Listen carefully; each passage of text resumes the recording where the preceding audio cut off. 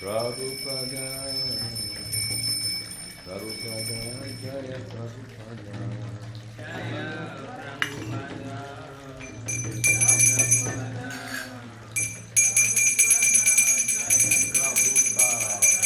Prabhupada, Jaya Prabhupada,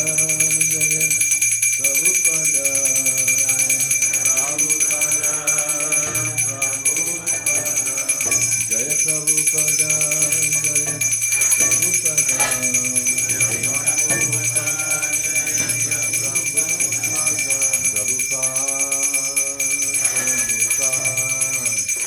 Prabhupada, Jaya Prabhupada, Jaya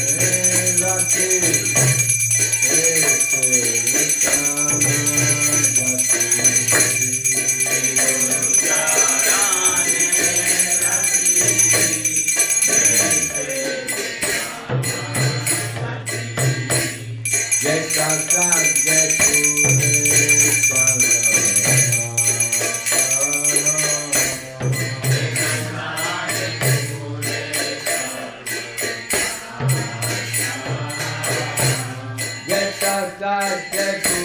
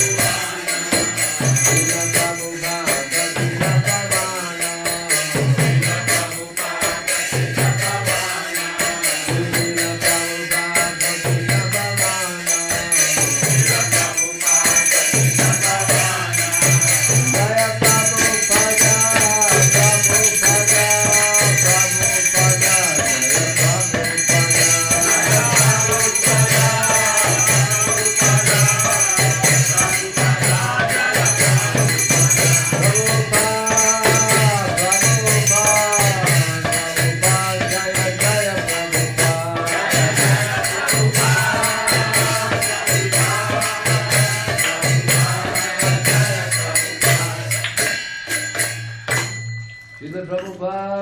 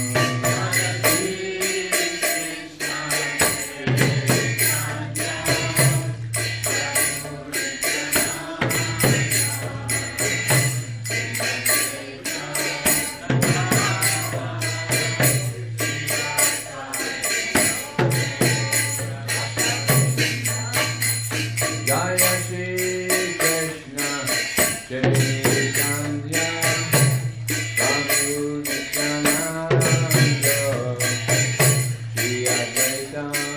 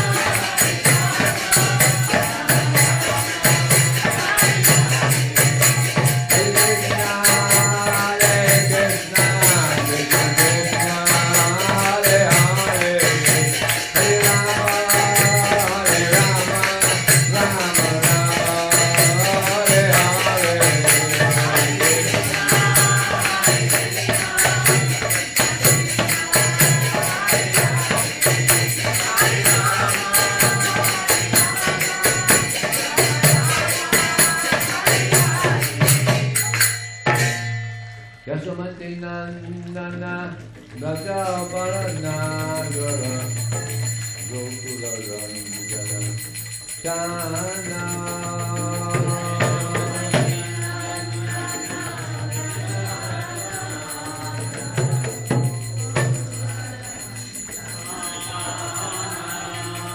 Yasomati Nandana Raja Paranagara Gokula Ranjana Shana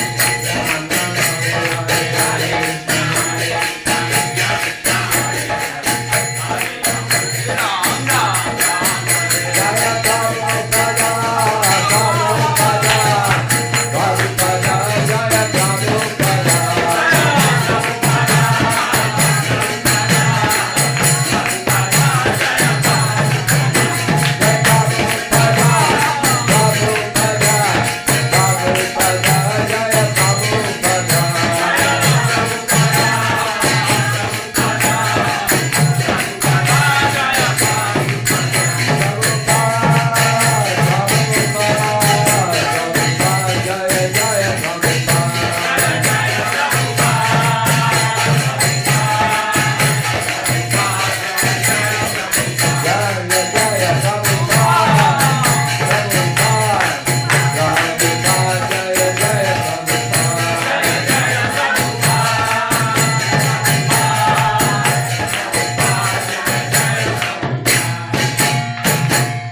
Srila Prabhupada ki, the divine appearance day of Srila Prabhupada ki. Jai Vishnupada Paramahamsa Parikashaya. His divine grace to the A.C. Bhaktivedanta Swami Srila Prabhupada ki. Anantapur Vaishnava ki jai. Namacharya Srila Haridas Thakur ki jai. ISKCON founder Acharya Srila Prabhupada ki jai. Prem Shri Krishna Chaitanya. Prabhu Nityananda Shri Advaita Gadadhar Srivasti Gauranga ki jai. Shri Shri Radha Krishna Gopinath Shamkun Radhakun Giri Gauranga ki jai. Shri Vrindavan ki jai. Shri Maya Pranav ki jai. Ganga Maya ki jai, Guru Maya ki jai, Tulsi Devi ki jai, Bhakti Devi ki jai, Samaveda Bhaktivinoda ki jai, Transcendental Book Distribution ki jai, Harinam Sankirtan ki jai, Gaur Premanandi, all glory to some devotees, all glory to some devotees, all glory to some devotees, all glory to Sri Sri Guru and Sri Gauranga. Lotus Street, about Street,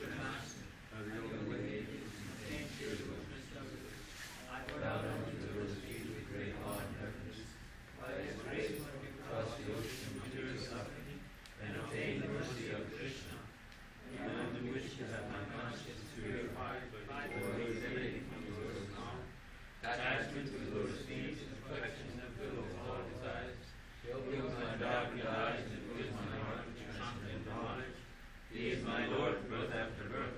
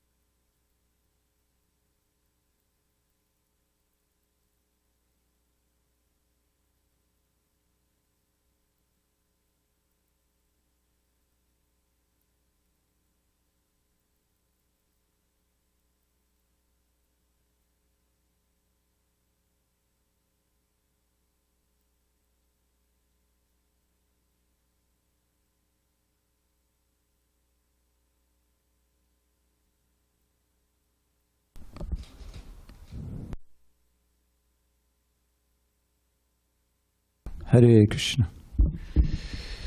Om Jnanatimirandasya Jnanandana Shalakaya Chakshur Unmilitam Mena Tasmai Shri Gurave Namaha. I was born in the darkest of ignorance, but my spiritual master Srila Prabhupada opened my eyes with the torchlight of knowledge. I offer my humble obeisance unto him and all members of Sri Parampara. So just give me 1 second to get this set up. I planned it out. Should work. Okay.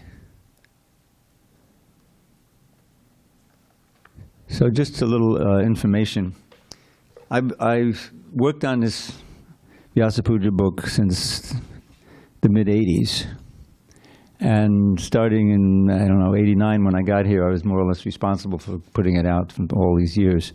But this year, I retired from that. I had other services and the devotees wanted to, take over. So it was put together by a different crew. They did a pretty good job, except they miscalculated the timing, and so they weren't able to get books, physical books printed and distributed. Hopefully it'll be remedied next year. But as a departing favor, or whatever you want to call it, they asked me to write the meaning of Vyasa Puja, which I did, and I like to read that. It's got elements of an offering to it, and I included one of my poems in there that you might appreciate. The meaning of Vyasa Puja 2023. Understanding the meaning of Vyasa Puja begins with understanding the full import of the well-known verse Srila Prabhupada chose to begin his introduction to the Bhagavad Gita as it is. Om Jnanatimirandasya Jnanandana Shalakaya Chakshur Unmilitam Mena Tasmai Shri Gurave Namaha. I was born in darkest ignorance, and my spiritual master opened my eyes with the torch of knowledge. I offer my respectful obeisances unto him.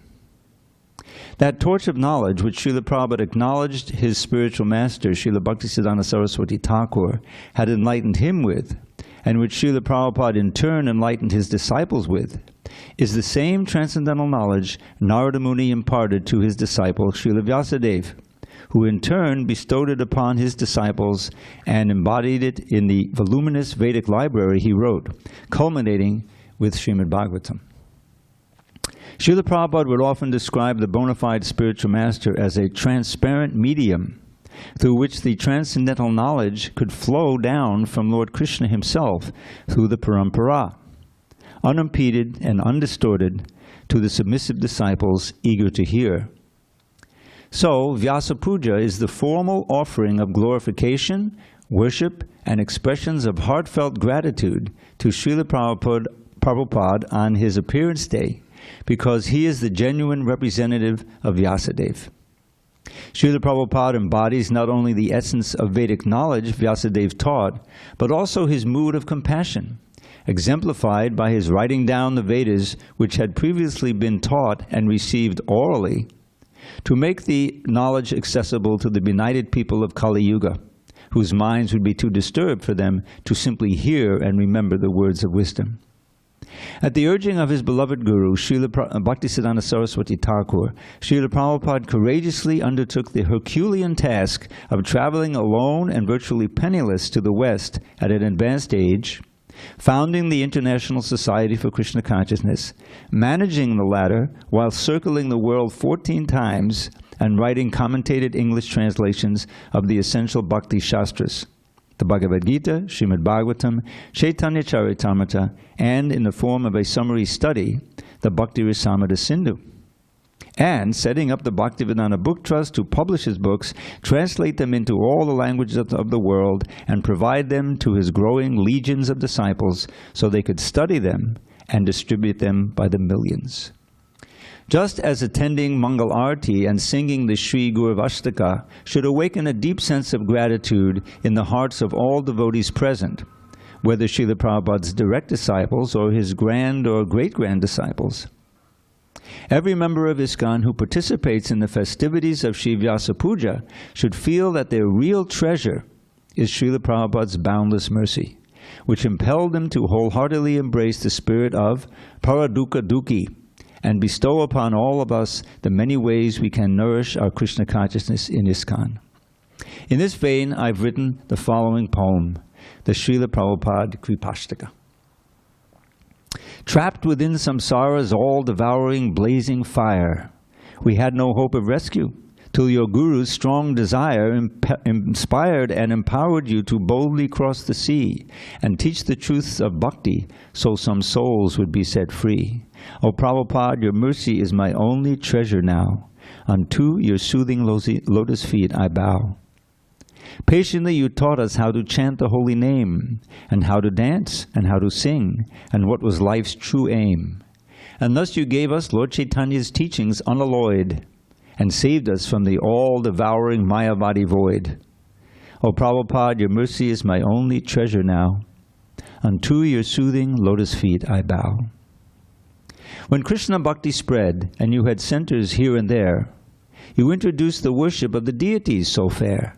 And soon throughout the world their lordships smiled upon your crew, and nourished strong devotion to themselves and unto you. O Prabhupada, your mercy is my only treasure now. Unto your soothing lotus feet I bow. Prasadam was your special weapon. No one could resist. Once the Sunday feast had started, no one could desist. Halva, sweet rice, crisp pakoras, sabjis, puris, rice. With these and other preps, you did our tongues and hearts entice. O Prabhupada, your mercy is my only treasure now. Unto your soothing lotus feet I bow. The books you showered down upon the masses and on us taught Scripture's sacred essence, bhakti pure and nectarous. And while you wrote, you relished Sri Sri Radha Krishna's name and form and pastimes, qualities, and everlasting fame. O Prabhupada, your mercy is my only treasure now. Unto your soothing lotus feet I bow. While managing your ISKCON, with the whole world as your stage, meeting, preaching, traveling like a person half your age, you served their lordships Sri Sri Radha Krishna in your heart, arranging for their pastimes in Vrindavan's secret part. O Prabhupada, your mercy is my only treasure now. Unto your soothing lotus feet I bow. The Guru is as good as God, you said, and some were shocked. But you had simply quoted Scripture. You did not concoct. And sure enough, for those who worship you as they would God, the path of bhakti opens wide and joyfully is trod. O Prabhupada, your mercy is my only treasure now. Unto your soothing lotus feet I bow. If you bestow your mercy, then Shri Krishna gives his too. But if your mercy is lacking, then there's nothing we can do. So every day we should reflect upon your life sublime and vow to serve you always with our body, words, and mind. O Prabhupada, your mercy is my only treasure now. Unto your soothing lotus feet I bow. I pray that my small hymn, though lacking literary worth, presented to remind us of your pastimes on this earth, may find some favor both with you and with your devotees, who hover around your lovely lotus feet like maddened bees. O Prabhupada, I pray that you bestow your mercy now. Unto your soothing lotus feet I bow. Srila Prabhupada ki jai. So, okay. So now I'm going to read some selected offerings from the Vyasa Puja book. And just let me, okay.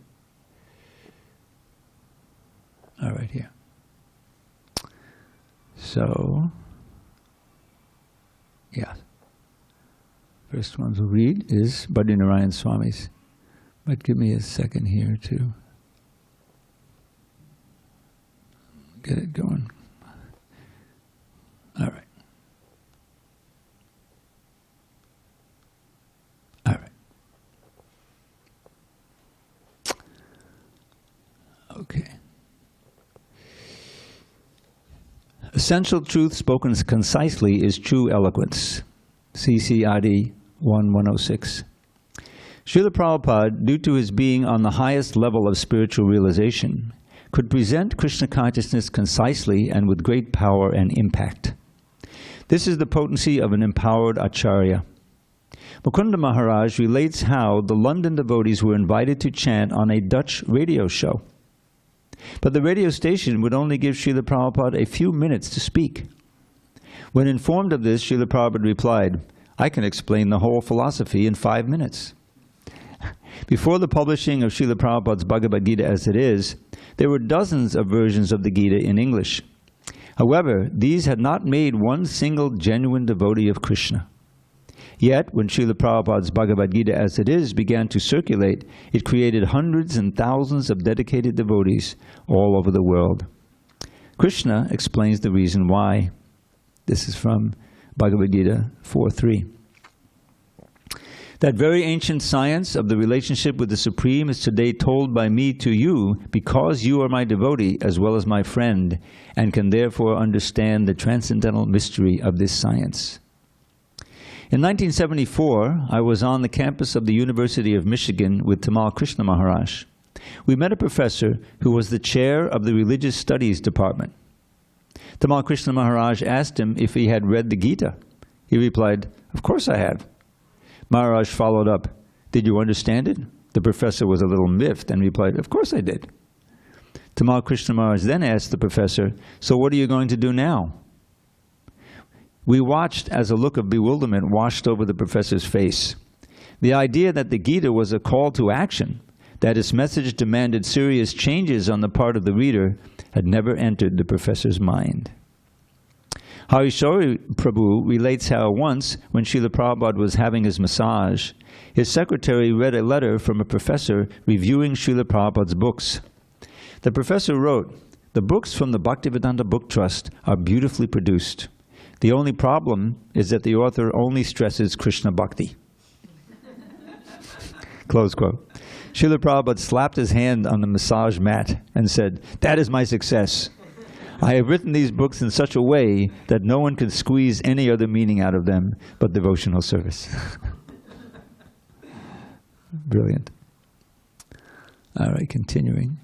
At the conclusion of their dialogue, Krishna asks Arjuna, "O son of Pritha, O conqueror of wealth, have you heard this with an attentive mind, and are your ignorance and illusions now dispelled?"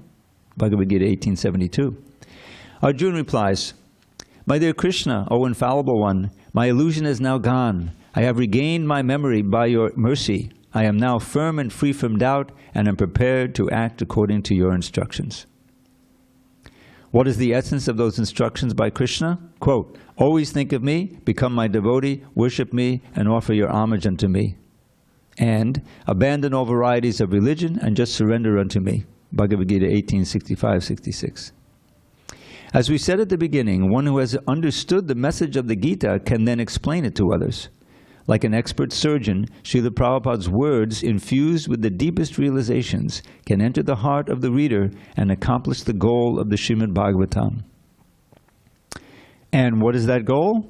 This is from Bhagavatam 1.5.11. That literature which is full with descriptions of the transcendental glories of the name, fame, form, and pastimes of the unlimited Supreme Lord is a transcendental creation meant to bring about a revolution in the impious life of a misdirected civilization. Lord Chaitanya Mahaprabhu orders, Adi 9:39, "Distribute this Krishna consciousness movement all over the world. Let people eat these fruits and ultimately become free from old age and death." In a darshan in Detroit in 1975, Srila Prabhupada said, "My disease is that I cannot think small." Srila Prabhupada set as his goal nothing less than to change the downward trajectory of the world and to open wide the floodgates of the golden age of Lord Chaitanya Mahaprabhu. Shortly before leaving for America on the Jaladuta, Srila Prabhupada visited Shantipur to pray for the mercy of Sri Advaita Acharya. The Mahant of the temple narrated how he saw Srila Prabhupada quietly chanting on his beads and crying. As he knew Srila Prabhupada, he inquired, "Why are you crying?" Srila Prabhupada replied, "My spiritual master has given me an impossible mission, but I must try for it." Years later, the Mahant was shown a copy of Back to Godhead magazine by some visiting ISKCON devotees. Looking through it and seeing photos of ISKCON devotees and temples around the world, the Mahant began to exclaim in amazement, "He did it! He actually did it!" Mahatma Prabhu relates how in July of 1970, when Srila Prabhupada visited San Francisco for the Rath Yatra festival, he came to the little ISKCON storefront on Frederick Street. It had a small temple room which was packed full of devotees from all over the West Coast and beyond. When Srila Prabhupada arrived, he hesitated at the front door before entering. Then, when sitting on the Vyasasan, instead of singing Jaya Radha Madhava, he sang the Gurvashtakam prayers. Later in the day, devotees asked Srila Prabhupada why he paused before entering and if there was a specific reason why he sang the prayers to the spiritual masters. Srila Prabhupada replied, "I was inviting my spiritual master and the previous acharyas to come and see the scene." The fact is that Srila Prabhupada's bold and against all odds desire to fulfill the will of Lord Chaitanya Mahaprabhu is still unfolding before our eyes. The International GBC has a weekly Zoom call, and before wading into the agenda, each week there is a report by a different GBC member about the activities in their area of responsibility for the last year. These short reports are wonderful. Dedicated devotees are producing impressive and innovative results around the world. Hearing of these is like hearing of the churning of the ocean of milk and all the mystical items that come out of it. All right. What's this? Okay, this is it, I think. Hold on. Give me a second here.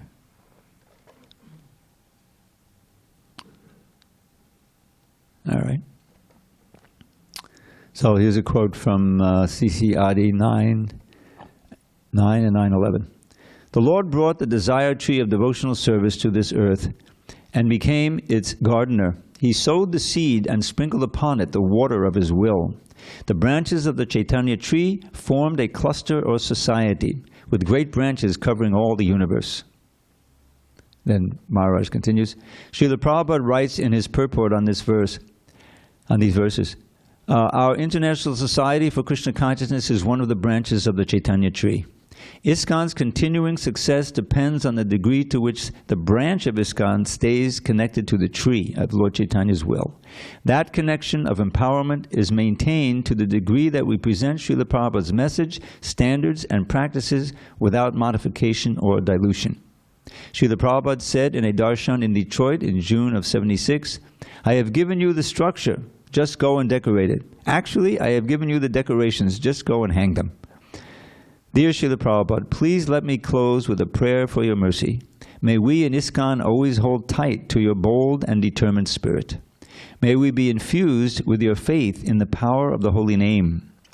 As you are convinced of the potency of your spiritual master's order, may we have the same confidence in the potency of your orders. May we share your conviction in the guaranteed success of Lord Chaitanya's mission. May we always stay under the shelter of your lotus feet. Your insignificant servant, Bhadinarayan Swami. That was a very nice offering. They're all nice, but this is special. So, continuing reading some of these leading offerings. Sorry. It's a little harder without the physical book, so be patient. All right, continuing, let's see here. Next I'm going to read Giriraj Swami's offering.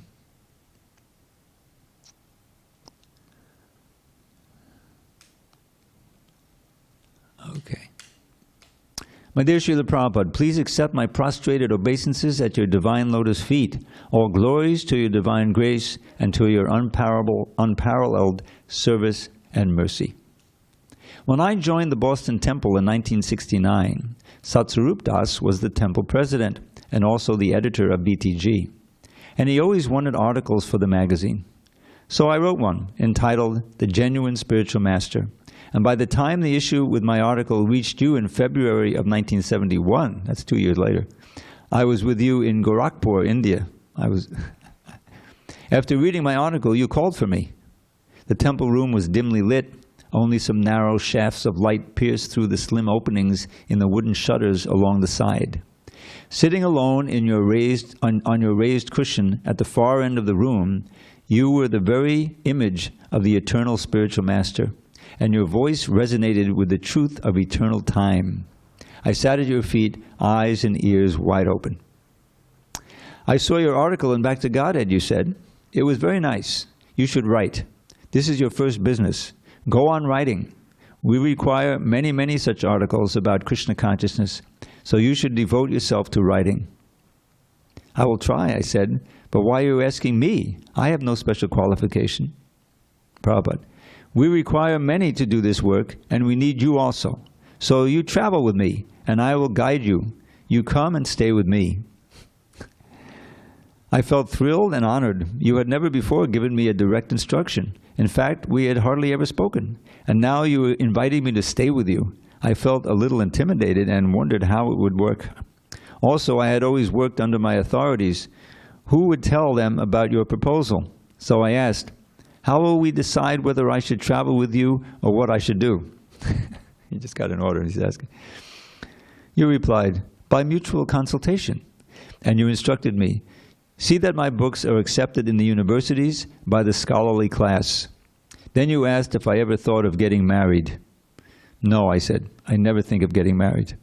And after a moment I added, the only time I ever thought of getting married was when I saw that all the GBCs were married. You will never be a GBC, you said. And you continued, it is best to avoid marriage. Sex desire is like an itch. If you have an itch and you scratch it, it just becomes worse. Similarly, sex desire is there, and if you try to satisfy it, it becomes worse. So it is better to tolerate not only sex desire, all the demands of the senses, eating and sleeping also. Better to tolerate. So you remain brahmachari, and after 2 or 3 years, I will give you sannyas. In a matter of 20 minutes, you had given me my whole life's program in Krishna consciousness. I was always thinking of you then. Sometimes at night I couldn't even sleep. I would just be thinking of how wonderful you were. I would stand on the balcony near your room and look out over the surrounding fields at the stars and bright moon. I was in so much ecstasy that you had read my article and invited me to travel with you. And I experienced an awakening in my heart of a type of affection I had never felt before. Over the years, you repeated your instructions for me to write. In a letter to me dated August 12, 1971, you wrote, in the midst of your heavy duties, go on writing something, glorifying the Lord, and put our philosophy into words. Writing articles means to express oneself how he is understanding the whole philosophy. So this writing is necessary for everyone. In 1973, I sent you my Vyasa Puja offering, and on August 23rd, from Bhaktivedanta Manor, you sent me an encouraging note. I beg to acknowledge receipt of your letter and the nice Vyasa Puja offering you sent. I have sent it to Satsvarup Goswami for printing in the BTG. Writing is a very important part of our work, and Satsvarup is always anxious to have new material from the devotees for expanding the BTG. You have a nice talent for writing, and practice makes perfect, so continue. It will be appreciated. Eventually, the BTG published my offering, in which I described my first meeting with you and how it and you had transformed my life. Sorry. So it's a nice poem, much nicer than mine, of course. Oh, glories to you who have given me light to open my eyes, which were firmly shut tight. When we first came to you in the darkness of night, the words from your lips made everything bright. What is your goal? Godhead to find or God to become? Please make up your mind. If you want to become God, you can't be God now. Can a non-God become God? Please let me know how. God is within you, sitting there in your heart, just waiting for your loving service to start. But if you insist that you want to be Him, you'll be cheating yourself and have nothing to win. If the seed of devotion with chanting you sow, then God will give sunlight to help make it grow. But if to become God remains your ambition, why then should God help His own competition? Krishna is God, and God He is always, on Yashoda's lap or in Dwaraka's hallways. Or in Kurukshetra, He's God all the same. It's not that by yoga the Lord He became. You are a spark, and God is the fire. You can be godly if you truly desire. Your qualities match His, but the quantity is different. For God's nature is infinite, whereas you are insignificant. I cannot be God, for I truly am small, but He kindly allows me to serve Him, that's all. That is His mercy, transcendent and sweet. Take it, be happy, that's all I entreat. Close quote. That was all Prabhupada speaking. Thus your divine grace I was blessed to meet, and thus I was forced to fall at your feet. You poured nectar-like words through the holes of my ears to clean out my heart and vanquish my fears, arousing within me my love for the Lord, my actual life as His servant restored. Now I beg to remain an individual soul, serving the servant of the one Spirit whole. All glories to you who have given me this. a life that's eternal, full of knowledge and bliss, taking me from the darkness, cold and alone, back to Godhead, back to home. So that was his article, his poem for the BTG. So he concludes with a few more words. In recent years, I have edited Life's Final Exam, Death and Dying from the Vedic Perspective, and written Watering the Seed, with teachings from His Divine Grace A.C. Bhaktivedanta Swami Prabhupada. Many Moons, he's giving the titles then. Reflections on Departed Vaishnavas. I'll Build You a Temple, The Juhu Story. And now, Dancing White Elephants, Traveling with Srila Prabhupada in India, August 1970 to March 1972. So that's still, I think he's still working on that? Yeah. Okay.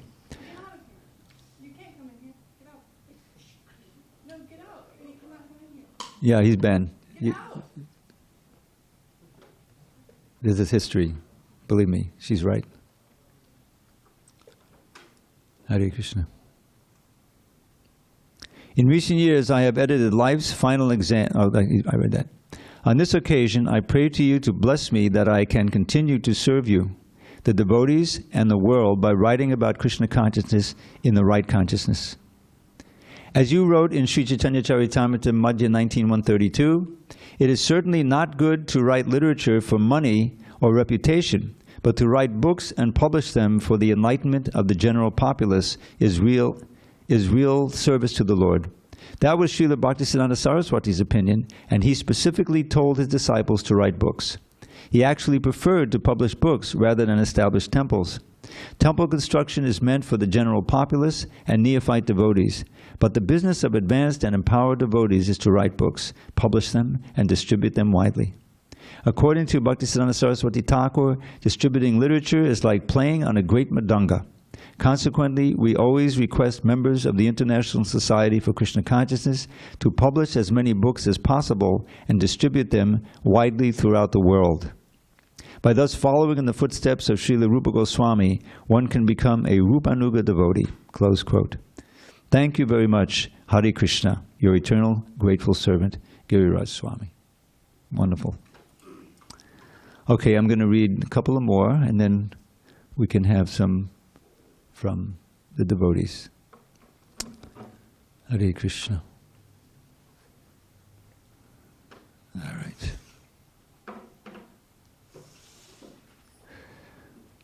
All right. That's not what I'm looking for. This is it. All right. Arnath Swami.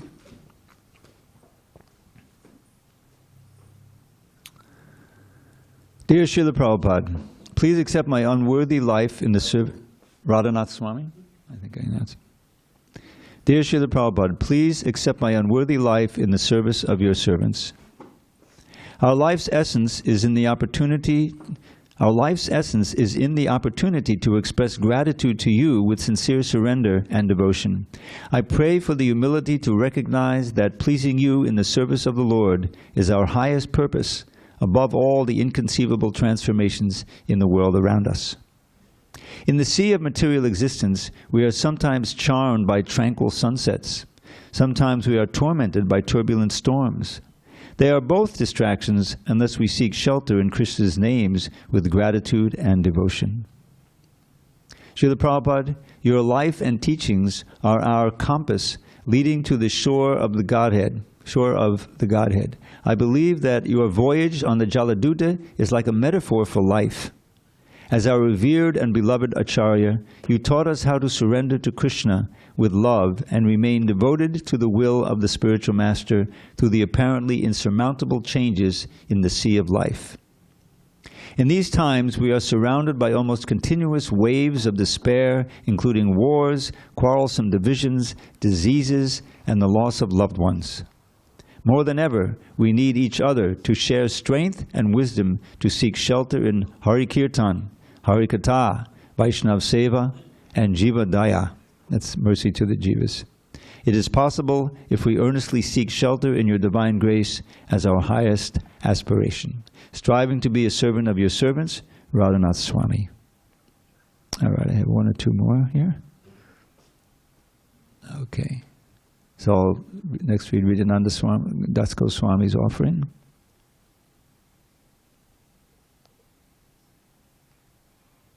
Okay.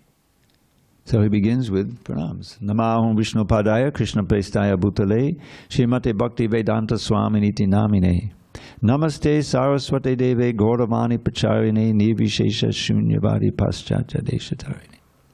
My dear Srila Prabhupada, I bow to you, Jai Prabhupada, all glories to your matchless devotional service to Sri Sri Gauranatai. As I progress on my spiritual path, which you mercifully revealed and bestowed on me, I am increasingly in awe of your superhuman spiritual qualities. The clarity, simplicity, profundity, and power of your teaching and preaching are unmatched. Your words reveal your pure devotion to Lord Krishna. Your words and conduct reveal that you are truly a great Mahabhagavat and exalted pure devotee of Krishna. Once, in the privacy of your darshan room in Los Angeles, you revealed to me that never was there a time when you did not know Lord Krishna. Your words confirmed what I had always seen in you. Even at the beginning of my spiritual life, Lord Krishna showed me that you are a pure soul who is seeing God face to face. My consolation is that my debt to you is eternal, and thus I will be serving you always. Thank you, your servant, Hridayananda Das Goswami. And finally, for these introductory ones, Shivaram Swami offering. Okay. Dear Srila Prabhupada, please accept my humble obeisances at your lotus feet. All glories to your divine grace, and all glories to your divine appearance day. Some 30 years ago, I wrote a Vyasa Puja offering about a granny in Hungary who, by the influence of your movement, became a devotee. That story highlighted the transformation you have brought about in the lives of countless people who may live in even the most far-flung parts of this world. Many devotees contacted me about that old lady, and even today I am occasionally asked about her and how she is. She has moved on, but her history is not a one-off, it is one of many. Since that time, I have seen your movement continue to transform the young and the old. While every person's story is unique, they all have one thing in common. You are their savior. This year, I would like to narrate another example of how Krishna consciousness is saving people day by day, and how every story of salvation increases your already endless glories. I will tell the history of Janani Devi Dasi. However, I emphasize that her final words are the essence of my narration, the essence of her life, the essence of the marvel of your influence. Sometime back in 1991, our book distributors entered a modest ice cream shop in a very remote part of Hungary. The shop owner, Irene, was in her 30s, a mother of 3 girls, and her husband was a simple Christian who worked in the hospitality sector. Irene purchased whatever Bhagavatams we had in print, and thereafter, year after year, she purchased every new book that came out, reading them very carefully. In this way, Irene became a devotee. She chanted 16 rounds a day, was a vegetarian, made her little girls vegetarians, and raised them as devotees by telling them stories from a Krishna book. After some years, the book distributors no longer visited. But Irene continued on with her Krishna conscious life, even though she never saw devotees or visited a temple. Meanwhile, all was not well at home. Irene's husband was against Krishna consciousness and the changes it was bringing into his house. He tried to burn Irene's Gita and forbade her practices. But Irene would not stop her Krishna consciousness, nor would she stop teaching it to her children. Needless to say, the differences between the parents became a source of ongoing tension in the household. Yet Irene remained her serene, sweet, soft-spoken self.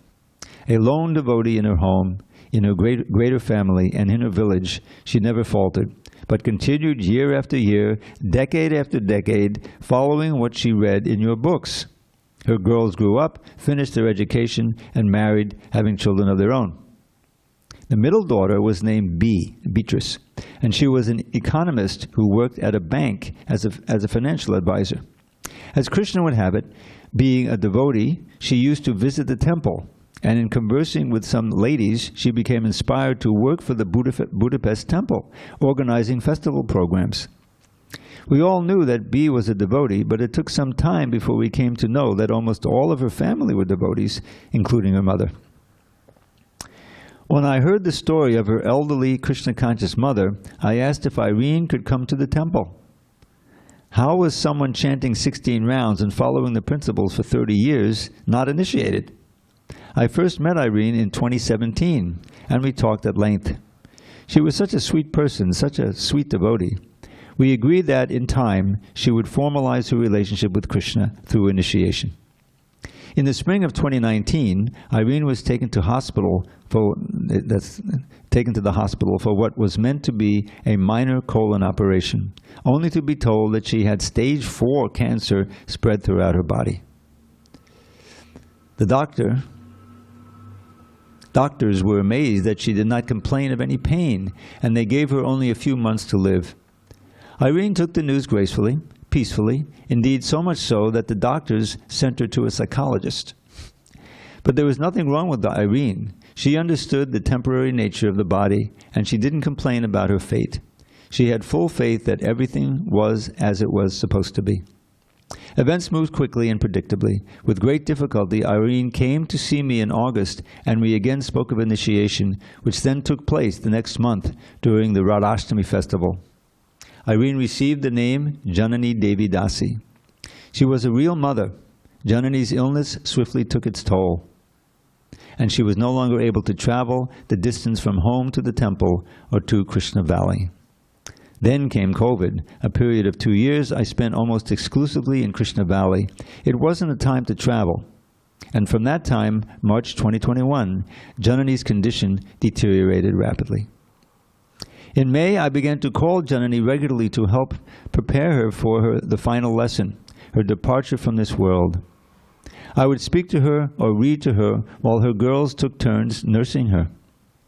B was with her 24/7, and in that time she witnessed Janani's non-stop intense Krishna consciousness, during which she was either listening to your divine grace or hearing Chaitanya Charitamrita. Almost up until her passing, Janani always chanted 16 rounds and read your books. Then the evening before her passing, I called and read Narottam Das Thakur's prayer. My dear Lord, please hear me. The day that I give up my body absorbed in thoughts of you, please give me shelter at your lotus feet. Prarthana, Song 57. I encourage her to pray to Krishna so that she may always think of him, that he kindly take her back to Godhead to be either a gopa or a gopi. All night your bhajan played as Janani slept, and in the morning B asked her if she remembered the prayer we had spoken about. She nodded in affirmation. B and her sister Rita bathed and dressed Janani, and at 9:46 a.m., while the two girls were chanting beside her, Janani Devi Dasi left this world. It was the 9th of June, 2021. As I said at the beginning, this story is an introduction to its conclusion, which is a summary of Janani's words, as related by B at the ashes immersion ceremony in Krishna Valley. Janani had said, "From the first day that I began to read Srila Prabhupada's books, I accepted everything that he said as truth and followed everything that he instructed. Throughout my life, I never doubted Srila Prabhupada for a moment, for I knew that in him and in his teachings I had found what I was searching for all my life. I do not lament my imminent death, for I know everything is as it should be, and Krishna will always be with me. Hare Krishna." Srila Prabhupada, I was and continue to be amazed at how this meek housewife had such unflinching faith in your teachings, and how just by reading your books she attained such an elevated state of devotion without any devotee association. I do not know how many other people in remote parts of the world, unknown to nearby temples or devotees, have been transformed in the same way. It is the wonder of your books and of your teachings. However, I do know that you continue to live and guide sincere souls who, like Janani, are looking for the truth and want to live by it. Thank you for being so wonderful. Oh yes, one final thing. At the conclusion of the ashes ceremony, after having been with his wife all through her illness, after hearing her words of devotion, and after hearing the remembrances at the ceremony, Janani's husband approached me with tears in his eyes and extended his hand. As we shook hands, he said in a choked voice, "Thank you. Thank you for all that you did for Janani." Srila Prabhupada, I didn't do anything. We just distributed your books. And another thing, ironically, Rita, the other daughter, also married a husband who was against Krishna consciousness and her devotional practices. While Janani could still speak, the last instruction that she gave Rita was that she should make her whole family Krishna conscious. And she did. Her husband has been chanting 16 rounds for the past year. And we didn't do anything other than distribute your books. Your servant, Shivaram Swami. That's quite a tale. Hare Krishna. So, let's see, I think that concludes my selections here, just to confirm. So now, I would like to invite devotees, beginning with our senior devotee, to, if they have an offering they like to read or just relate, they can come forward. And otherwise, we'll move to the junior devotees. Do you have something, Mataji? Oh, you have Kanchan Balas? She'll be coming back. All right, so let's wait for that. Cause she can. So who would like to read or relate something? Jamunapati first. Okay, is he coming? Yeah, please. Yeah. Yeah, we should ask, and if Pavamana is there, and Dharma Setu and any others.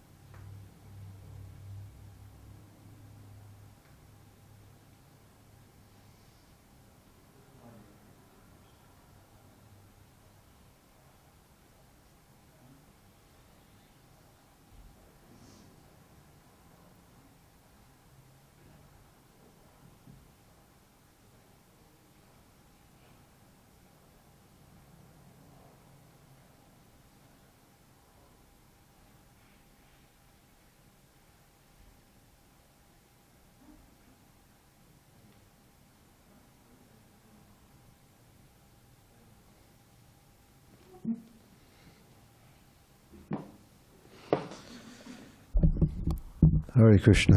My name is Pavamana. I was initiated in 1972 in Bombay. There were about 10 of us who got initiated about that time.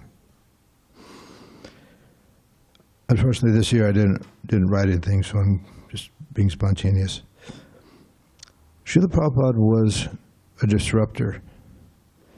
This term is usually used for some sort of technological advancement, a cell phone or something like that, where, you know, one day life is like this, and the next day, completely disrupted, things are completely different, your life is different. So I can say in my life, it was like that. I grew up, I was going to be an engineer. My dad was an engineer, his father was, so on and so on. I was to be the family engineer. So how in the world did I ever get a chance to be a Hare Krishna? I mean, I saw the devotees at San Diego State chanting with these funny-looking drums and finger cymbals with their dhotis flying in the breeze and face paint and ponytail and shaved head. I could not figure it out. And they were chanting this mantra from the musical Hair. So what is this? I want nothing to do with it. But in course of time, I'd meet the devotees once here and there. And one day a devotee came to my door and sold me a Bhagavad Gita and said, try chanting Hare Krishna 5 minutes a day. You'll see at the end of a week, your consciousness will be changed. And come to our Sunday feast. So I'm thinking Sunday feast means, you know, wooden table, you know, with a Nordic horns on the wall, with, you know, goblets of wine and, you know, chewing on unmentionables. I wasn't a vegetarian. I didn't think you could live without eating meat. So how did I become a vegetarian? How did I join this movement? I think I know. It's Srila Prabhupada's will. Srila Prabhupada said, I have given you your fortune. In this age, everyone is unfortunate. We're all born Shudras or less. And Srila Prabhupada came here and disrupted the entire world, single-handedly, without backing, without money, without a cell phone, without a telephone. There were telephones. They gave him one once. He didn't like it. Get rid of it. Because the devotees would call him in the middle of the night. Swamiji, how are you doing? So Srila Prabhupada came unannounced. He only had a sponsor. And he blazed the trail through the jungles of Western civilization. He didn't hesitate. He was feeling a little discouraged, I think, because sometime in the early days, for a year, there was not very much response. So he was thinking, well, maybe I shall go back, but then he never did. Srila Prabhupada was relentless. If he had something he wanted, usually Krishna fulfilled his desire. That's the way he was his whole life. He was always a leader among his friends. So Srila Prabhupada was not a wallflower. As we think, oh, a saintly person, he should never get angry. Well, Srila Prabhupada would get angry sometimes. And if you were in the bullseye, it was only because you could handle it. Sometimes his intimate disciples would be, chastised because they were advanced enough to understand that it was for their own good. This is not easy. I can attest. My ego is too big. But Srila Prabhupada was always keen to see that every living entity become Krishna conscious or somehow benefited. Okay? But he wasn't sentimental either. And people think, well, service to man is service to God. No. If someone spoke some Mayavadi philosophy, he was very keen to defeat it. He would not let it go.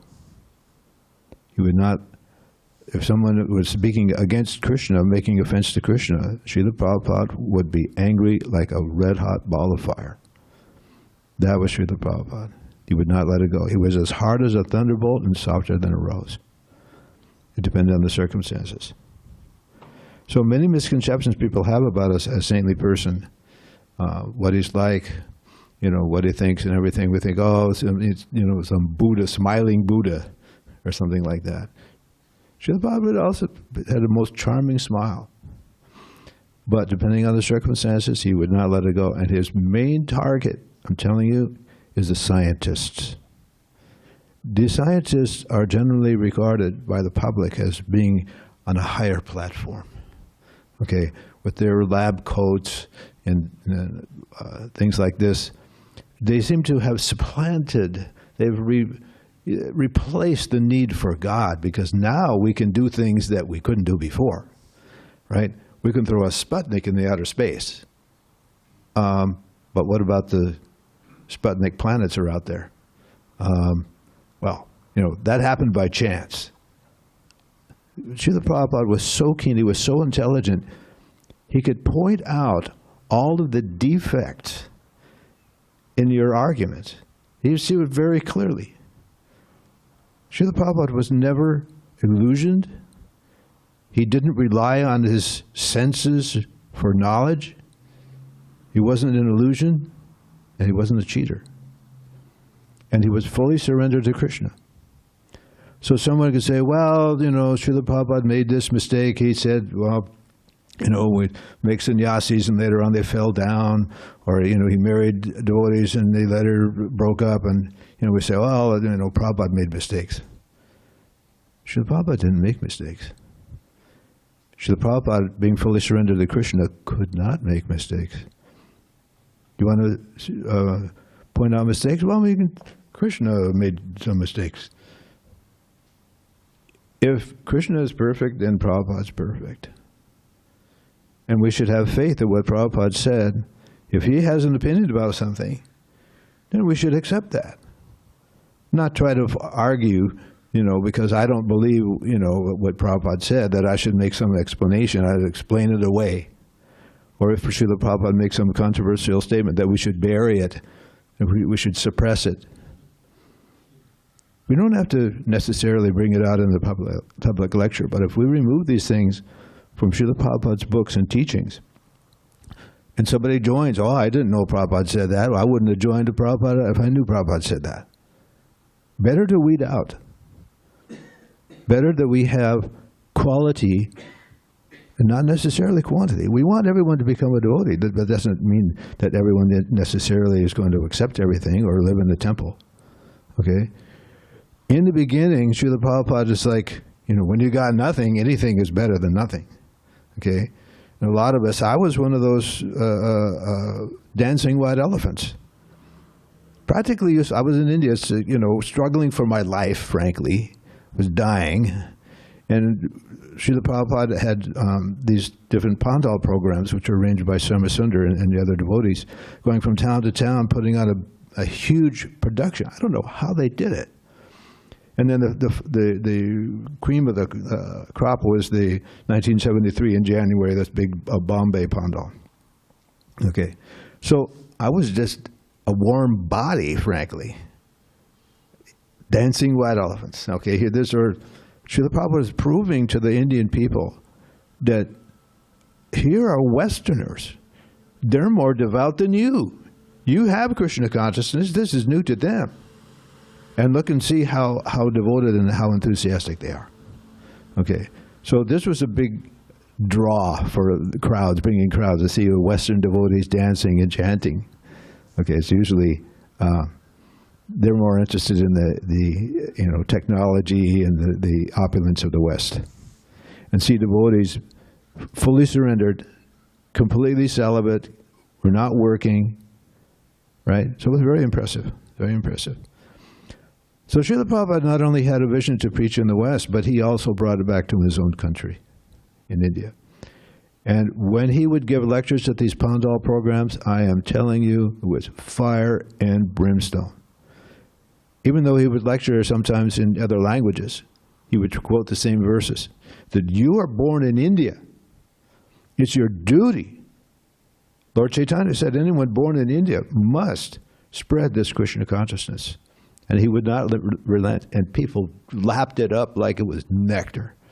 And after Prabhupada was done, they'd gather around to try to touch his feet. And there's one night, the last night in Bombay, in that 1973, very famous moment. Devotees were put on a little skit, that getting the dust of the devotees' feet. So all of the smarter Brahmins and everybody would say, no, that's we can't take the dust of my feet, and I'll go to hell. But when they went to the gopis, they said, sure, to cure Krishna's headache, sure, take as much as you want. And then there was a big kirtan led by Dinanath. If you know Dinanath is a black body devotee.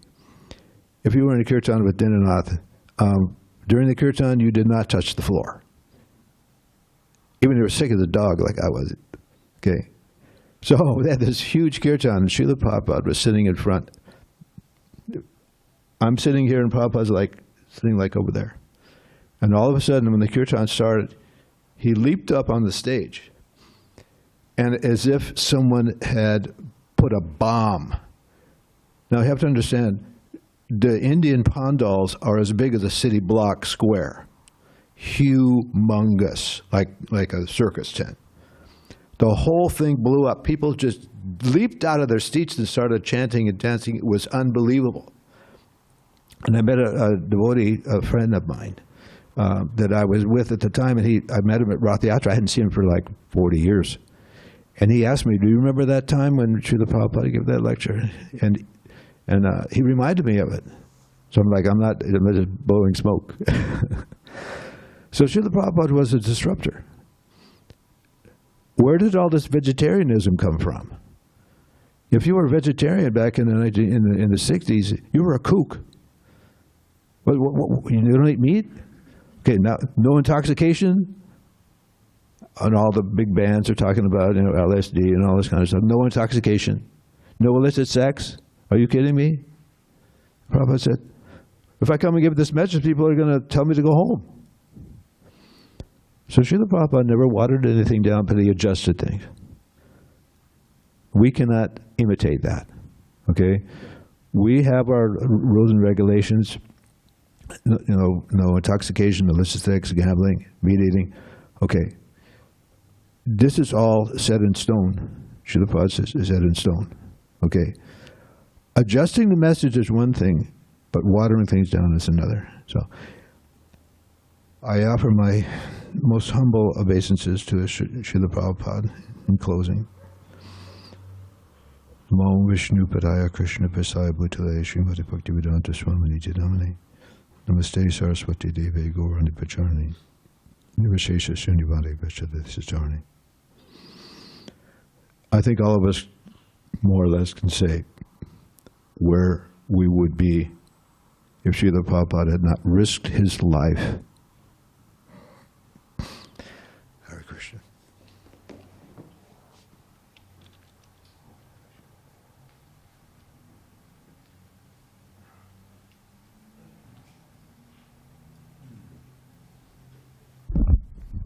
Yamunapati, are you there? He'll be out in a minute. Can you hear me? Uh-oh, I gotta replace the batteries. Thank you, Prof. Thank you. I learned a lot.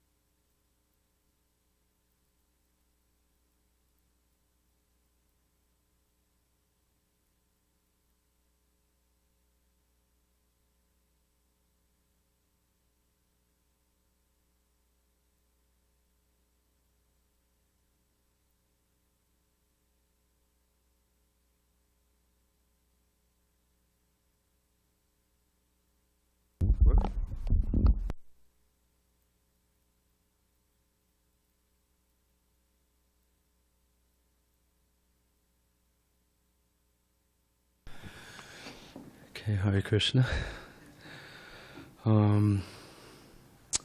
Dear Srila Prabhupada, please accept my humble obeisances at your lotus feet. Nama Om Vishnu Padaya Krishna Prishtaya Bhutale Srimate Bhaktivedanta Swaminiti Namane Namaste Saraswati Devi Gauravani Pracharane Nirvashesha Shunyavadi Paschatya Deshatarane Om Jnana Tamarandasya Jananjana Shalakaya Chakshu Unmilitam Jena Tasmai Shri Gurave Namaha. Srila Prabhupada, on this most auspicious and special day of your divine appearance, I feel most fortunate that by your kind mercy I can be a part of celebrating and worshiping you, along with all of your dear devotees who are part of our new Govardhan community. Dear Srila Prabhupada, thank you so much for your coming to give us Krishna consciousness and for your taking on the role of our Divine Master. There is no question that my life would have been wasted without your giving me the gift of divine knowledge. My wife, Jayashri, who always loves to hear about you, often watches the memory videos about you, which have been so nicely put together by Siddhanta Prabhu, on which so many of your devotees share your wonderful qualities and pastimes. Because she does this, I get to also join in with her to watch when I can. Inside one of these wonderful memory tapes, a devotee recalled when you, Srila Prabhupada, asked the devotees as to why the devotees worshiped the spiritual master. I recall that he and some of the other devotees there with you tried to come up with an answer, but could not come up with the exact answer that you were looking for. You then clarified for the devotees by telling them that the reason we worship the spiritual master is because he bestows upon us divya gyan, divine knowledge. Srila Prabhupada, you are the one who has given us the divine knowledge of who we are, who Krishna is as a Supreme Personality of Godhead, and how we can reawaken our eternal loving relationship with Him. Your whole life was dedicated to bless the entire world by doing exactly this. From all you spoke, all you did in your actions, and in all the many wonderful transcendental books you wrote. All of this you did just to give all of us the divine knowledge, divya jnana, of Krishna consciousness. In my own life, especially in having to take on a material occupation wherein I have to work with and manage others in a very demanding environment, it has been through this gift of divya gyan coming from you that has helped me to navigate through life, keeping life's real goal in mind. Your loving example, your wonderful recorded talks, classes, and songs, and all the beautiful books you have written for us, along with the very special association of so many of your wonderful followers, all of this has certainly made my life a worth living. Dear Srila Prabhupada, there is no doubt that the debt I have to you can never be repaid. But as your disciple and spiritual son, I aspire to try in some way to repay this debt, both in this life and life after life, in service to your lotus feet. One legacy you have left for us is your wonderful ISKCON Sankirtan preaching movement, which you had personally organized as our founder Acharya, and under which you wanted all of us to be part of and to serve in. Here in New Govardhan, their divine lordships, Shri Shri Radhagiridhari, Shri Shri Gaurnitai, and Lord Jagannath, Lord Baladev, and Shri Subhadra Devi, all reside here due to your mercy. The amazing thing is that our temple not only provides opportunity for the devotees and myself to try to serve you and their lordships, but the very existence of our new Govardhan and our loving community here is all a part of this Sankirtan mission set up by you. Any service done here, whether it be service to care for and clean the temple, service for our wonderful deities and for the devotees, for our community, for our guests, service in singing and hearing kirtan and classes, outreach and preaching, and your transcendental book distribution, our temple and our community.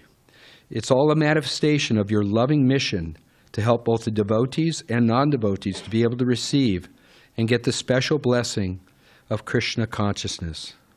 All this has come about due to your giving us divine divya gyan, pure and unadulterated divine knowledge, so wonderfully delivered with the most loving care by your divine grace. Thank you so much, Srila Prabhupada. I'm eternally indebted to you and your devotees, praying to always be engaged in your service. Your lowly servant, aspiring servant, Yamunapati Das. Hare Krishna. Jai Prabhupada. I do have, thank you. I do have a special announcement at some point. I will be setting up tables here in the back of the temple room while Dravida Prabhu leads the readings. And at some point we'll need a little help making kachoris. So you'll still be able to hear, but then you can also help make kachoris for Srila Prabhupada. So. Yeah, those two devotees who came in, the man and woman. Yeah. I asked them if they wanted to sit down. No, we're making the kachoris, so they're going to... Okay, I'll catch up with them. Thank you. Hare Krishna. So Dharma Setu is going to offer something, but he's arranging something on the phone now for a while. So I'm calling Vijay. Would you like to read something or offer something? Thank you.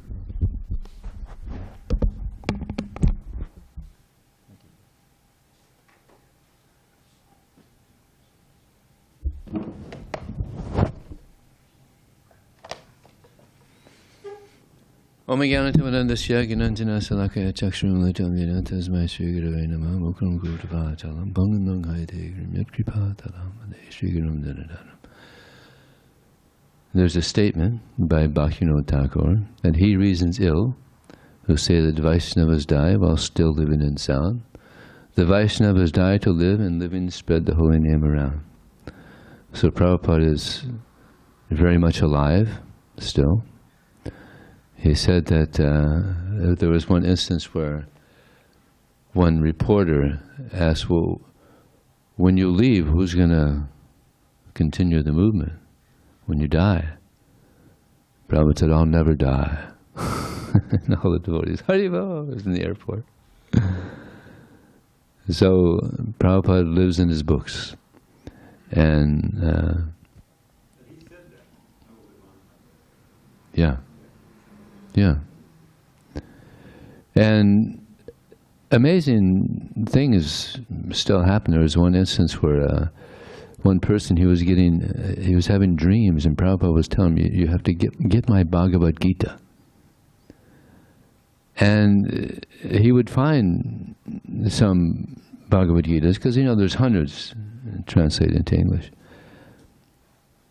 But he couldn't find it. And then he was at some festival, and he saw a devotee at a book table, and he saw the Bhagavad Gita, and he turned around, he saw the picture of Prabhupada. He said, this is the Bhagavad Gita I want. He keeps coming to me in a dream. Get my Bhagavad Gita. So we find, so Prabhupada's still distributing books.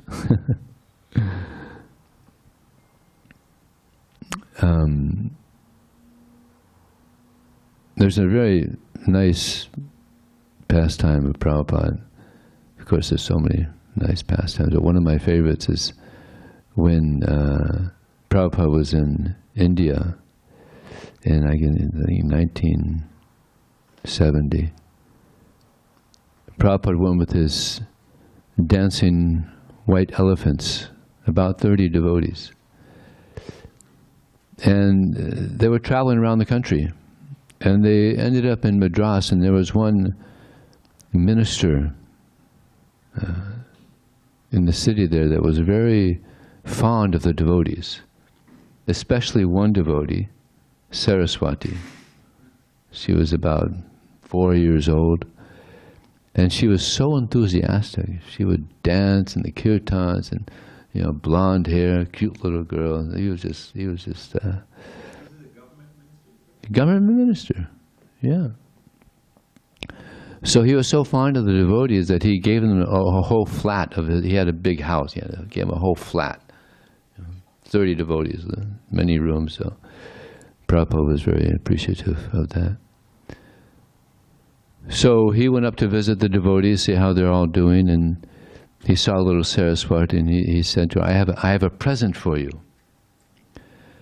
So he left and came back, and he had a little murti of Krishna, silver murti of Krishna, and gave it to her. And she was so happy.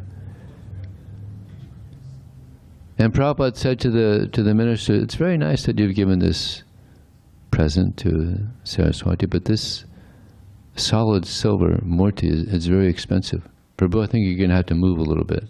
Yeah. So it's nice that you've given her this present, but it's very expensive, and she's a child. She'll most likely lose it. Do you have something a little less expensive? And he said, yes, I have. So he took the murti, and she had set it down on the table and went to play. So he picked up the murti, and he left, and he came back. In India they have these clay dolls of Krishna, colorful, very beautiful. So he had one, so he brought that back, but he had not put it on the table where she had put he gave it to Prabhupada. So she was playing around in the room, and she came back and she saw that the murti wasn't there where she had put it. So she asked the devotees, where is Krishna? Where's Krishna? And Prabhupada immediately caught her mood. He said, maybe he's in the room. Go look in the room over there. So she darted into the room, looking all over in the room. Came back, no, Prabhupada's not there. Check the other room. Maybe somebody put him in there. Go. So she ran in there, darted in there, looking around there. Prabhupada said, maybe the kitchen. Check the kitchen. So she's running around, looking for Krishna. And Prabhupada was so touched. So he started singing this song. Hey Radhe Vrajadevi Ke Chalalite, Hey Nanda Suno Kuta. That the 6 Goswamis of Vrindavan, they're running around Vrindavan. Where is Krishna? Where is Srimati Radharani? Are they at the bank on the Jamuna? Are they at Govardhana? Where are they? Where is Krishna? Where is Radharani? Looking for Krishna. So finally, little Saraswati was practically in tears. Where is Krishna? And then her father said, Saraswati, who has Krishna? And then it dawned on her, Prabhupada has Krishna. So she went to Prabhupada and paid obeisance. Prabhupada, you have Krishna? Yes, I have Krishna. And then he brought out the colorful doll, Murti Krishna. Although it was different, she was happy. She had Krishna.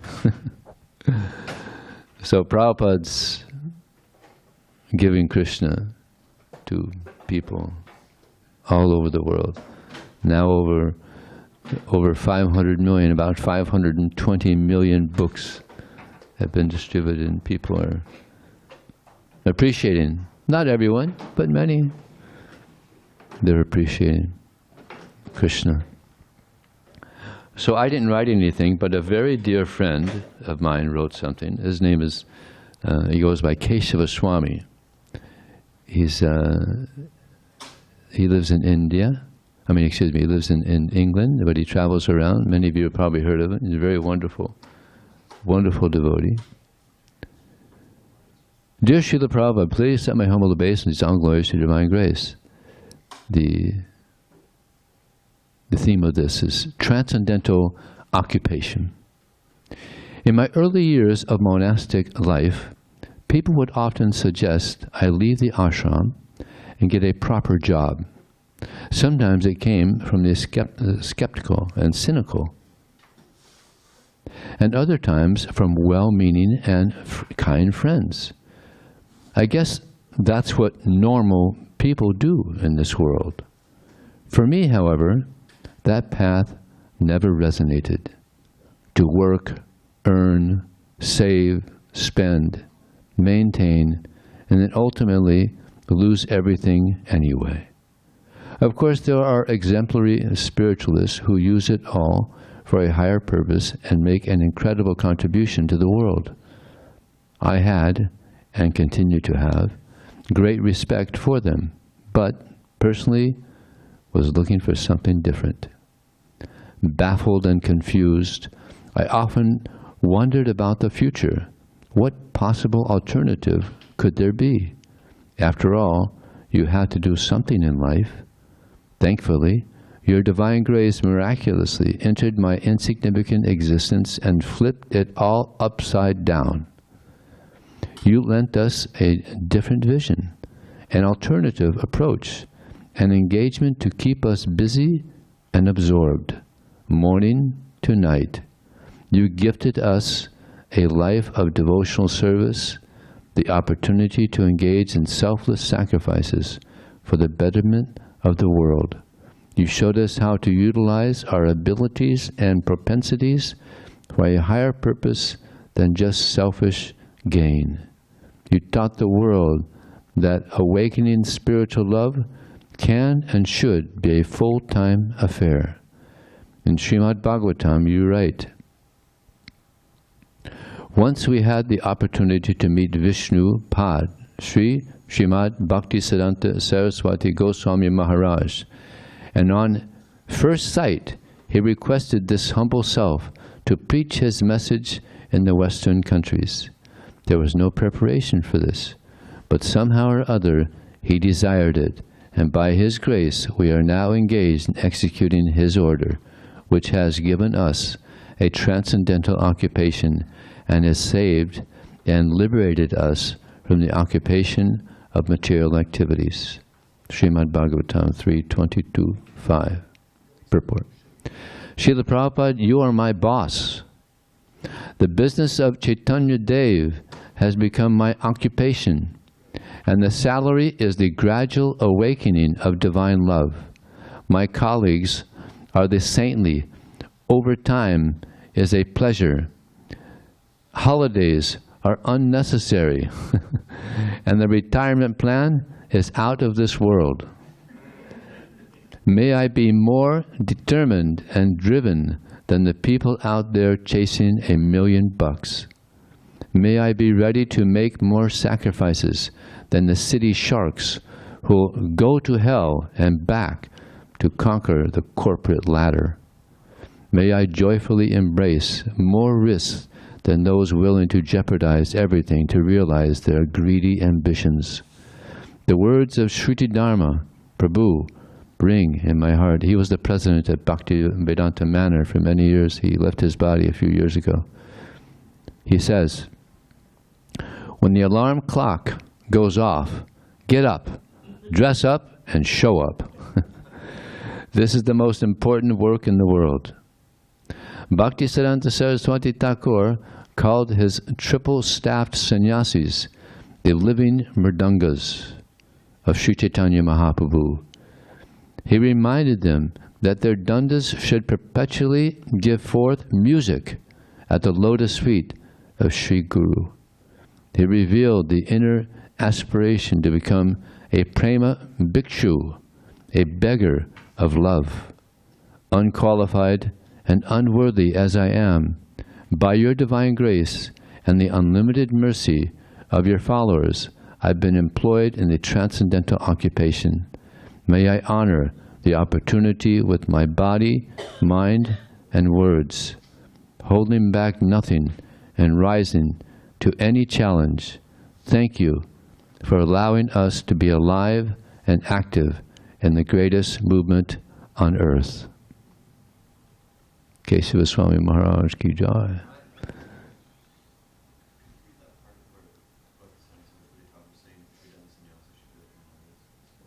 Tridandi sannyasis. Bhaktisiddhanta Saraswati Thakur called his triple-staff sannyasis the living mridangas of Sri Chaitanya Mahaprabhu. He reminded them that their dandas should perpetually give forth music at the lotus feet of Sri Guru. He revealed the inner aspiration to become prema bhikshu, a beggar of love, unqualified. Oh, so that's it. Srila Prabhupada ki jai.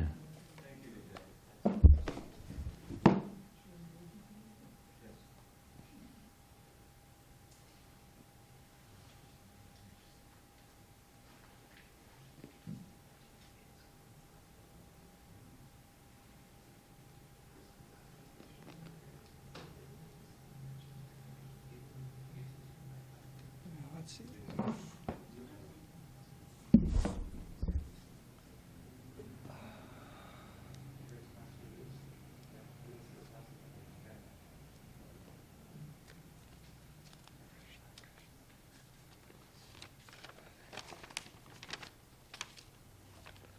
Hare Krishna. Okay. Dear Srila Prabhupada, please accept my humble obeisances on this most sacred day of your appearance in this world. Your presence is felt and your mercy is available every day of the year. But today you are especially available to all your devotees and followers. Your Vyasa Puja Day is a joyous and profound occasion for us to glorify your transcendental qualities and reflect upon what blessings you have bestowed upon us and the rest of the world, past, present, and future. Everyone in this world acts with a personal motive or agenda, but we saw in you, as a pure devotee of Krishna, no such quality. Your coming to the West and spreading Krishna consciousness was completely out of love and obedience to the order of Srila Bhakti Siddhanta and Lord Chaitanya. There was absolutely no desire for personal gain. This was the exact opposite of what was demonstrated by so many yogis and gurus who came from India to the West simply to exploit or at best waste people's time. This is why you attracted and are attracting so many souls to take up pure devotional service to Krishna. Not only was your message pure, but you, the messenger, was also pure.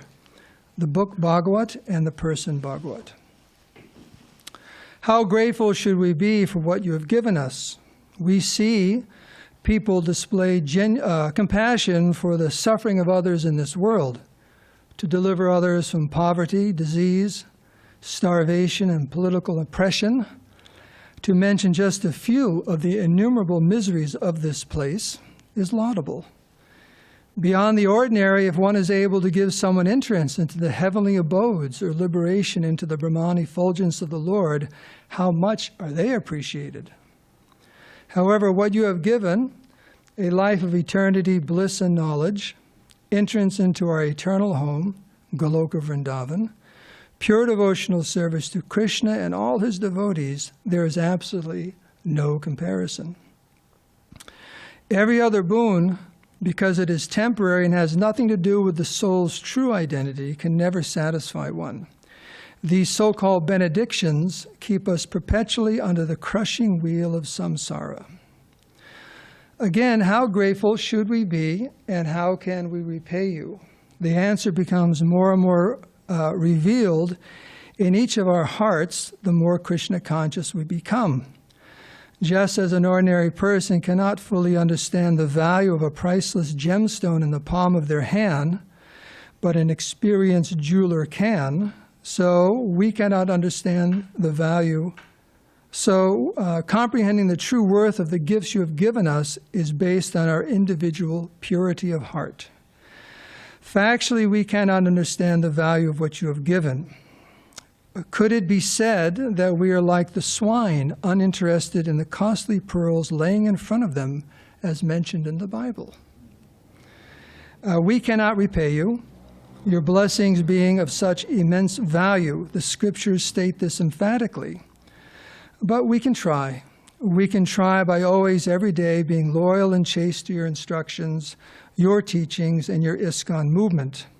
You also said that we can repay you by giving Krishna consciousness to others. That is what you asked. I know that I am not long for this world. So many decades have passed since I first opened the pages of your unabridged Macmillan Bhagavad Gita as it is. Today I'm asking for the blessing when the time comes for me to be born again here on this planet and to be part of the ISKCON movement you started so humbly in the storefront on 26 2nd Avenue. Let me continue to be part of this amazing and wonderful spiritual legacy. Let me try to repay my debt to you in this way. This is the request placed at your lotus feet today, an aspiring servant of your servants, Dharma Setu Das. Srila Prabhupada ki jai.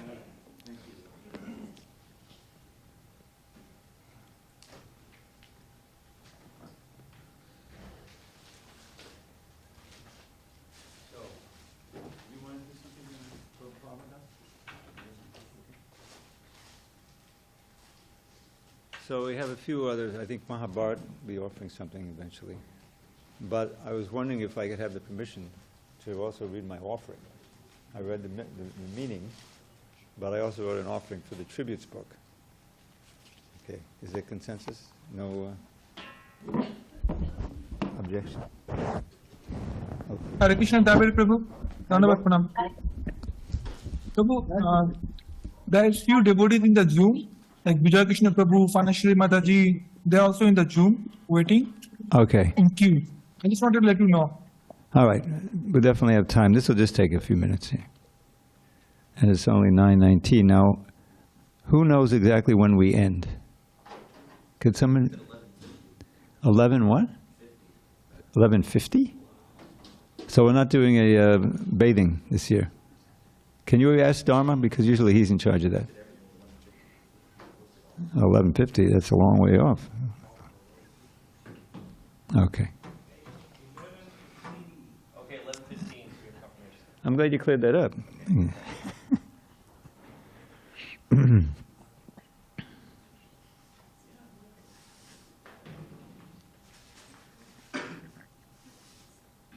All right.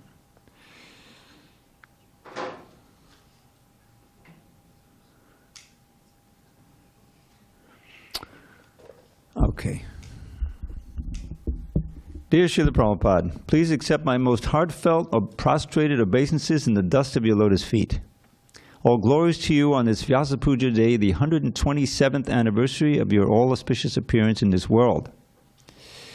Well, Srila Prabhupada, a few weeks ago I celebrated the 50th anniversary of my moving into your glorious Henry Street, Brooklyn temple. It was your teachings of Lord Chaitanya that finally convinced me that there was nothing worth striving for in the world of Maya, and that what I really should do was follow the path of Krishna consciousness in a place where I had the best chance of success. It wasn't long before I was working as a proofreader at the forerunner of the Bhaktivedanta Book Trust, ISKCON Press, which you had established early on to produce your invaluable books.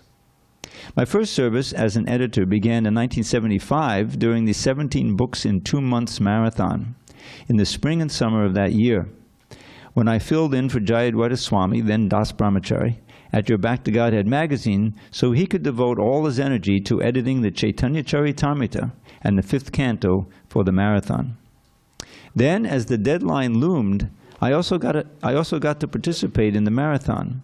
And this brings me to the essence of my humble homage, my eternal gratitude to you for engaging me in the service of your words. Of course, the most important way to serve your words is to follow your instructions strictly. And such following ensures that the disciple always enjoys the association of the spiritual master, as you write at Srimad Bhagavatam 4:28-47 purport, quote, "The disciple and the spiritual master are never separated, because the spiritual master always keeps company with the disciple as long as the disciple follows strictly the instructions of the spiritual master. This is called the association of vani, or words. Physical presence is called vapu. As long as the spiritual master is physically present, the disciple should serve the physical body of the spiritual master, and when the spiritual master is no longer physically existing, the disciple should serve the instructions of the spiritual master." Well, I certainly feel your presence when I follow your instructions and attend the full morning program every day here at New Govardhan Temple at San Diego, and also when I listen to your lectures whenever possible and give classes on the Bhagavatam and the Bhagavad Gita.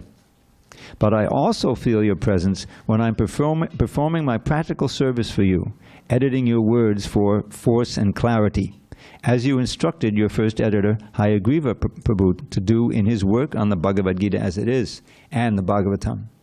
So just as other devotees often recount a life-changing interaction with you in their Vyasa Puja homage, I'd like to recount a few memorable high points in my lifetime work of helping to present your words to the world with maximum, quote, force and clarity. Those are Prabhupada's words. My first example involves the 1975 book production marathon. Part of my assignment was working on several chapters of the 5th canto, including the 18th chapter entitled, "The Residents of Jambudweep Offer Prayers." One of those residents is Prahlad Maharaj, who leads other residents of Harivarsha in offering the following prayer to Lord Nrsingadev. I'll spare you the Sanskrit. "I offer my respectful obeisances unto Lord Nrsingadev, the source of all power. O my Lord, who possess nails and teeth just like thunderbolts, kindly vanquish our demon-like desires for a fruit of activity in this material world. Please appear in our hearts and drive away our ignorance so that by your mercy we may become fearless in the struggle for existence in this material world." At the end of your purport to this verse, you write, quote, "Any devotee aspiring to be free of material desires should offer his respectful prayers to Nrsingadev, as Prahlad Maharaj did in this verse." Wow! I was already planning to memorize this verse, which is actually prose, but which still has wonderful rhythm and euphony. But now I had an added impetus, your direct instruction. I felt blessed to be the first to memorize and recite this potent prayer to Lord Nrsinga.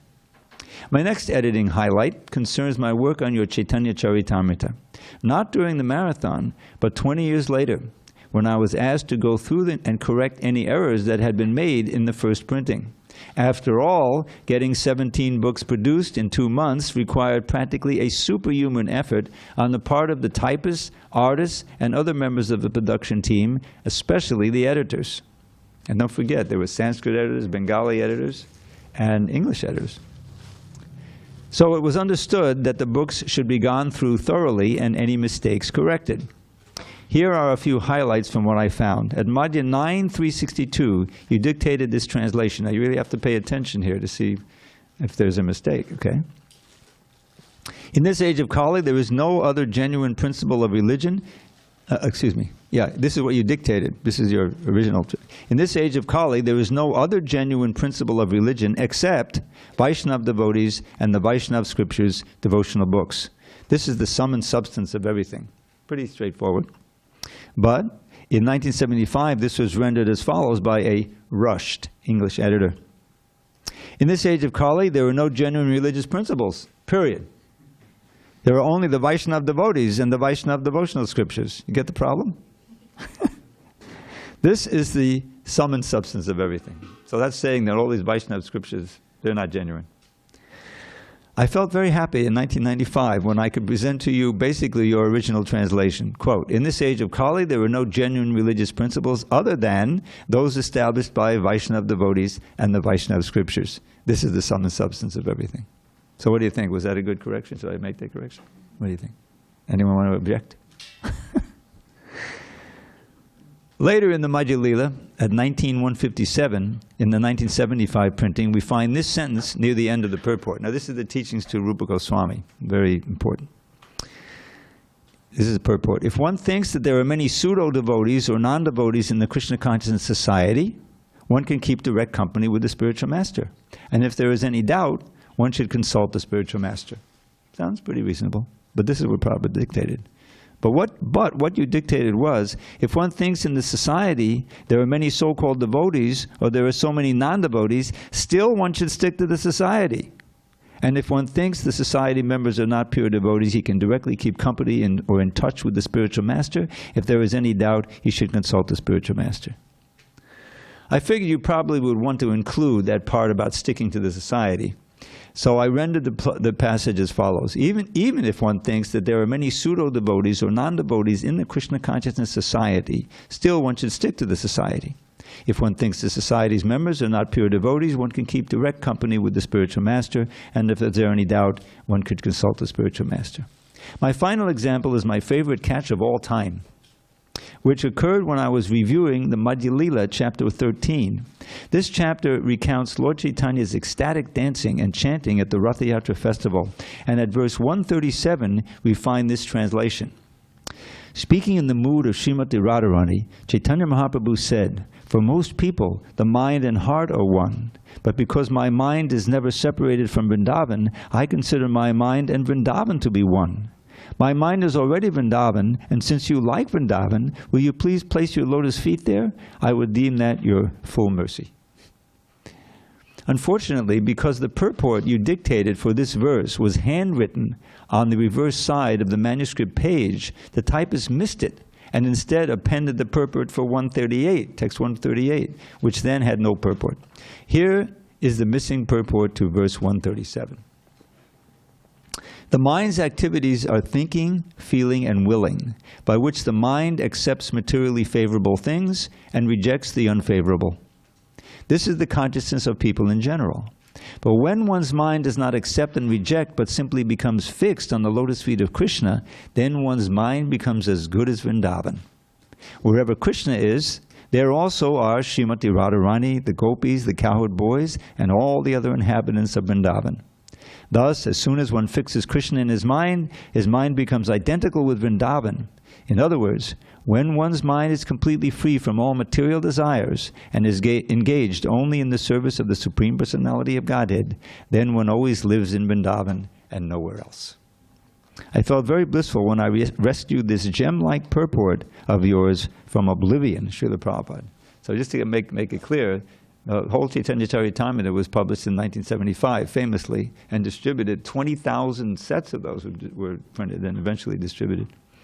And after 20 years, we had to reprint, so we decided to go through and correct any mistakes. So for all those years, no one could read this.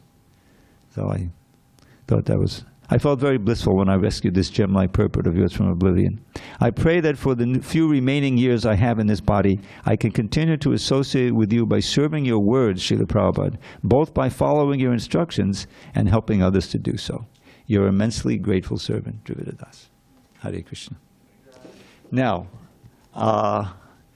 let me go see if Mahabharat wants to offer. And meanwhile, anyone can be planning here to sit here and offer something, even if you haven't written anything.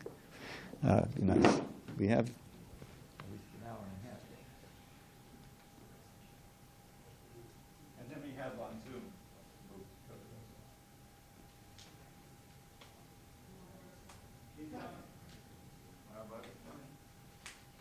Hare Krishna, Tatas Prabhu. She should be here any minute. Oh, she's going to come back. Okay, great.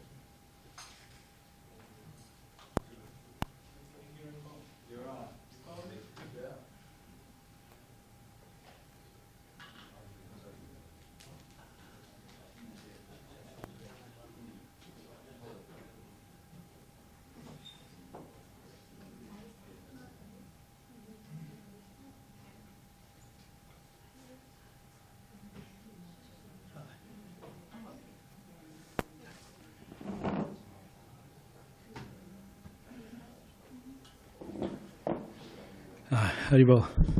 Srila Prabhupada ki. Okay. I've been thinking a lot. Every time Vyasa Puja come, I always think about what I'm going to say about Srila Prabhupada, because there's so many things we can say. I think just like Krishna's glories are unlimited, Prabhupada's glories are also unlimited.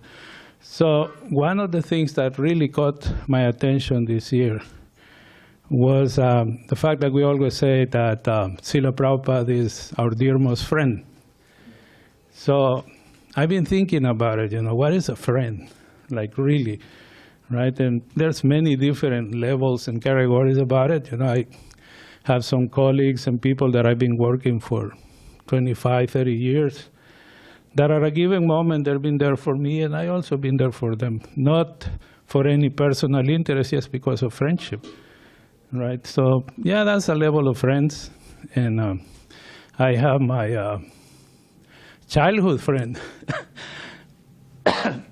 When I was about to join the temple, everybody was freaking out in my family, and and he was the only one who said, you know what, if that's in your heart, if that's what you want, go for it. Do it, doesn't matter. He was the only one, and eventually he would visit me at the temple, and he never got initiated, but he chants like about 8 rounds every day. He followed the principles. I send him ISKCON calendar every year. He follows the Ekadasis and all that. So somewhat of the body. Nice, really nice guys. And I have all the devotees here, Balaram, Ram, Amoga, everybody. So it's a more elevated level of friends that, anytime that I need something, they're there for me. I know that, and I'm there for them too. I hope they know that. Also, all the devotees that I look up to, like Dravida Prabhu, Padre Narayana Maharaj, Pavamana, Yamuna Pati, that they're definitely always an inspiration in life. Of course, Dharmasetu Prabhu, we have shared a lot of adventures in life. My own spiritual master, who always encouraged me to serve Prabhupada. But the dearest friend, that's definitely the highest level in that chain, and it's nice to know we have Srila Prabhupada there, in this day and age when, society is so divided among ideologies, social problems, conservatives and liberals, political issues, gender preferences. You mentioned it, race and all that stuff. People are so confused on those things. And the leaders of the world, unfortunately, they just exploit those things. They don't really want to serve the people. You know, it's like when we read the Bhagavatam, for example, it's like the Bhagavatam coming alive. You know, Maharaj Parikshit comes and goes and conquers the earth, and he finds a Shudra dressed like a king, dressed as a Kshatriya, and he's, you know, hitting a cow, which represents the earth, and hitting a bull, which represents religion. And I was thinking, you know, nowadays, these leaders of the world, they would be lucky if they're called Shudras. They're more like militias and Yavanas, and they all have no clue. They're like destroyed the environment, in a total catastrophe environmentally, and they don't care. You know, they break the religious principles by the minute, you know, and they have nothing to offer to people. So the fact that we have Srila Prabhupada as our dearest friend, who never lied to us, imagine that. He never, ever, he always gave us the truth, uncompromised, clean and simple. He always stood for that. And he always looked for our best interest, right? So that's really what we can consider our dearest friend. And in that mood, I think we should all pray to Lord Chaitanya to continue blessing us with the opportunity to serve Srila Prabhupada, because if we do that, we're reciprocating with that person who sacrificed everything just for our own interest, for nothing else. He wanted to bless us. He wanted us to get better. He actually opened the doors of the spiritual world, not only for us to see, but for us to walk and live in that reality, and gave us the essential knowledge to get there. He gave us the process. He gave us the example. And even up to today, he's still looking after us. So I pray that Lord Chaitanya give us that blessing. Hare Krishna.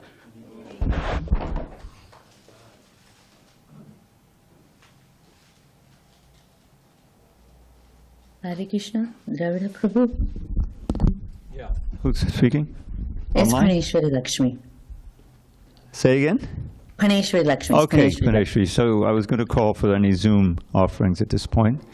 So you can be first. Tapas, are you with us? Do you have to do something?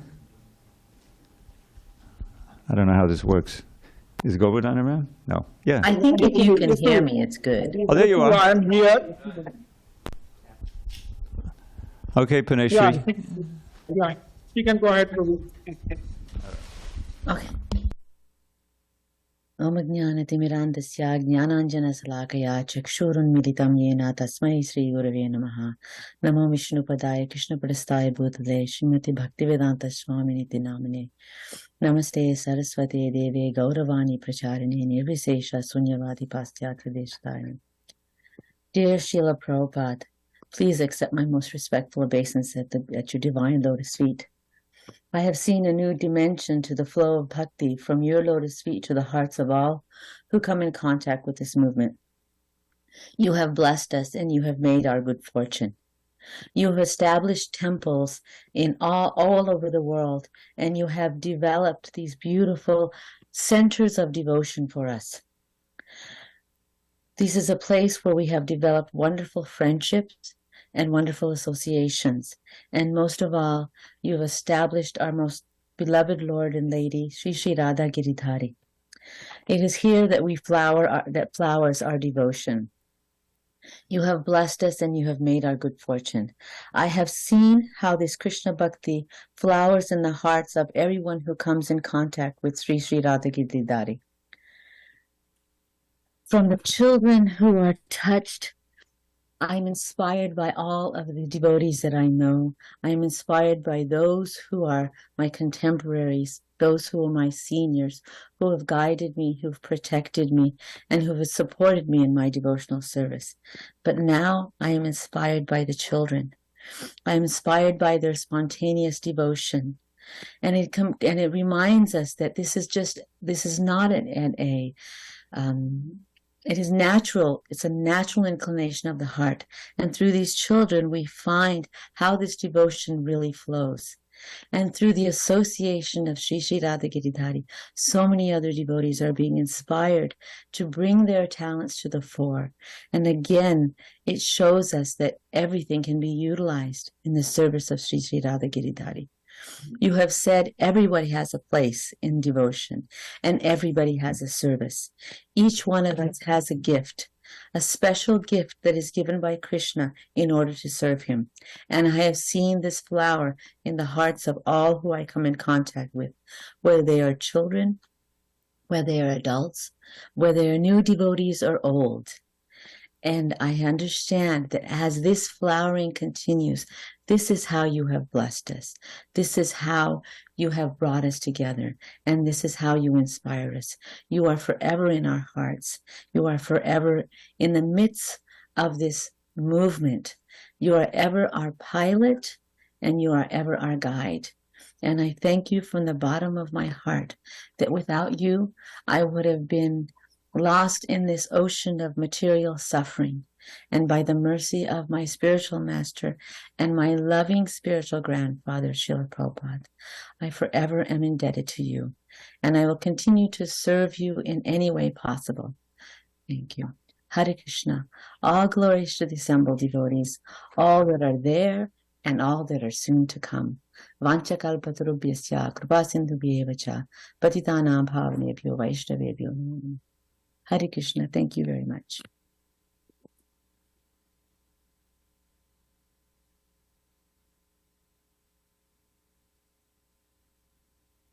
Thank you, Paneshwari.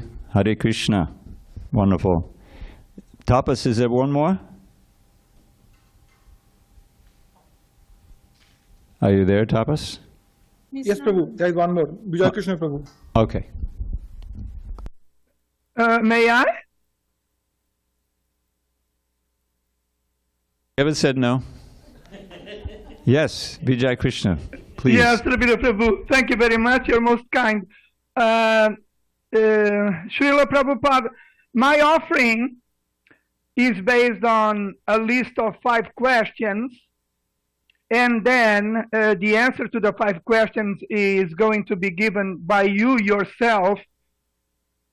It is a quote from your introduction to Bhagavad Gita as it is. So the first question is, Srila Prabhupada, who are you? Second question, who is your Guru Maharaj? Third question, why did your Guru Maharaj ask of you for you to come to the Western countries to preach Krishna consciousness? Question number 4, why did you, Srila Prabhupada, fulfill the instructions of your Guru Maharaj? And question number 5, Srila Prabhupada, if I take refuge at your lotus feet, will I become successful in life? So, Srila Prabhupada, I think that you have answered these 5 questions in the most expert and scholarly way by the following quote from your introduction to your Bhagavad Gita as it is. And the quote goes as follows. Ekam Shastram Devaki Putra Gitam, Eko Devo Devaki Putra Eva, Eko Mantras Tasya Namani Yani, Karmapi Ekam Tasya Devasya Seva. Gita Mahatmya 7. In this present day, people are very much eager to have one scripture, one God, one religion, and one occupation. Therefore, Ekam Shastram Devaki Putra Gitam. Let there be one scripture only, one common scripture for the whole world, Bhagavad Gita. Eko Devo Devaki Putra Eva. Let there be one God for the whole world, Shri Krishna. Eko Mantras Tasya Namani. And one hymn, one mantra, one prayer, the chanting of his name. Hare Krishna, Krishna Krishna, Hare Hare, Hare Rama, Rama Rama, Hare Hare. karmapi ekam tasya devasya seva. And let there be one work only, the service of the Supreme Personality of Godhead. Srila Prabhupada, thank you very much for giving me Bhagavad Gita as the one scripture only, Shri Krishna as one only God, the Mahamantra as one only prayer, and the service to the lotus feet of the Lord as the one only service.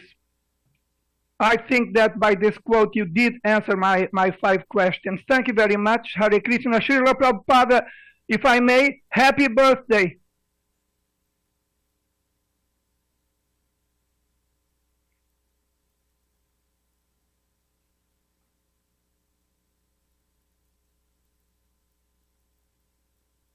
Vijay Krishna. I'm sure we'll be hearing more from you as the days go on. Now I'd like to call on Amogalila Prabhu to read the new Govardhan offering this year, which he wrote. I'm going to find it here. Oh, you have it there? Or if you mentioned you edited some things on it. I didn't edit, but I made it easy to read.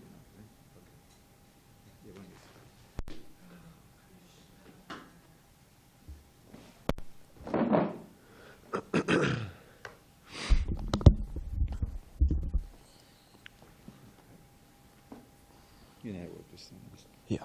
Oops, sorry.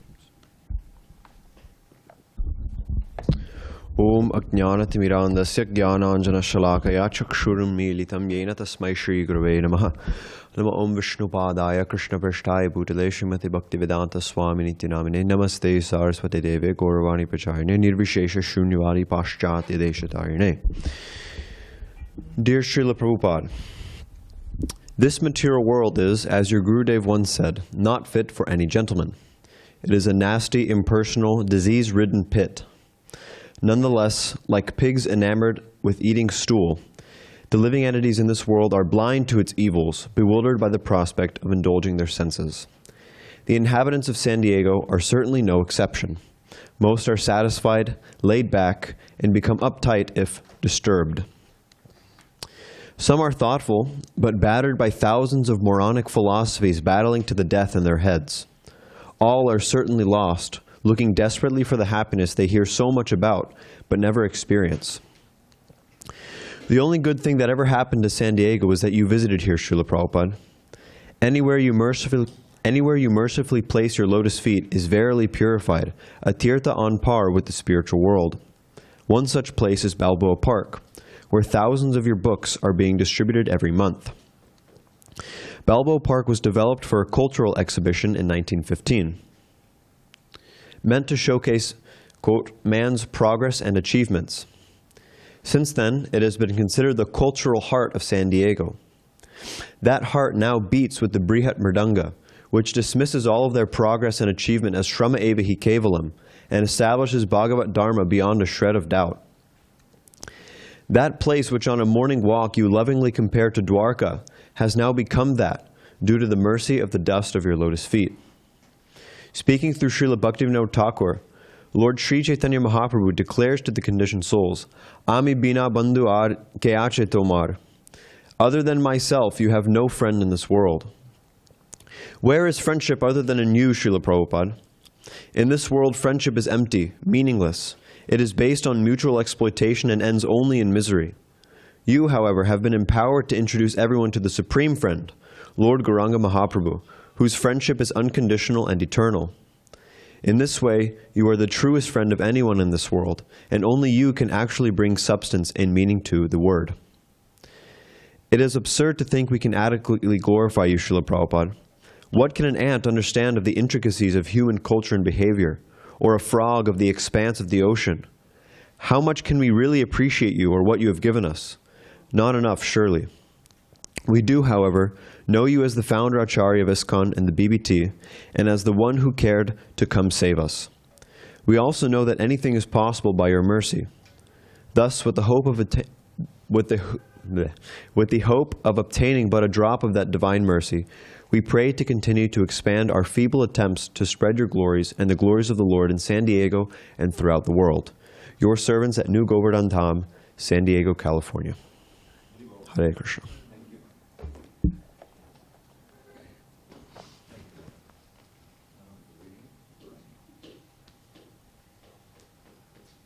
Anybody on this side? Oh. All right, maybe, yeah.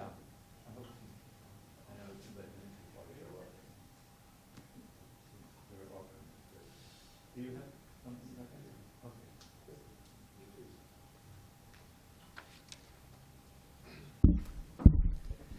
Okay.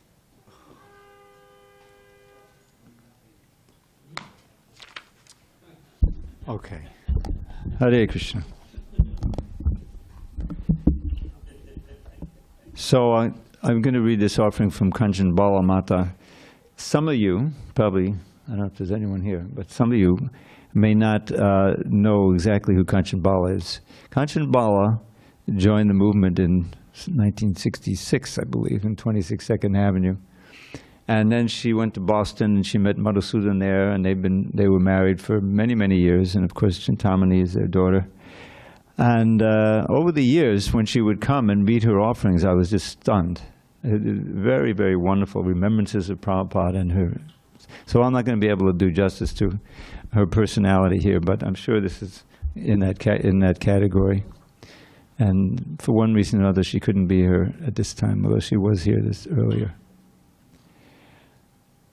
Okay, dearest Srila Prabhupada, please accept my most humble obeisances at the dust of your transcendental lotus feet. It is your unfathomable kindness and grace that you allow me to be here in your loving service. By taking refuge in you, along with following your divine instructions and devotional service, there is truly relief. Also, immersing in your pastimes and exalted qualities, which are really spiritually uplifting, genuinely joyful, sobering, and with such wit and humor altogether in so many variegated instances, is such ambrosia to relish and hear.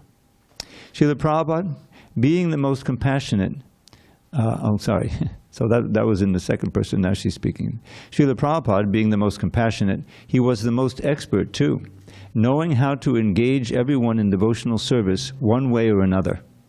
Right from the start, Srila Prabhupada revealed that to us. Many times, when His Divine Grace would take his morning walks, Srila Prabhupada would greet passers-by, "Good morning," instead of "Hare Krishna," as they would reciprocate in positive response. Just that nice mood, interacting with a pure devotee of Krishna, is such a benefit to these souls, steering them closer toward Krishna. One pastime I had read and recorded years ago struck a chord of sheer appreciation of Srila Prabhupada when it was time. Oh boy, she has just a little note here. When engaged in preaching, speaking mundane topics was Maya to the general public. Srila Prabhupada would instead connect in a practical way, being a way of effective preaching according to each individual's receptivity and capacity. One day, Srila Prabhupada and a group of devotees walked by a convalescent home. An elderly woman in her late 80s approached Srila Prabhupada, starting a regular conversation. She told His Divine Grace about what had happened in her life and the pain she was going through. Srila Prabhupada didn't shun her and or engage her in hardcore preaching, but engaged by conversing with her. At the end, she said goodbye and wished Srila Prabhupada the best of luck. Then Srila Prabhupada in turn said, "I wish you the best of luck." Such profound mercy as he bestowed his priceless blessings upon her. Srila Prabhupada was and is so instructive. In a letter he wrote in 1968, he says, quote, "To surrender to Krishna all at once is not generally possible. But as we serve Krishna more and more, we gradually become more and more surrendered at His lotus feet. So you please continue to serve Krishna in these ways you have mentioned, and do not feel that your service is any less valuable than that of others. In the transcendental loving service of the Lord, it doesn't matter whether we are working, cooking, painting, writing, chanting, or whatever. They are all the same. There are no such distinctions of higher and lower on the transcendental platform. The important thing is that we are engaging our time and energy in the service of the Lord. After all, we are so tiny. What can we do? Krishna sees simply that this time is being spent in his service. Close quote. It just emanated Srila Prabhupada's humility and succinct realization of Krishna being all perfect, blissful, full of knowledge, and eternal. So this was that letter that I just read and she's describing. And chanting, glorifying Srila Prabhupada every day, the lotus feet of our spiritual master, is the only way we can attain pure devotional service. Close quote. It is stated in the prayers of the personified Vedas in Krishna book, chapter, well, it's not 18, 87, stressing the need of having a bona fide spiritual master. Quote, our dear Lord, although great mystic yogis have full control over the elephant of the mind and the hurricane of the senses, unless they take shelter of a bona fide spiritual master, they fall victim to the material influence and never become successful in their attempts at self-realization. Such unguided persons are compared to merchants going to sea on a ship without a captain. Therefore, by his personal attempts, no one can get free from the clutches of material nature. One has to accept a bona fide spiritual master and work according to his directions. Then it is possible to cross over the nescience of material conditions. Close quote from the Krishna book. Just showing the dire importance of taking shelter of such a bona fide spiritual master, Srila Prabhupada. Such amazing mercy I cannot fully comprehend, and am so grateful at the same time. Another sweet pastime exhibiting Srila Prabhupada's caring guidance and encouragement. There was an Indian couple who came to the temple. Srila Prabhupada asked the wife to sew a skirt for Srimati Tulsi Devi in his quarters. She was happy to do service, but panicked, fearing she wasn't a good seamstress, that the skirt she would make would not turn out. She then sewed it and brought it to the temple upon completion.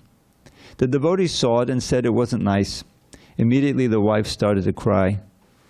Shortly after, Srila Prabhupada came back from his walk, saw Srimati Tulsi Devi's new skirt and said it was beautiful. And again, the wife started crying, this time in bliss. Just pleasing Srila Prabhupada is the perfection, changing everything all around. I know I have no qualifications and am definitely limited, but I am so very grateful in my heart, being engaged in endeavoring to serve you in my humble capacity. Praying to be forever your devoted spiritual daughter and disciple, Kanchan Bala Dasi. She joined, she was I think 17 when she joined in 1966, 67. There's a wonderful photograph of the Boston devotees, probably around 68 at most. There's Kanchan Bala, looking about 18 years old, and about three devotees down is Madhusudan, also looking maybe 20, you know. And there's also these other devotees who I recognize. Blissful picture. Prabhu, please come.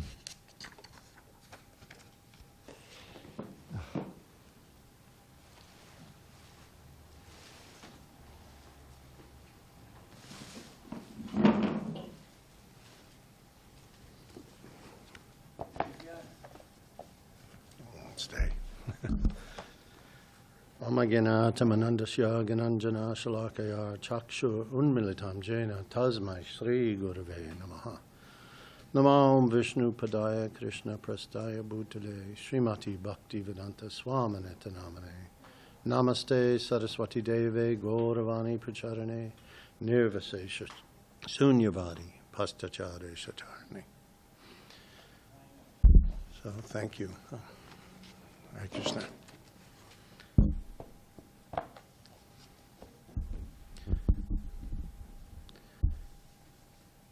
I need to apologize in advance that I have to read this from the book because this is the tribute book, yeah. My dear Srila Prabhupada, how can I even begin to offer tribute to the one who saved my life? There are no words that can adequately convey the importance of what you achieved, and whatever words I contribute here have already been written countless times before. Yet you tolerate any my feeble attempts at glorifying you, such is your mercy. You showed us the path by which we can save ourselves, and that path is by rendering service to the Vaishnava devotees of the Lord. Nobody in this modern world has exhibited the 26 qualities of a devotee more than yourself. Therefore, even so many years after your departure, we can all still benefit from these offerings. That is but one feature of your munificence. Although I had never demonstrated any qualification or devotional sentiment, somehow or other, by your compassionate glance so many years ago, you took root in my heart. And that seed of love you planted has sprouted to become a mighty tree that continues to bear unlimited fruits. I have heard this same account from many other souls, and yet this is only but one of your mystic potencies. When you announced that the spiritual master should be worshipped the same as God, many of your followers blanched. I myself didn't understand it at the time. Now that the seed of love has grown in my heart, I can see the validity of that statement. Just as Krishna is all attractive, so you have included so many aspects of your Just as Krishna is all attractive, so you have included so many aspects to your service that one can approach you from practically any angle of vision. You have accepted service from scholars, scientists, artists, cooks, musicians, writers, philosophers, engineers, military leaders, politicians, laborers, and even those like me who have no capabilities, but are simply suffering the pangs of the material world. Anyone can bring themselves to you, and you are so compassionate, you accept all of our offerings. This is impossible in the material world. The only place such things can occur is the spiritual world. Therefore, we must conclude that wherever you go is Vrindavan. My dear Srila Prabhupada, I pray you never give up on this useless soul. After a lifetime of floundering like an armless man in a turbulent sea, I am now in a whirlpool circling the drain. Your love is my only refuge. Your eternal debtor, Vaikunthadev Das.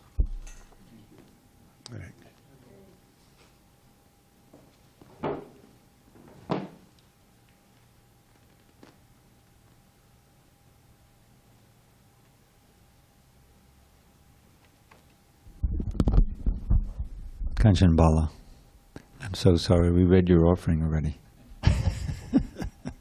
Just came in. If we have time, you can definitely read it. It'll be 100 times better than my reading, I'm sure.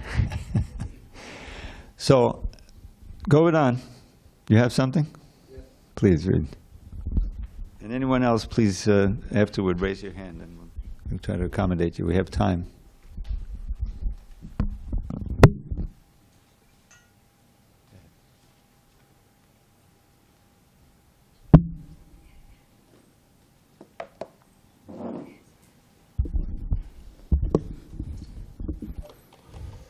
Om Jnana Timarandasya Jnana Janashalakaya Chakshurun Militam Yena Tasmai Shri Gurave Namaha Namo Vishnupadaya Krishna Prasthaya Bhutale Srimati Bhakti Vedanta Swamiti Namini Namaste Saraswati Devi Gauravani Pacharini Nirvishesha Shunyuvari Paschatya Discharini. So those who have heard the Vyasa Puja offerings, they know that what Sureshwar calls a crybaby right here. So I'm going to try not to be too emotional this year.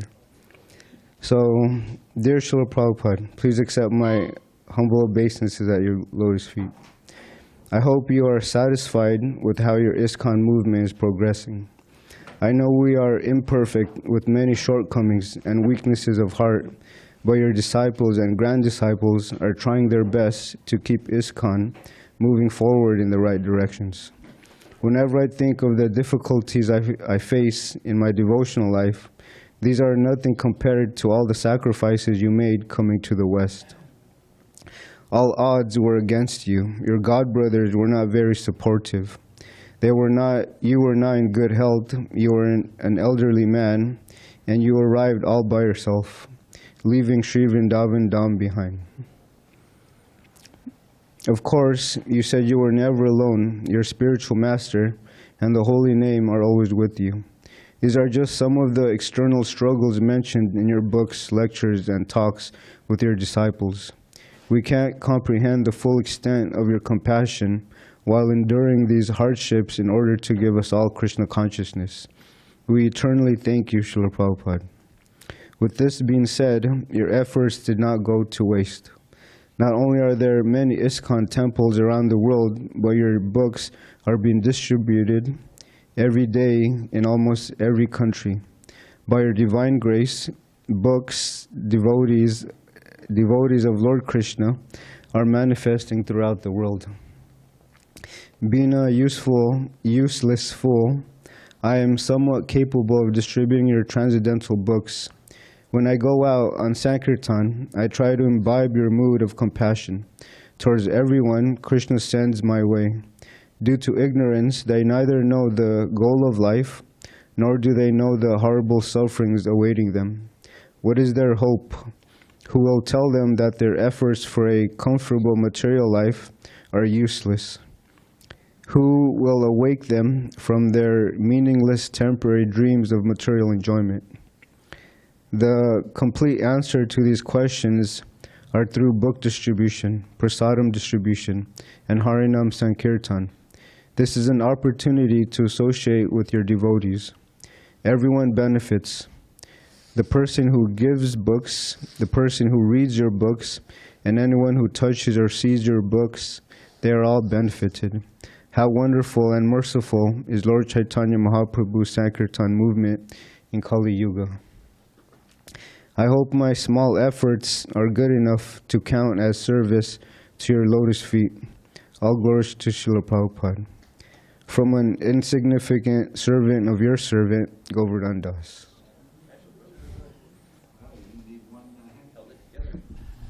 Trying. I don't want to single anyone out, but field is open. You have something you'd like to read, or just offer spontaneously, now's the time. I'm sorry? No, you have to read it from here.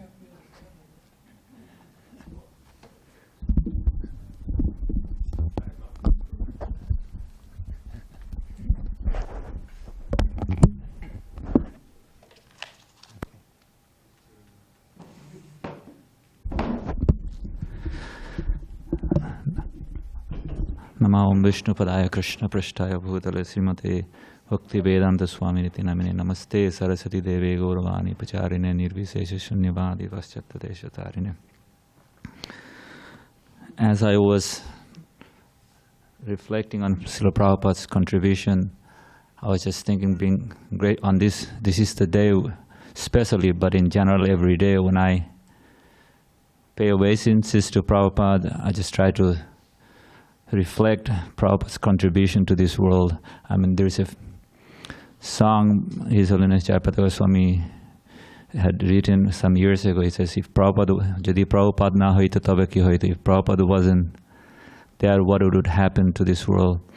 And although I was, in fact, fortunate enough to meet many of Srila Prabhupada's god brother, and before joining school, Gurukul in Mayapur, I was fortunate to see many of them, but I wasn't really attracted, or, I mean, sometimes I think now what would happen if Prabhupada wasn't there. Like I don't think I would join any Gaudiya Moths or anything, but it's just amazing. So reflecting on that thought, it's like I was just thinking about it. So I just wrote down a little bit, just in a few seconds, a little bit. Dear Srila Prabhupada, on this most auspicious day, I offer millions of Dandavat Pranam as a small token of gratitude for the sacrifice you made. made and went through all the trouble and difficulties and the contribution you made to this world. In the same mood of Prahlad as stated in Bhagavatam 7:943, that my only concern is only for the fools and rascals who are making elaborate plans for material happiness and maintaining this family, society and country. I'm simply concerned with love for them. So this is a Prahlad Maharaj's quote. The expression of your love for humankind is a long list. We can simply name a few. The scripture, deity worship, devotee association, revealing the holy dham, prasad distribution, school, cow protection, and so on. So on this glorious day, I pray, please bless me that I can imbibe a little mood of yours and distribute this love to others and bring the conditioned soul to you and Krishna as a perfected soul ready to go home back to Godhead. So this is a small realization I had about Prabhupada. Thank you. Hare Krishna.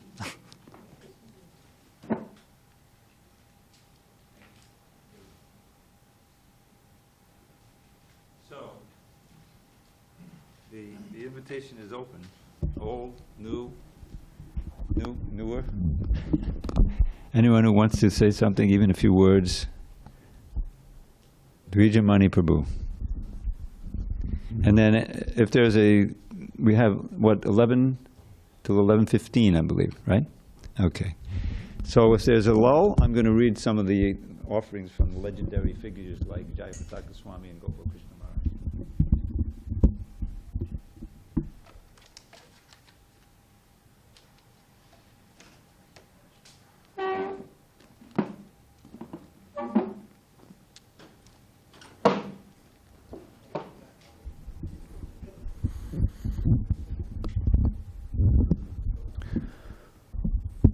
Gyanatsimirandasya Gyananjana Shalakaya Chakshurun Militam Yanantasmai Shri Gurave Namaha.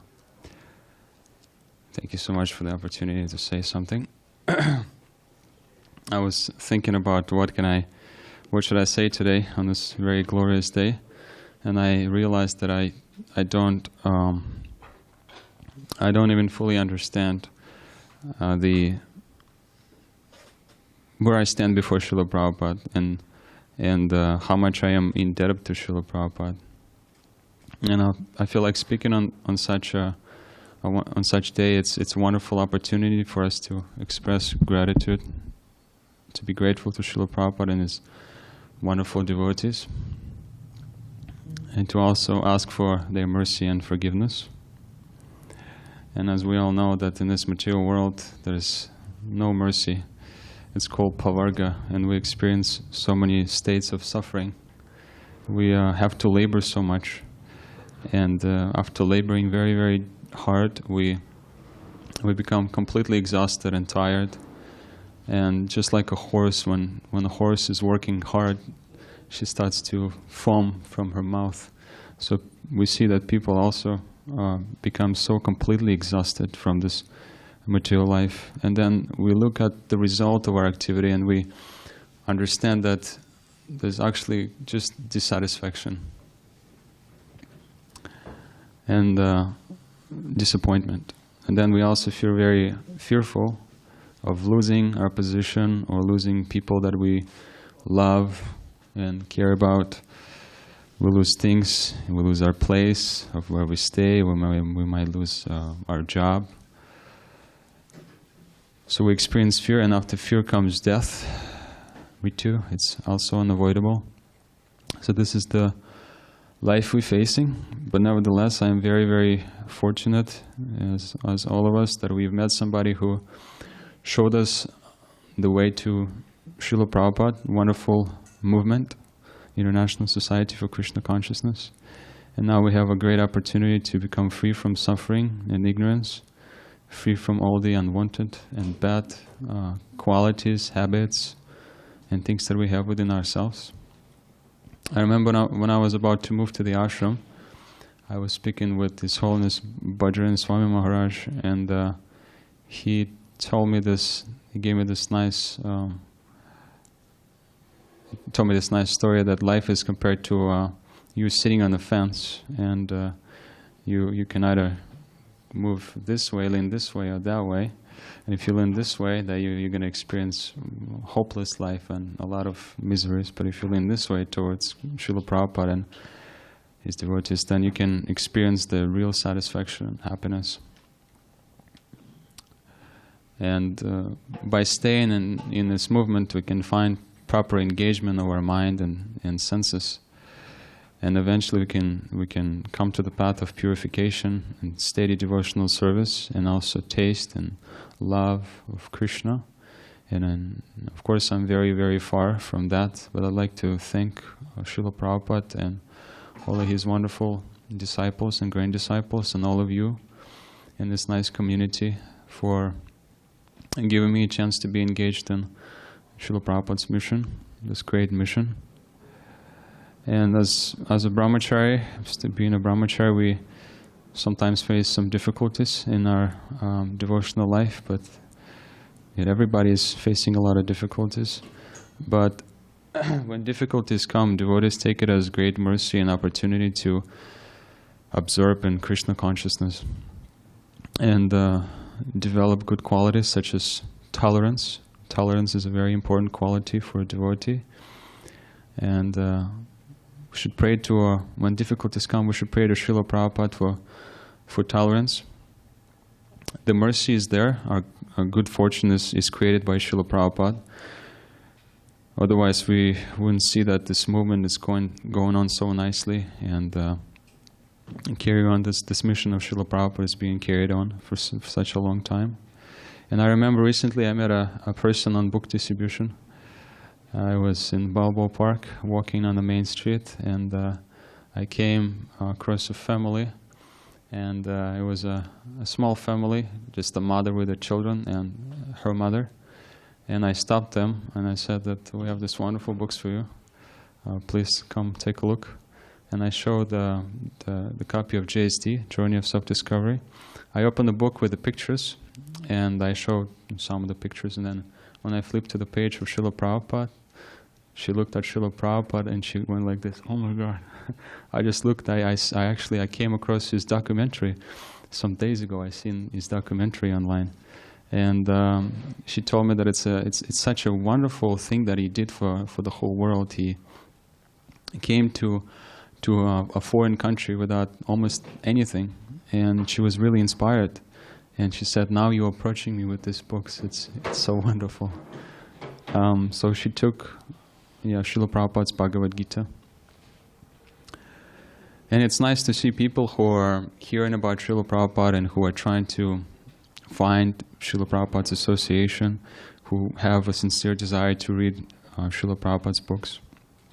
Because truly Srila Prabhupada is the savior of the whole world. And he is no less of a figure than the well-known spiritual figures, prophets that we all well know, such as Muhammad or Jesus Christ.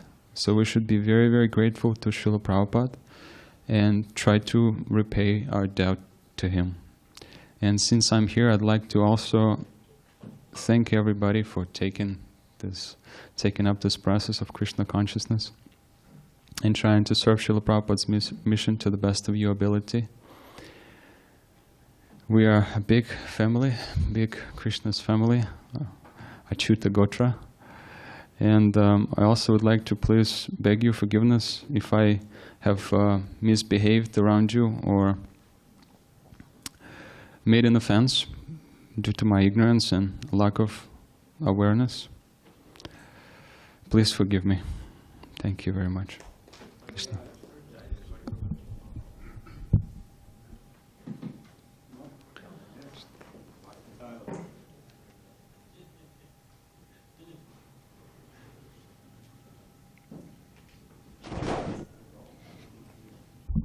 Jai Hare Krishna, everyone. Wow. Remember last year when they asked me to come up, I didn't know I'd be asked. And it's only 15 feet away, and it's such a different experience to be talking to the congregation. So I'm usually so casual, so I feel like I have to kind of bring something of real merit. I had a couple points that I had thought about. So Mahabharat Prabhu, he made a really good point earlier about friendship. And I was thinking about that from the aspect of how much my friendships have grown and changed over the last couple of years being in the ashram. I was thinking, just looking at my phone when I came in, it's, not that many devotee names, and now it's all devotee names and just a few non-devotee names. And those names seem to get buried amongst more and more devotee names all the time. And there's a really nice experience where sometimes people show up to the temple, and the second they walk on the property and you see them, you just feel good. You just want to laugh. There's some really nice souls that come to the temple. What to speak of the brahmacharis that I live with upstairs. And I remember His Grace Vijay Prabhu said that these relationships are eternal. And I think that's really awesome. So as far as Prabhupada being our friend and Krishna being our friend, and amongst all these friends here, it's really quite a blessing. These relationships are so nice, and it's such an awesome idea to think that they're going to go on forever. When His Holiness Giriraj Swami was at Leela Shakti's home program, Dvijamani Prabhu had asked a question about making offenses against the Bhagavatam. And the instruction was that if you don't study Bhagavatam, you're making an offense to the work that Srila Prabhupada put into bringing us the Bhagavatam. And that was kind of an eye-opening thing for me, because we should be studying, at least brahmacharis, we should be studying Prabhupada's books every day. And the Bhagavatam, if you haven't studied it thoroughly, it's your duty. You have to do that. His Holiness Giriraj Swami said that Prabhupada would only sleep a couple hours a night, and he'd wake up really early, and he would just translate all night. And that's very powerful. That's a really wonderful sacrifice he made. And he was translating up until he left his body. And so he gave all he could to bring us that work. And so for us to study it, we're honoring him in a really nice way. So I, this year, want to make a commitment to study Srimad Bhagavatam on a regular basis and try to get taste for it. That was actually one of the reasons I moved into the ashram. I've tried to read it, Srimad Bhagavatam, a few times. You get in the third or fourth canto, and it was just... So I said before I moved, I'm just going to read it and just come to Dravida with a big list of questions as I progress. So I'm going to take that very seriously now, having heard that it's actually an offense to the Srimad Bhagavatam if I'm not studying on a regular basis, and the work that Srila Prabhupada put into translating it for us. And that brings me to my last point, which was I had the wonderful fortune to visit Srila Prabhupada's quarters in LA this year. And that felt like I'd earned it. It felt like I was finally at the point where I could actually get invited there. I went with Purushottam and his family and one of my godbrothers. It was a very nice tour. And it made it real. It made it real. You could see the books that he brought over that he was using to make the translations with. He's there on the dictaphone translating Srimad Bhagavatam. And then you get to see his personal items. You get to see that he has like Bank of America receipts and like ointments with names that you'd still see in the store.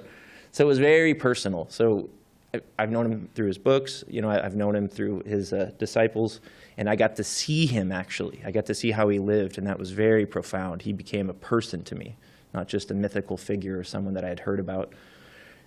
I really like when I hear people say, I was in the room when Srila Prabhupada said something, or Srila Prabhupada told me, or in a letter. His Holiness Bhadrayananda Swami will say that often, and that's really wonderful.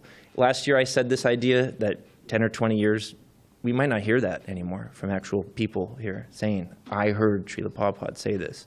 Srila Prabhupada wrote to me. So we're so blessed, this generation, to have Prabhupada's disciples here, and that we can take shelter of Prabhupada's disciples too. And so hopefully we can study and absorb Srila Prabhupada strong enough so when the new generation comes, we can make those statements. Maybe not I heard, but I heard from someone who heard from Srila Prabhupada when he was in the room. And Prabhupada Das, he plays Srila Prabhupada's lectures every morning in the room, so it's just nice to hear that. If you go up to Vijay Prabhu's room in the morning, he'll hear it. There's pictures of Prabhupada everywhere. So we're immersed in Prabhupada. He's very much alive here. We're very blessed to have him here. He's the reason we're all here. All of you who are his disciples, bless you so much. Thank you for your patience. As like Dvijamani, I'm sorry for any offenses I've made. I came in here very conditioned through Srila Prabhupada's instructions. I'm trying to move through that conditioning. I feel like I'm failing, but with the strength of your guys' friendships and association, I think I have a chance. So I appreciate this today. Jai Srila Prabhupada, Haribol.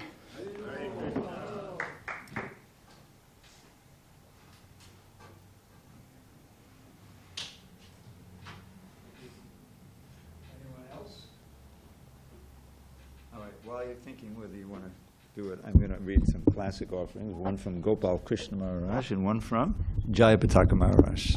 They're practically legendary figures right now. Hare Krishna.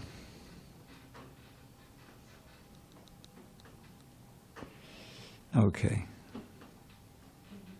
Yes. So the first one is from Gopal Krishna Goswami. Dear Srila Prabhupada, please accept my humble obeisances at your lotus feet. This year we are celebrating your 127th appearance anniversary.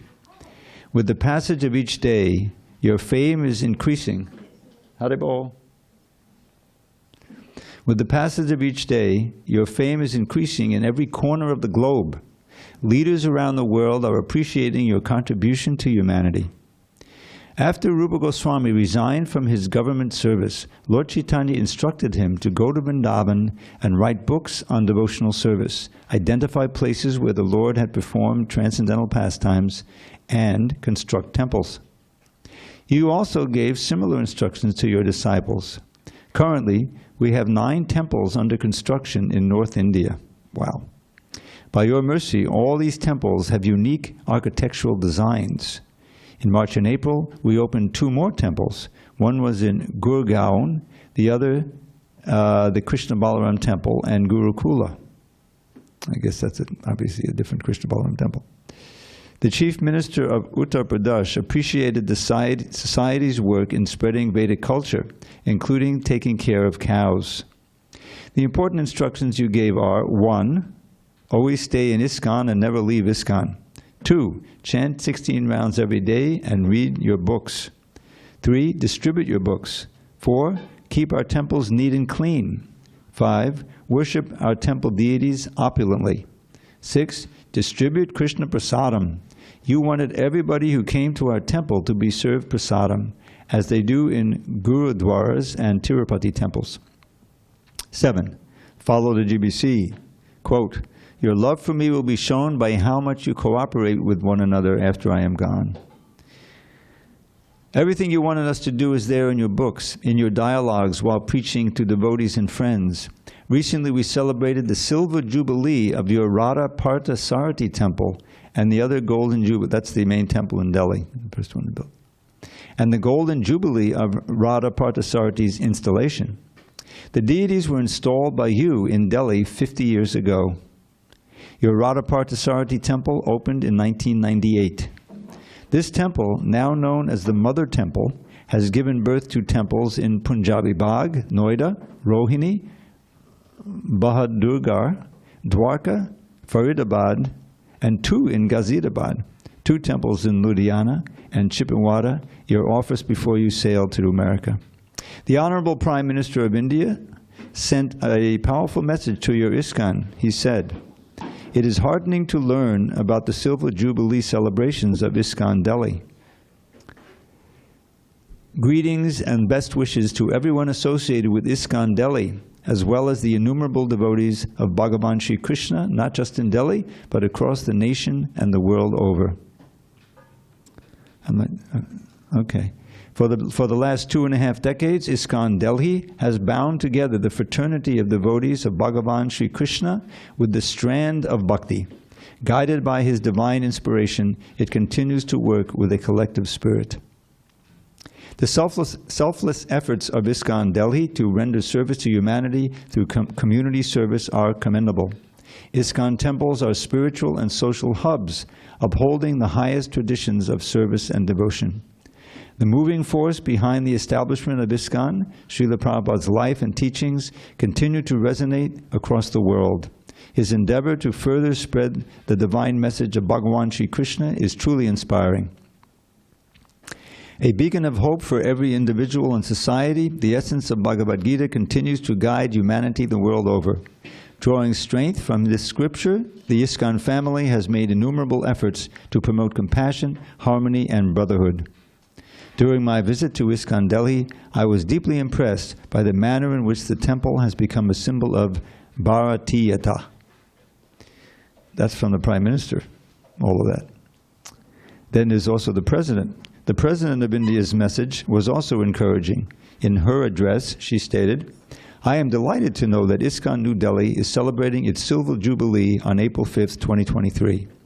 ISKCON has been at the vanguard of a global spiritual revival, especially by establishing Sanatana Dharma as the way of life.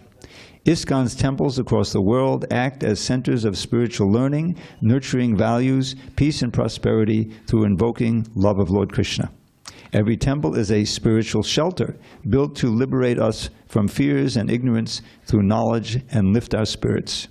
ISKCON is now a world-famous destination for visitors and tourists to learn more about Hindu culture and the great teachings of the Vedas and the Bhagavad Gita, as well as the chanting of Hare Krishna. Not bad. Now again, we're hearing directly from Gopal Krishna Maharaj. Srila Prabhupada, you are a true Vaishnava who appeared to save the suffering. Srila Prabhupada, you were a true Vaishnava who appeared in order to save the suffering humanity. Your followers are trying their best to take your message to every corner, including tribal and village preaching. On this auspicious day, I beg you for your mercy so that I may continue to serve you. I do have some health issues, but by your causeless mercy, it seems to be in control. May I become a servant of all the Vaishnavas? Actually, we should say it seems to be under control. Otherwise, it's just the opposite. A little editing was a little rough this year, so a little on the fly here. May I become a servant of all the Vaishnavas and continue to serve in your ISKCON movement, which is non-different from your body. You often stated that ISKCON was your body and book distribution was your heart. You will be pleased to hear that in Pakistan, your BBT and ISKCON are legally registered. They are working actively to publish your books in the Urdu language. All over the world, your books are being appreciated. Srila Prabhupada, since I first met you in Montreal on June 1st, 1968, you have always been very compassionate toward a fallen soul like myself. I want to beg that you may continue to be merciful to a fool like myself. May your fame and preaching continue to spread in every corner of the globe. May you be recognized as the most compassionate preacher who ever appeared in order to propagate Lord Chaitanya's Sankirtan movement. Your eternal servant, Gopal Krishna Goswami. And now, usually I read them all before they get published, but this year I haven't read them, so I'm picking out ones that are obviously very important, like Jayapataka Maharaj is next. My dear spiritual father, Nama Om Vishnu Padaya Krishna Prestaya Bhutale Srimati Bhakti Vedanta Swami Iti Namine. Namaste Saraswati Deve Gauravani Pracharane Nirvishesha Shunyavadi Paschata Deshatarane. Srila Prabhupada, you have brought the mercy of Nitai Gaur around the world. Lord Chaitanya told Lord Nityananda that, quote, we have descended from the spiritual world with the express promise and purpose of delivering the foolish, the fallen, the lowborn, and the distressed, close quote. I qualified in all four aspects before becoming a devotee. You have made good fortune for all devotees around the world by giving them the divine glance of Lord Nityananda. I saw how tirelessly you woke up at midnight every night, and for 3 or 4 hours you were writing your translations and purports for the Srimad Bhagavatam and other kinds of literature. This was a great sacrifice you made, and you chose your words very carefully while writing these books. So in your presence, you held the Bhakti Shastri exam, which I took, and by your mercy, I could pass and receive my Bhakti Shastri degree. I noticed that you wanted everyone who takes second initiation to have the Bhakti Shastri degree. For sannyas, they should have Bhakti Vaibhava. And even in some letters, you said that to be a guru, to give initiation, a person should have the Bhakti Vedanta degree. And you were hoping that everyone, men and women, would read your books and would take these degrees. Actually, in 1969, the definition of a Bhakti Vedanta was someone who had studied the whole Srimad Bhagavatam plus the teachings of Lord Chaitanya. And now, the Bhakti Sarvabhauma would mean Srimad Bhagavatam and Chaitanya Charitamrita. You wanted that people should read your books, and they proved they are reading your books by having these exams. I have been trying to fulfill your desire. I have a Bhakti Vaibhava degree, and I am studying now for my Bhakti Vedanta degree. Although I have read your books many times, you told us that to get the first initiation, we had to read the Bhagavad Gita 10 times. Okay? You were very insistent that we should know the philosophy and should read your books, and I see this as very important milestone that we should be implement in ISKCON. I am praying that by your mercy, we can make your vision come true, that everyone in the Krishna consciousness movement reads your books and gets their degrees. Is that a phone? Hare Krishna.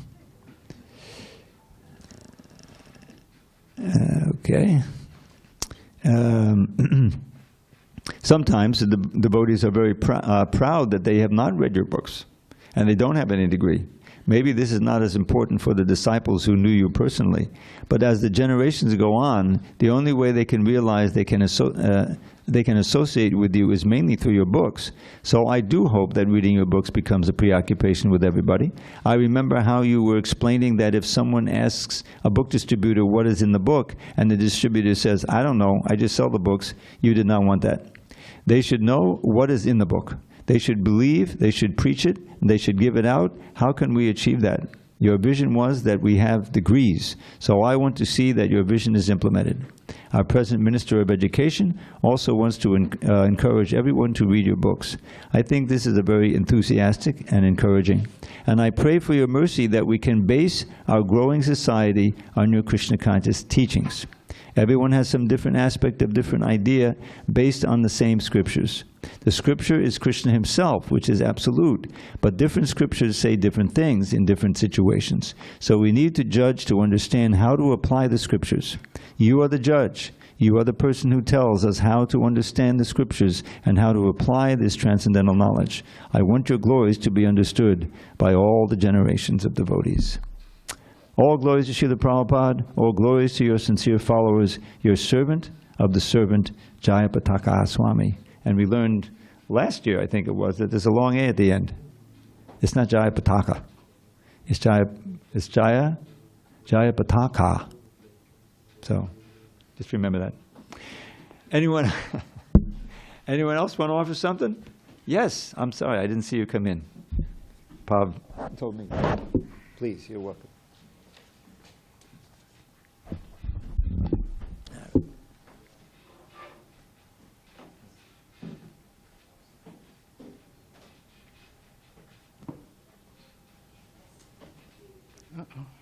Okay. I couldn't print this out because the printer wasn't working. And I realized that I could send it to my phone. Can you imagine that?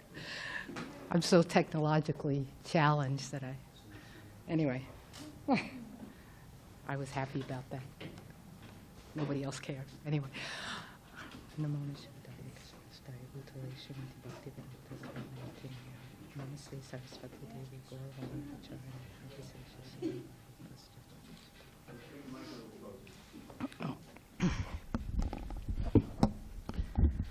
Dear Srila Prabhupada, is that good?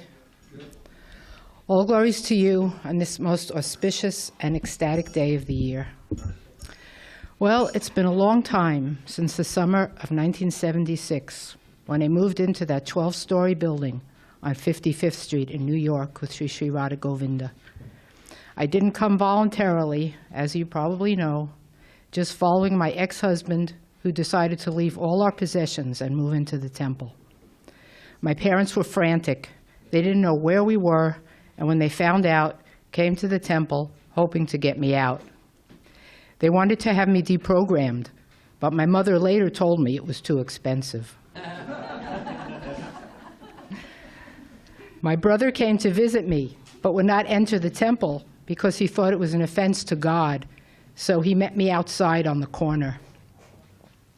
It's a mystery to me why I even stayed. But right after I joined, your divine grace arrived, and we had that amazing first Ratha Yatra down 5th Avenue. But I think I stayed ultimately, it must have been that cookie that you gave me from your Vyasa-san. It was infused with some spiritual potency that kept me in your movement. You once said, don't be surprised who stays, but don't be surprised who goes, but be surprised who stays. Well, I am one of those surprising ones, Srila Prabhupada. The material nature is so strong and always pulling me to enjoy in so many ways. Whenever I start becoming envious of someone who looks happy in the material world, or when I start thinking the grass is greener on the other side, I have to stop and tell myself that those people are also experiencing the threefold miseries, Adhyatmika, Adhidaivika, Adhibhautika, that person will also experience birth, death, old age, and disease. No one escapes, no matter how happy they may appear at the moment. You taught me that, Srila Prabhupada.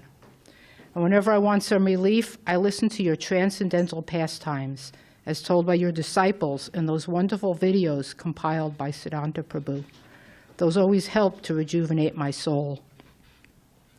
One of those wonderful pastimes that I like to remember is one time you were on a morning walk with brahmacharis and sannyasis, and they were all complaining about the women in the temple, that the women shouldn't be in the temple, they're distracting, they should go somewhere else, be in their separate place. You didn't say anything. Then when you came back to the temple, the door opened, you were greeted by your exalted women disciples who had stayed back to take care of the deities, clean and cook for you. And you turned to the men and you said, if you follow these women, you'll go back to Godhead. Thank you, Prabhupada, for caring about your daughters and granddaughters in that way. And thank you. I pray that you always allow me to stay in the association of your devotees. Your insignificant goddaughter, Sampada Dasi. Anyone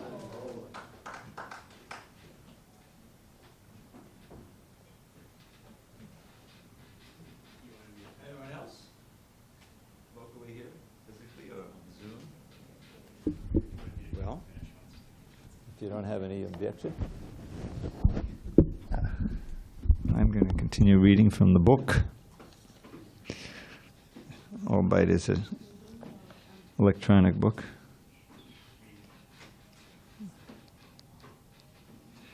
All right, let's see what we have here.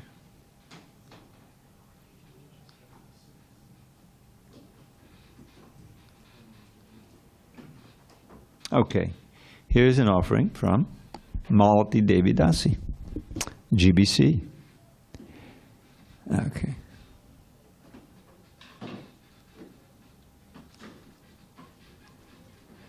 Nama Om Vishnu Padaya Krishna Prestaya Bhutale Srimati Bhakti Vedanta Swaminiti Namine Namaste Saraswati Deve Gauravani Pracharine Nirvishesha Shunyavadi Paschatya Deshatarine. As explained by Srila Prabhupada, is a quote, according to the Vedic literature, the moon is regarded as a star. The scientists say that the stars are all suns, but according to the Bhagavad Gita, the stars are of the same nature as the moon. In the Bhagavad Gita 10:21, Lord Krishna says, Nakshatrana Maham Shashi. Of stars, I am the moon. Thus the moon is just like the many stars. What is the nature of the moon? It is bright because it reflects light from the sun. Therefore, although the scientists say that the stars are many suns, we do not agree. According to the Vedic calculation, there are innumerable suns, but in every universe there is only one. End of quote from Prabhupada. You, Srila Prabhupada, are our only sun. Around you, many moons appeared, and many moons are also disappearing from our vision these days. But you will forever be that only shining sun guiding ISKCON, giving credence to those moons who faithfully reflect your teachings and mercy. We know that there are other acharyas, and we honor them and their contributions. But you are our sunshine, our only sunshine, without whom our lives would wither away. I cannot profess to know who you are, but I do know that my life has no meaning without you. Once a former disciple criticized that ISKCON members are too focused on you. It was intended as a criticism, but I felt it was and is a glorious fact. That we're always focused on you. I am surrounded by your grace in all directions, your bigger Mridanga books, and your Vani deeply embedded in my heart. I will never stop running after the dust of your lotus feet. There is nothing more for me to aspire for. Your fallen servant, Malati Devi Dasi. And now, from Niranjan Swami. Dear Srila Prabhupada, please accept my prostrated obeisances in the dust of your lotus feet. All glories to your divine grace. I am writing this Vyasa Puja offering to you a few days before the 126th anniversary of your divine appearance in this world. Okay. The year is 2022, and certain events of this year have created an unprecedented disturbance in the lives of thousands of your servants, many of whom have had their faith shaken from all that you both taught us and perfectly demonstrated to us about every living entity's eternal relationship with Krishna. Srila Prabhupada, your faith in Krishna, your purity, your conviction in the order of your Guru Maharaj, your example as an ideal Vaishnav, and especially your instructions have formed the bedrock of the movement you began in 1965. Back to Godhead was the goal you personally set for everyone who would take shelter in your movement. You then left this movement here in this material world in the hands and hearts of your followers when you returned to your eternal service in the spiritual world. However, I have observed that it has become very difficult for some of your followers, including myself, to prepare ourselves for all the warnings you also gave us about calamities yet to come within this world. You consistently reminded us not only about the temporary and miserable nature of the material world, but about the inevitability of hardships human civilization would face due to sinful activity and exploitation of this planet's resources, simply for economic development and sense gratification. The following is only one such short example. So Prabhupada is speaking here at Brandeis University in April of 1969. Similarly, this world, nobody wants war, nobody wants famine, nobody wants earthquake, nobody wants disease, nobody wants death. But these things are happening. It will happen. Even if you do not want, you cannot, combat all these. Attacks of the material nature. That is the way of material nature. Close quote. But because the material world is a place of forgetfulness, we tend to forget that there can never be any real shelter here in this material world. We tend to think, oh, the calamities about which Srila Prabhupada was talking were about some distant future events, and certainly not something that will happen in my lifetime. Close quote. We also tend to think that back to Godhead is to be thought about at the end of this lifetime. Devotees recently asked me, why does Krishna make it so difficult here in the material world?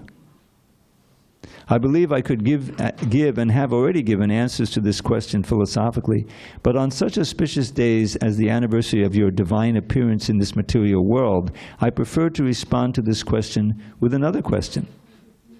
Why has Krishna made me so fortunate to have come into contact with Srila Prabhupada in this lifetime, here in this material world?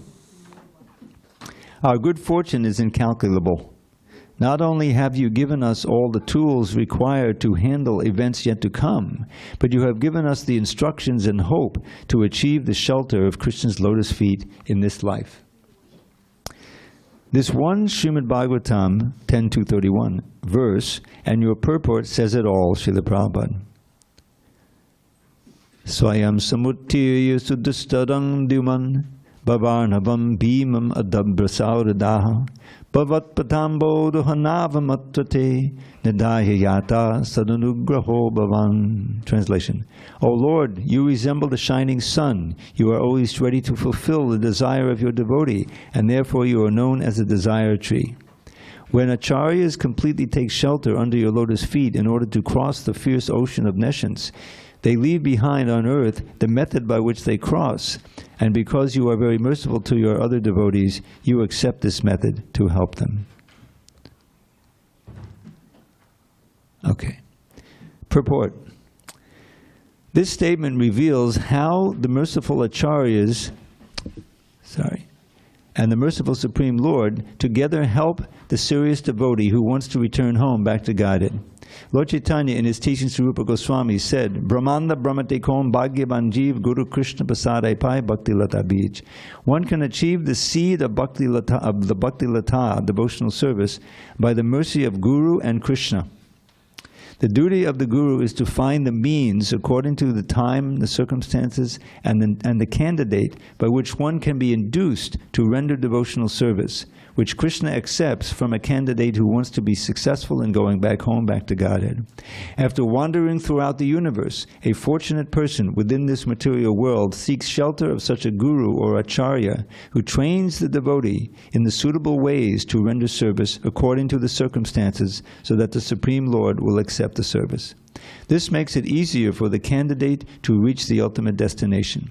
The Acharya's duty, therefore, is to find the means by which devotees may render the service according to references from Shastra. Rupa Goswami, for example, in order to help subsequent devotees, published such devotional books as the Bhakti Rasamrita Sindhu. Thus, it is the duty of the Acharya to publish books that will help future candidates take up the method of service and become eligible to return home, back to Godhead, by the mercy of the Lord. In our Krishna consciousness movement, this same path is being prescribed and followed. Thus, the devotees have been advised to refrain from 4 sinful activities: illicit sex, intoxication, meat eating, and gambling, and to chant 16 rounds a day. These are bona fide instructions. Because in the Western countries, constant chanting is not possible, one should not artificially imitate Haridas Thakur, but should follow this method. Krishna will accept a devotee who strictly follows the regulative principles and the method prescribed in the various books and literatures published by the authorities. The Acharya gives the suitable method for crossing the ocean of nescience by accepting the boat of the Lord's lotus feet. And if this method is strictly followed, the followers will ultimately reach the destination by the grace of the Lord. This method is called Acharya Sampradaya. It is therefore said, Sampradaya Bihina Ye Mantraste Nishpalamataha Padma Puran. The Acharya Sampradaya is strictly followed. So what that Sanskrit means, that without the Sampradaya, then whatever mantra you may be chanting is going to be fruitless, without receiving it from a bona fide Acharya in this bona fide Sampradaya. The Acharya Sampradaya is strictly bona fide. Therefore, one must accept the Acharya Sampradaya. Otherwise, one's endeavor will be futile. Srila Narottam Das Thakur therefore sings, Tandera Charana Sevi Bhakta Sanevas Janame Janame Hoy E Abhilash. One must worship the lotus feet of the Acharya and live within the society of devotees. Thus, one's endeavor to cross over nescience will surely be successful. Thank you, Srila Prabhupada, for all that you have done for us, your eternal servant, follower, and debtor, Niranjan Swami. And just one note for those who don't know, he is right in the middle of that Russian-Ukraine war. He's the main guru and GBC for Ukraine, and he's been dealing with that and trying to help the devotees and preaching and going through it. And that's why you hear echoes of that in this offering. But he's soldiering on. He's really one of the exalted heroes of this movement. And it's not just him, there are others, but he's right in the middle, it always has been. Well, it's almost 11 o'clock. We have 23 minutes. If anyone has something that they would like to offer to Srila Prabhupada as an homage. Yes. Sure. But you have to give your name. Manarama Dasi, Hare Krishna. No, into the mic. Oh, I was trying to avoid that part. Manarama Dasi is my name. Panchakopa Churubhyasya Kripa Sindhuve Patitanam Parvanebhyo Vaishnavebhyo Namo. I just wanted to take this fabulous opportunity just to pretty much glorify this temple and all the devotees here, but thank you for sharing. It was all really inspiring. This is not going to be inspiring, but I wanted to say that something that we probably all always circle back to is that crossroads as soon as Srila Prabhupada kind of reached down and grabbed us and found us here and gave his mercy to us. And whenever I personally I really don't like talking in front of people. But whenever I personally get an ego or start to kind of think highly of myself, I always kind of like go right back to that point and remember like what I would be if I would have gone the other direction. And I'm just eternally grateful for that moment when I got a Bhagavad Gita. And then also just continuing to be in all of your association and everybody who's been maintaining this temple and every ISKCON temple. It just gives us all life, and I don't know where we would be without the Vaishnavas guiding us in all of your inspiration and classes. And thank you so much for all that you all do. Hare Krishna.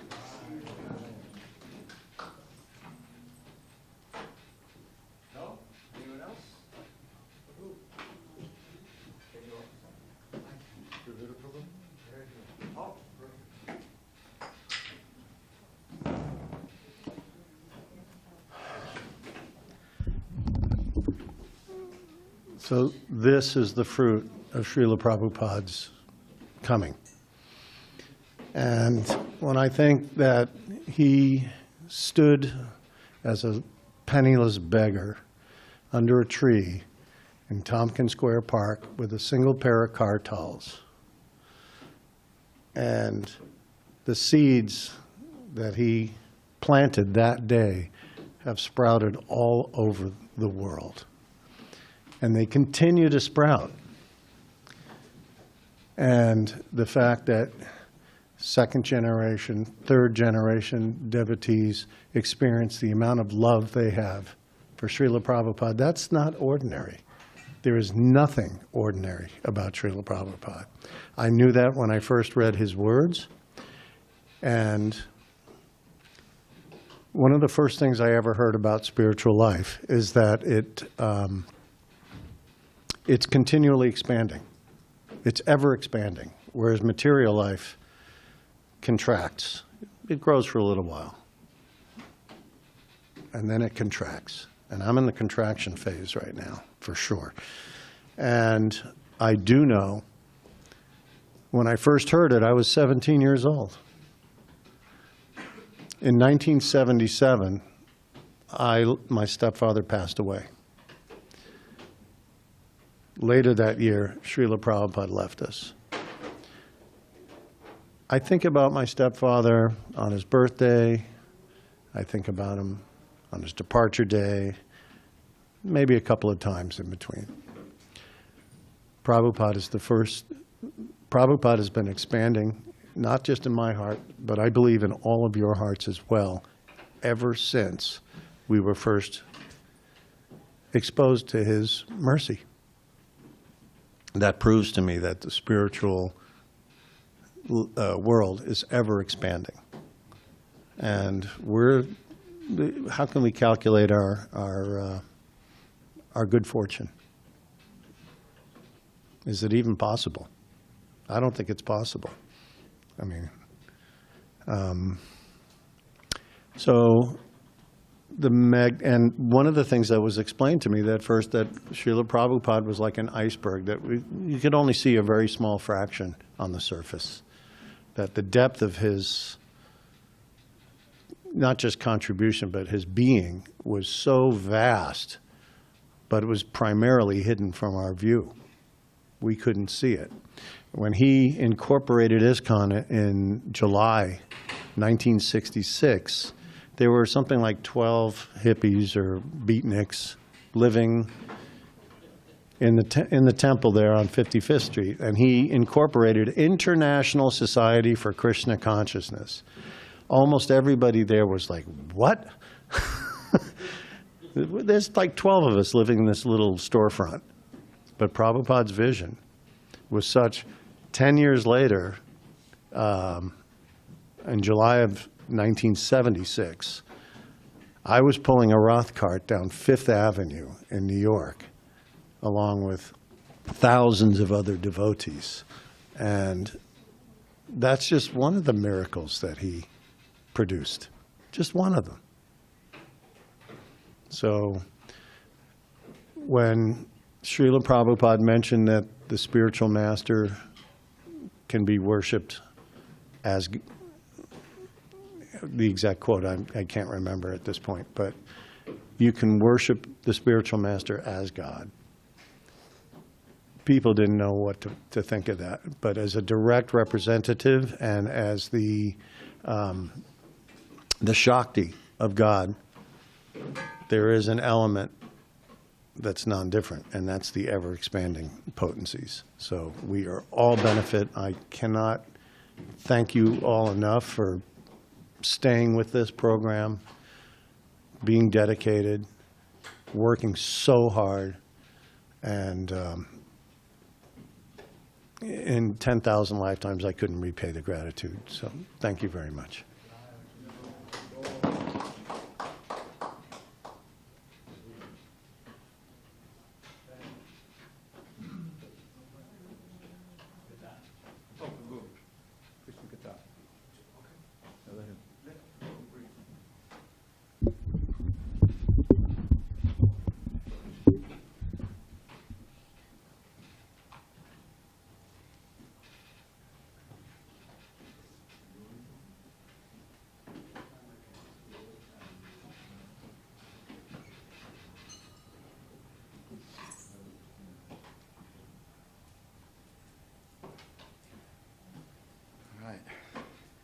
Thank you, Vaikuntha. That was awesome.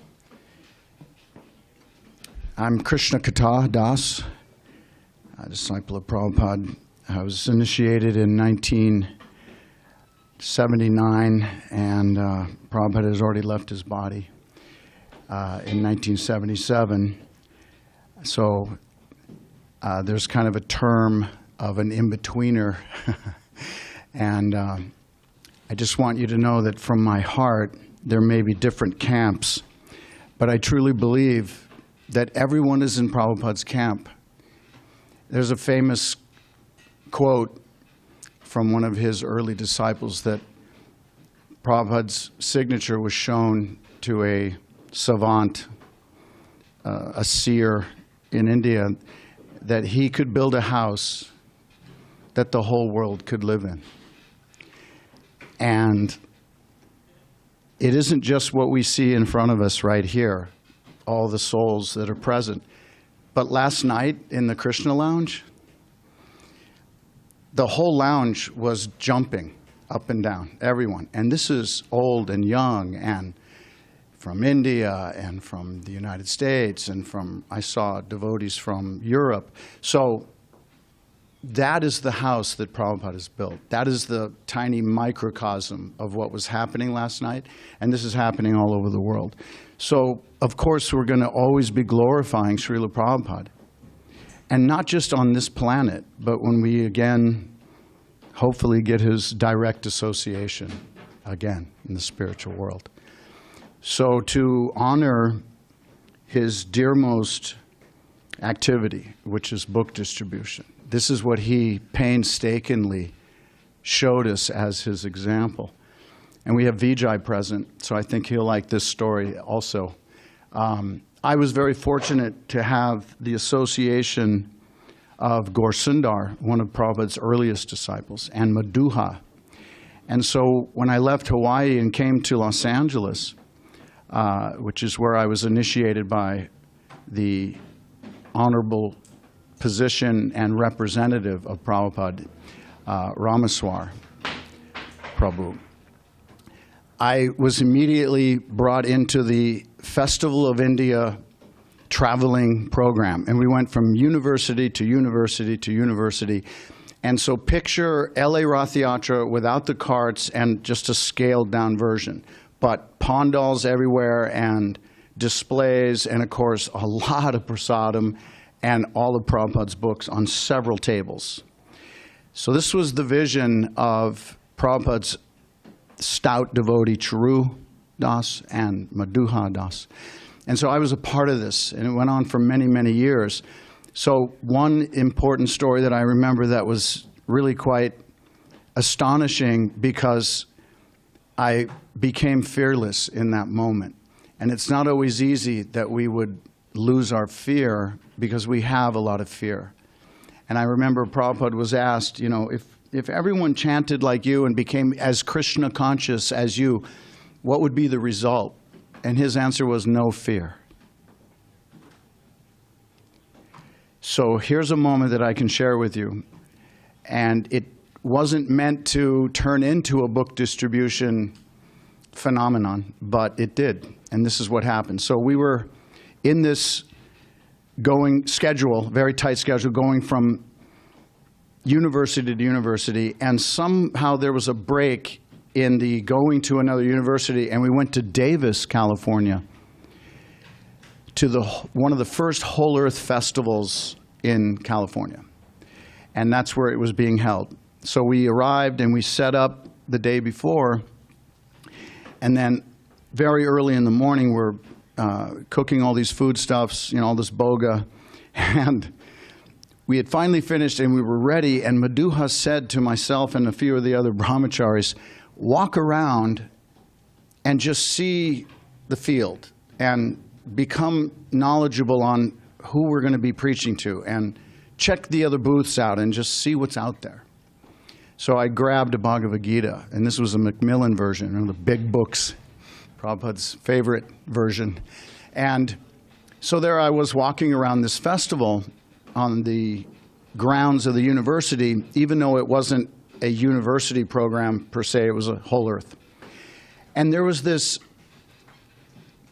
I'll just say, confused or semi-confused jiva soul, and he was drawing quite a crowd, and he was holding a papaya.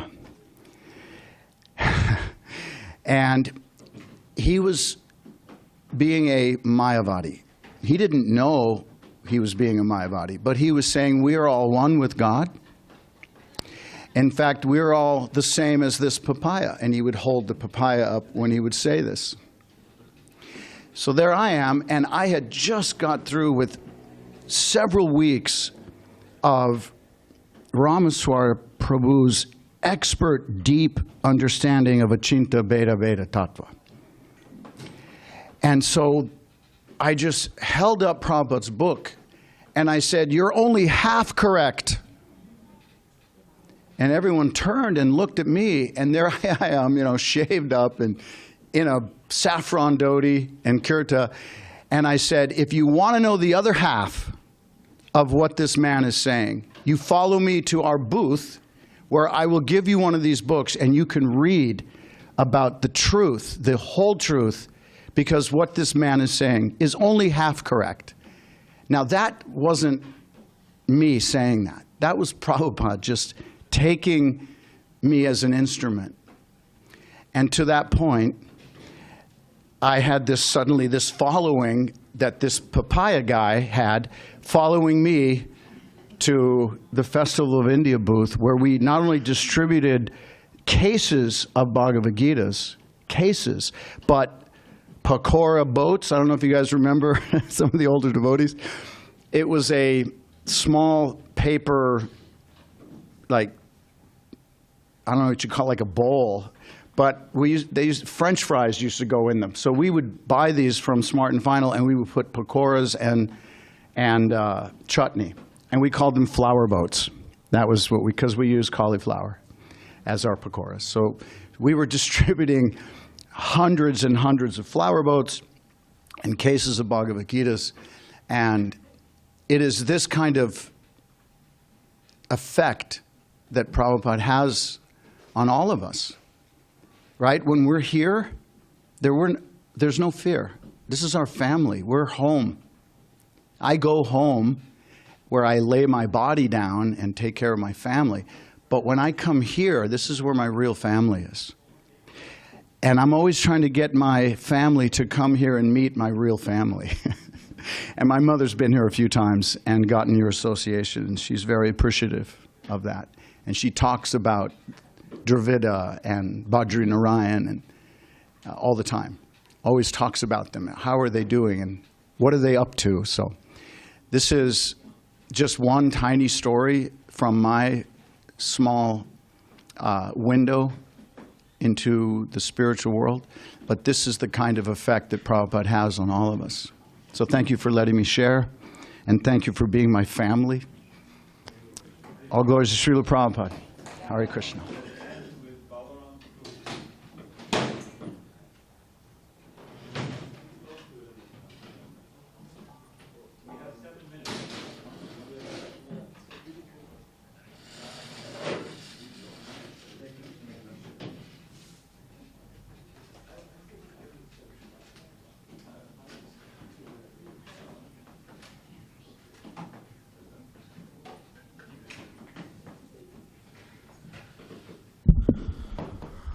So I just have a brief reading here. I wrote an offering, and then Gaur Keshava could go. I think we have enough time.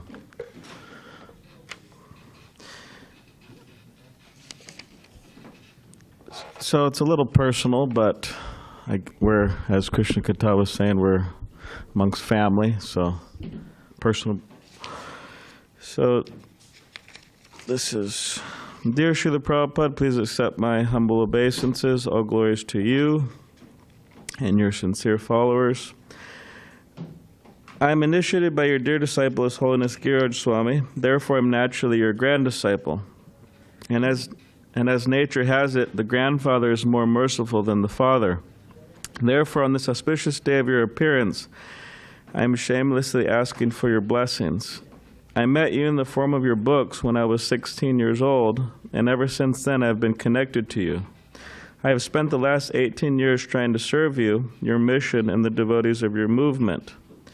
Despite my many shortcomings, you have allowed me to stay within the association of the devotees, and I humbly thank you for this benediction.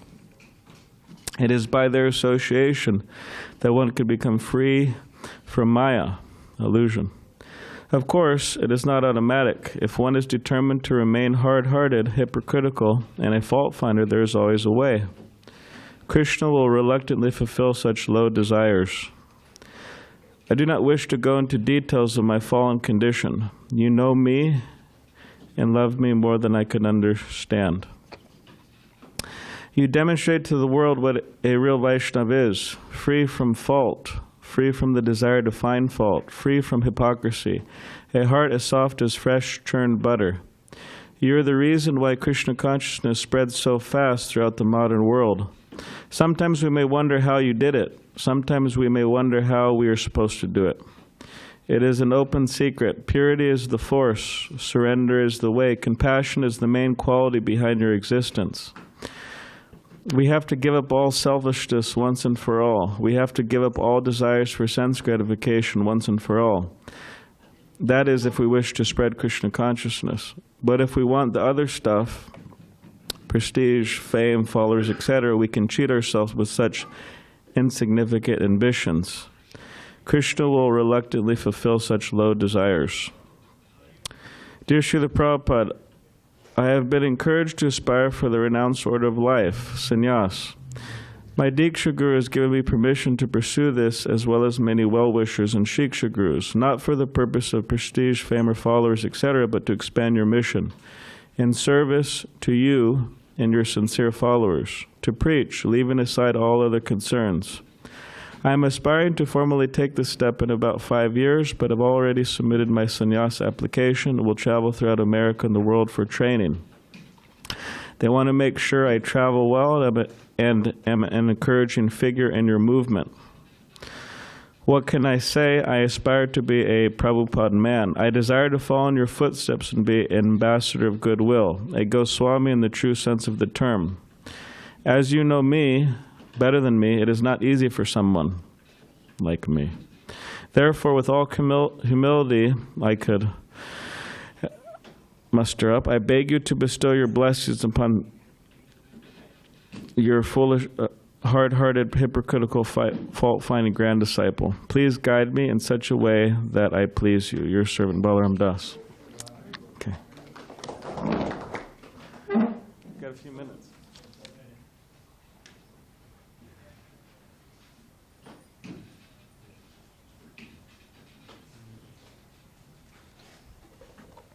नमो विष्णुपदाय कृष्ण पृष्ठाय भूतले श्रीमते भक्तिवेदांत स्वामी इति नामने नमस्ते सरस्वती देवे गौरवाणी प्रचारिणे निर्विशेष शून्यवादी पाश्चादेशतारिणे.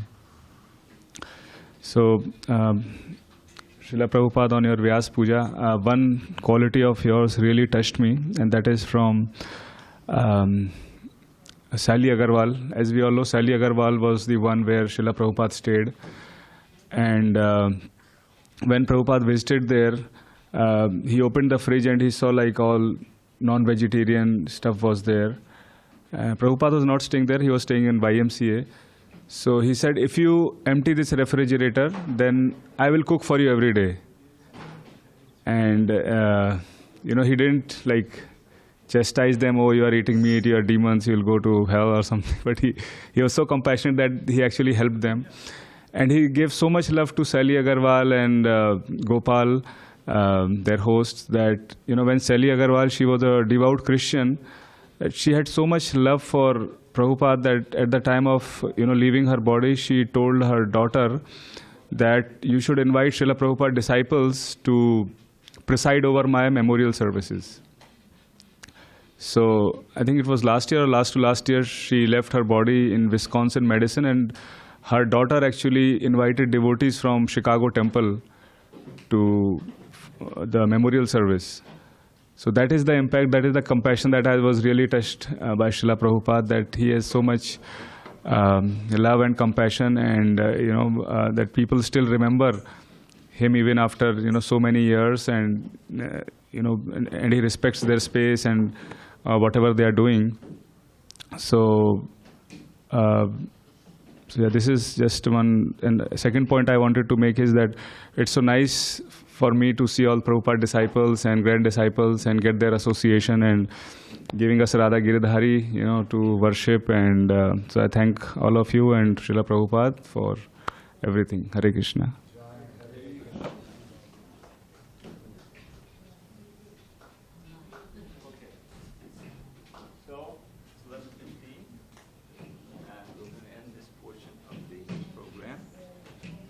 And my understanding is the offering will be made at 11:30. So between now and then, why don't we have a kirtan? Yeah. Right? There's nothing to do. There's always.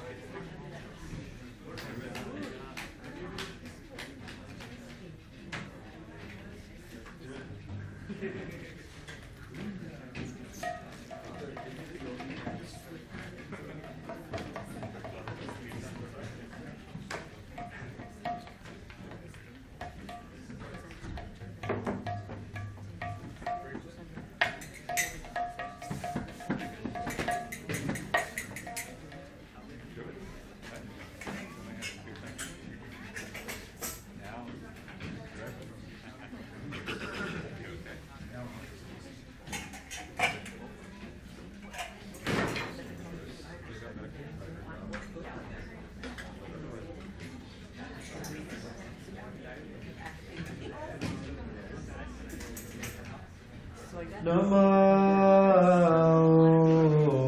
Vishnu Padaya Krishna Prishthaya Bhutale Srimati Bhakti Vedanta Swami Iti Namine.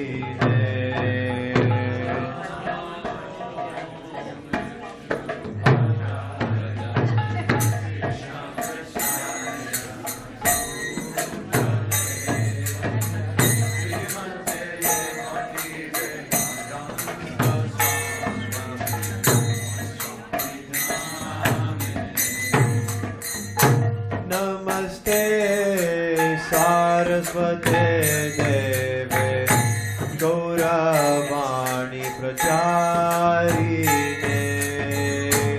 Nirvishesha Shunyavadi Paschatya Desha Tarine.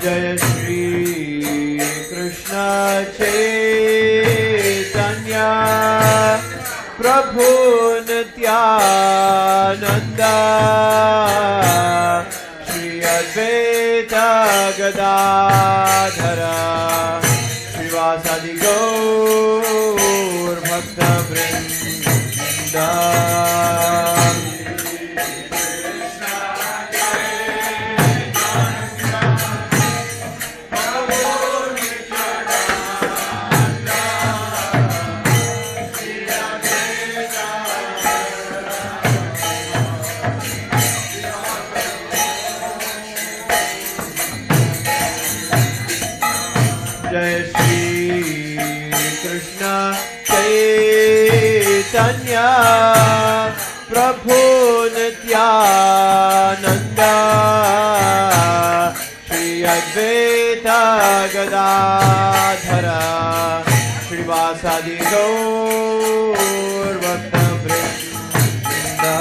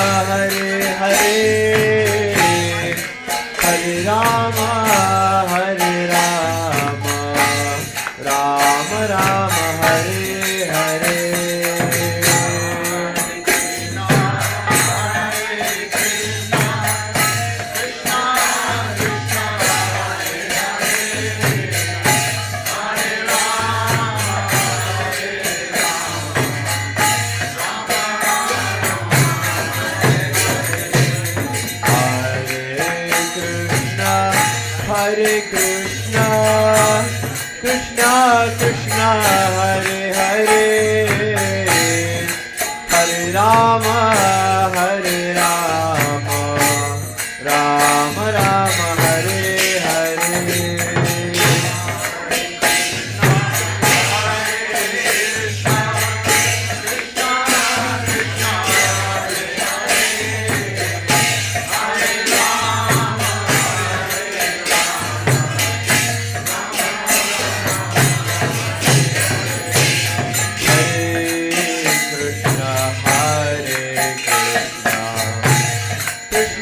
Krishna Hare Hare, Hare Rama, Hare Rama, Rama Rama,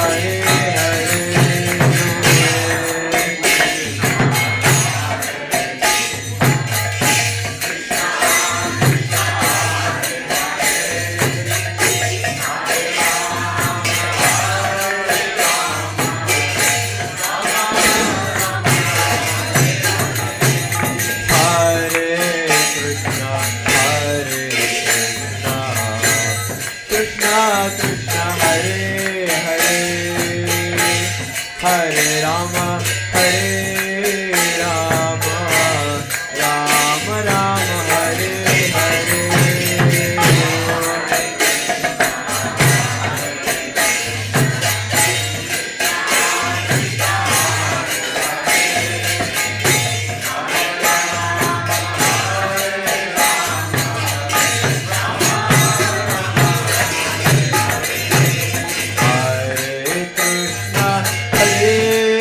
Krishna Krishna Hare Hare, Hare Rama, Hare Rama, Rama Rama, Hare Hare.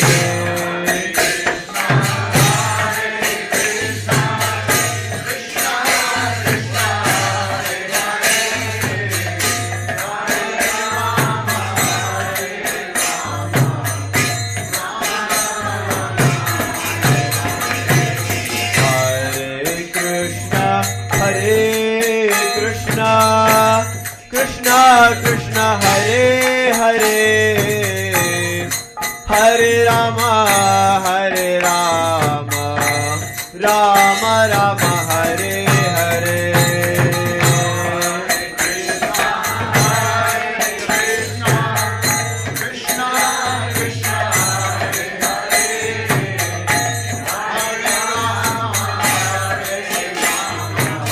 Rama, Rama Rama, Hare Hare.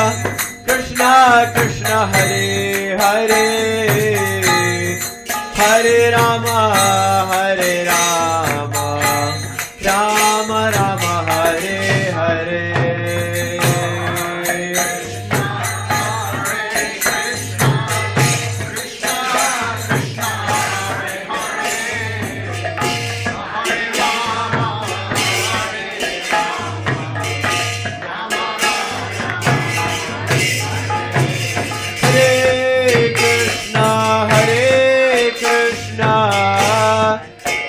Krishna Hare Hare, Hare Rama, Hare Rama, Rama Rama, Hare Hare.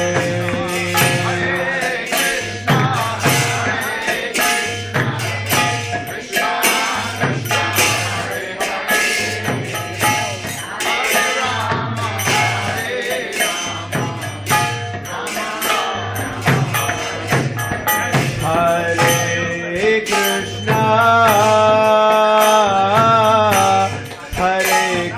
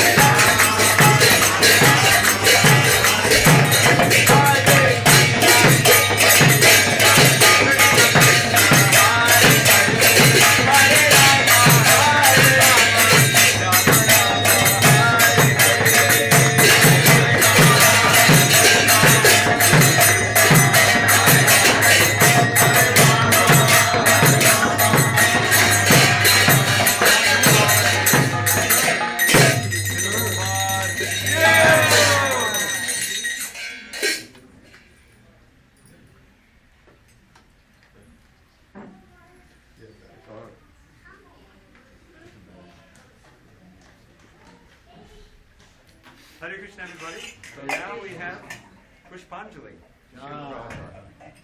First, we're going to get some batteries in it. But someone, we can start handing out these petals. Take that.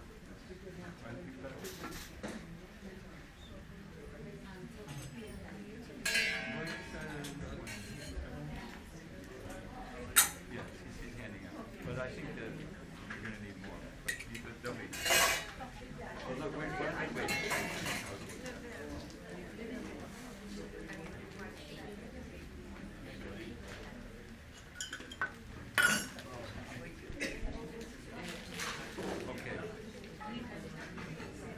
Plan is,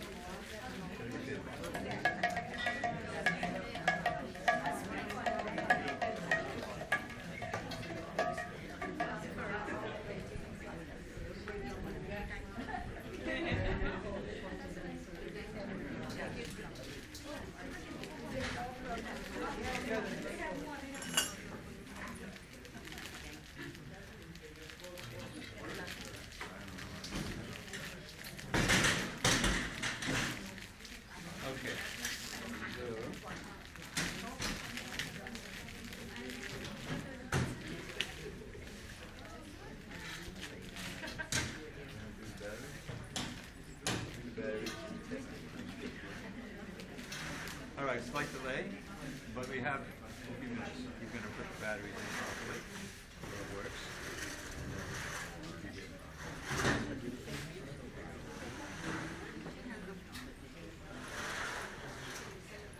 Yeah, that's not for now.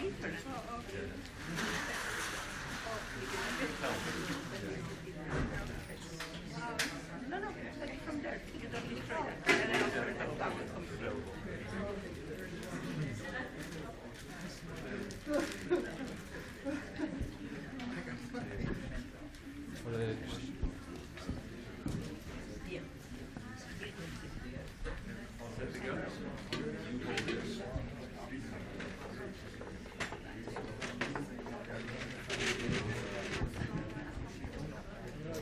Okay, just some of you may be new to this. Hello, Hare Krishna. So we're going to go word by word through the Mangalacharan prayers you'll hear. Just repeat each word, and then at the end we'll throw a petal 3 times to Srila Prabhupada and bow down, and I'll instruct you. Om Agyana Timurandasya Gyananjana Salakaya Chakshur Unmilitam Yena Tasmai Shri Gurave Namaha Shri Chaitanya Manobhishtam Stapitam Yena Bhutale Swayam Rupa Kadamayam Dadati Sopadantikam Vandeham Shri Guru Shri Yuta Padakamalam Shri Guru Vaishnavangscha Shri Rupam Sagrajatam Sahagana Raghunathan Vitam Tam Sajivam Sadvaitam Savadutam Parijana Sahitam Krishna Chaitanya Devam Shri Radha Krishna Padam Sahagana Lalita Shri Vishakhan Vitangscha Nama Om Vishnu Padaya Krishna Prestaya Bhutale Srimate Bhakti Vedanta Swami Iti Namine Namaste Saraswati Devi Gauravani Pracharine Nirvishesha Shunyavadi Paschatya Deshatarine Nama Om Vishnu Padaya Krishna Prestaya Bhutale Srimate Bhakti Siddhanta Saraswati Iti Namine Shri Varshabhanavi Devi Dahitaya Kripabdhaye Krishna Sambandha Vijnana Dahine Prabhave Namaha Madhuyojjala Premadhya Shri Rupanuga Bhaktida Shri Gaura Karuna Shakti Vigrahaya Namostate Namaste Gauravani Shri Murtaye Dinatarine Rupanuga Virudha Apasiddhanta Dvantaharine Namo Gaurakishoraya Sakshad Vairagyamurtaye Vipralambha Vasambodhe Padambujaya Te Namaha Namo Bhakti Vinodaya Satchidananda Namine Gaura Shakti Swarupaya Rupanuga Varayate Gaura Vibhava Bhumestvam Nirdeshta Sajjana Priyaha Vaishnava Sarvabhauma Shri Jagannathaya Te Namaha Vancha Kalpatarubhyascha Kripa Sindhuvevacha Patitanam Pavanebhyo Vaishnavebhyo Namo Namaha Namo Mahavadanyaya Krishna Prema Pradayate Krishnaya Krishna Chaitanya Namne Gauratvishe Namaha Panchatattvatmakam Krishnam Bhaktarupa Swarupakam Bhaktavataram Bhaktakyam Namami Bhakta Shaktikam He Krishna Karuna Sindho Dinabandho Jagatpate Gopesha Gopika Kanta Radha Kanta Namostate Jayatam Sudato Pangor Mama Manda Matirgati Matsavasva Padambojao Radha Madanamohanao Divyad Vrindaranya Kalpadrumadha Srimad Ratnagara Singhasanasthao Srimad Radha Srila Govinda Devo Kristalibhi Sevyamana Smarami Shriman Rasa Rasarambhi Vamshivata Tathastitaha Karshan Venu, Sunaya Gopi, Gopinatha, Sri Istunaha, Tapta Kanchana, Gaurangi, Radhe, Vrindavaneshwari, Rishabhanu, Sute Devi, Pranamami, Hari Priye, Jai Shri Krishna Chaitanya, Prabhu Nityananda, Shri Advaita, Gadadhara, Shri Vasari, Gaur Bhakta Vrinda, Hare Krishna, Hare Krishna, Krishna Krishna, Hare Hare, Hare Rama, Hare Rama, Rama Rama, Hare Hare. So now we're going to say Srila Prabhupada's pranam mantras 3 times, and after each time, offer 1/30 of flowers and offer obeisances. Nama Om, Vishnu Padaya, Krishna Prestaya, Bhutale, Srimate, Bhakti Vedanta, Swami, Iti Namine, Namaste, Saraswati Devi, Gauravani, Pracharine, Nirvishesha, Shunyavadi, Paschatya, Deshatarine, Pushpanjali, Srila Prabhupada ki jai.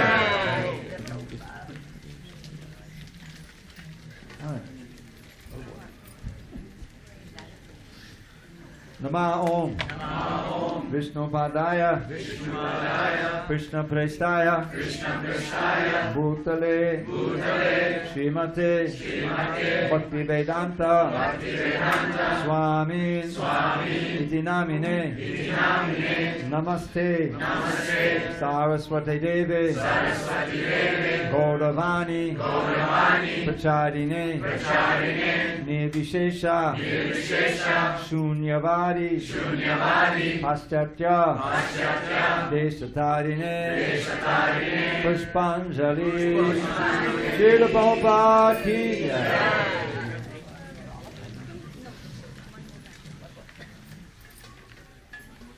Nama Om, Vishnu Padaya, Krishna Prestaya, Bhutale, Srimate, Bhakti Vedanta, Swami, Iti Namine, Namaste, Saraswati Devi, Gauravani, Pracharine, Nirvishesha, Shunyavadi, Paschatya, Deshatarine, Pushpanjali, Srila Prabhupada ki jai.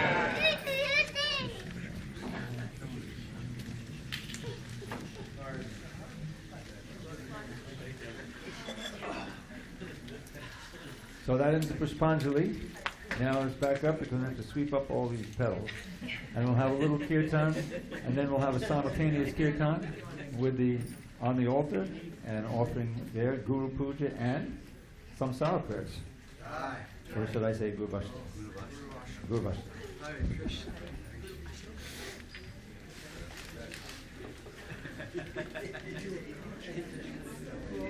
How about samsara nashana prayers? Samsara nashana prayers.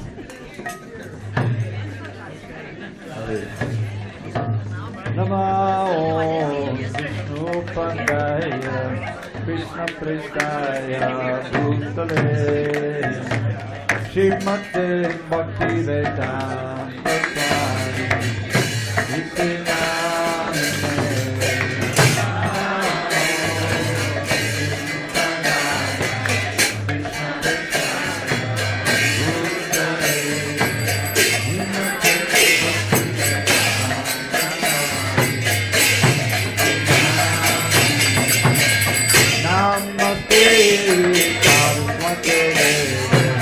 Gauravani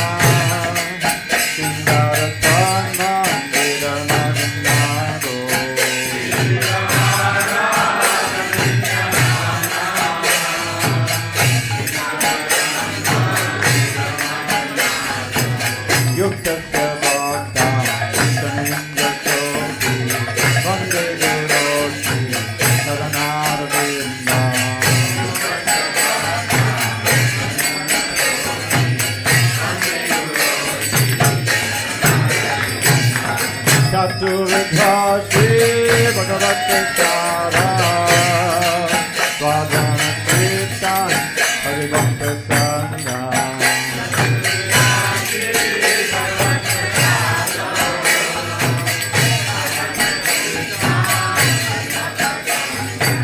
Sivara Kirti, Bhakta Sangha, Vande Guru Shri Saranara Vinda.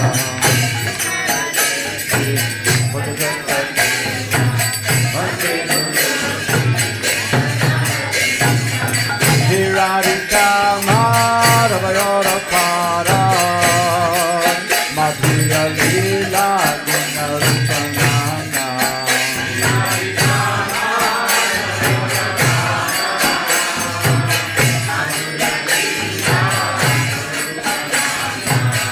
Vatichanasa Jamaluru Pasha Vande Guru Shri Saranara Vinda.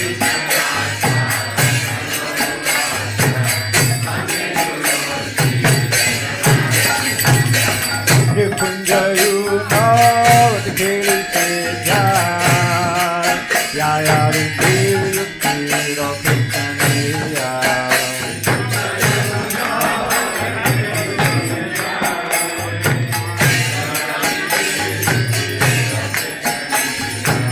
Satyati Dasya Rati Vallabhasya Vande Guru Shri Saranara Vinda.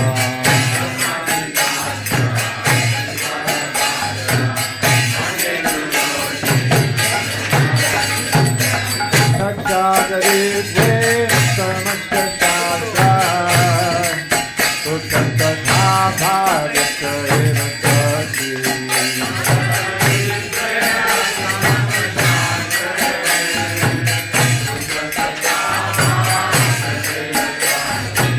Hindu Kavoya Priya Eva Satya Vande Guru Shri Saranara Vinda.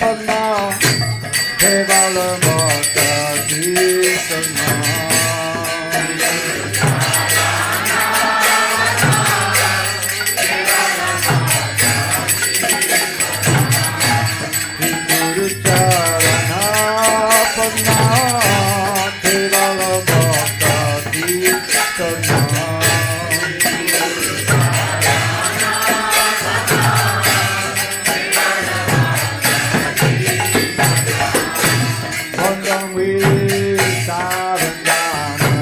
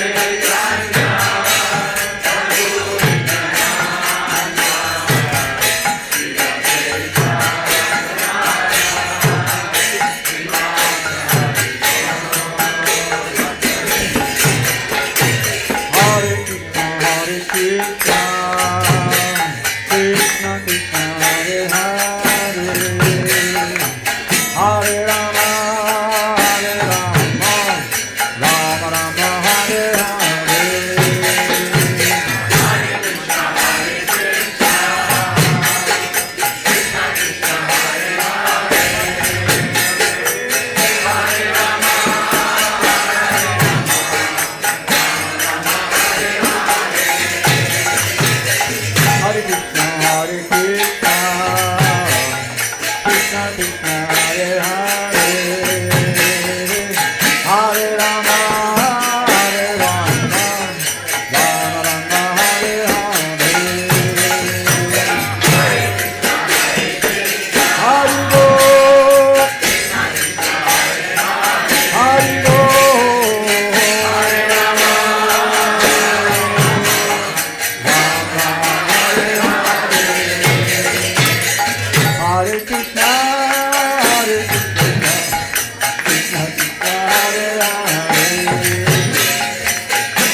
Rama,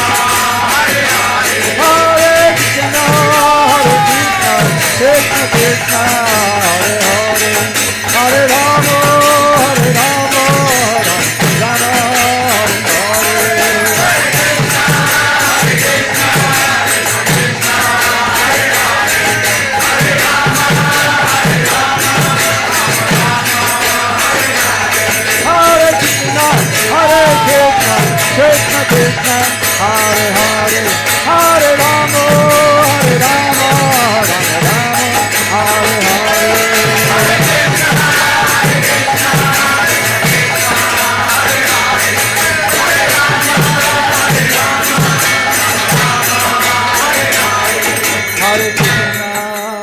Krishna, Krishna Krishna, Hare Hare, Hare Rama, Hare Rama, Rama Rama, Hare Hare. Hare Krishna, Hare Krishna, Krishna Krishna, Hare Hare, Hare Rama, Hare Rama, Rama Rama, Hare Hare. Hare Krishna, Hare Krishna, Krishna Krishna, Hare Hare, Hare Rama, Hare Rama, Rama Rama, Hare Hare. Hare Krishna,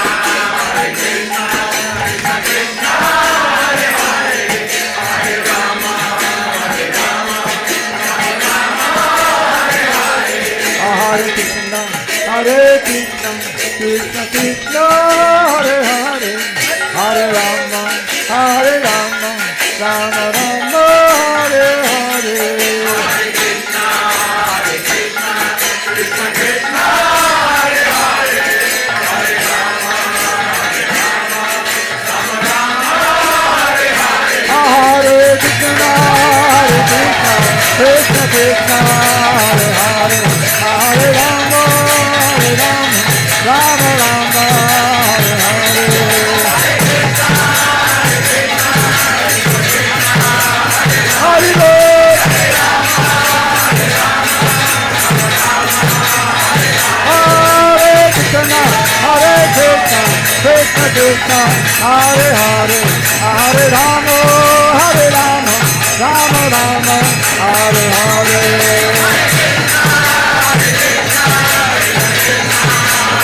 Hare Lord, Hare Rama,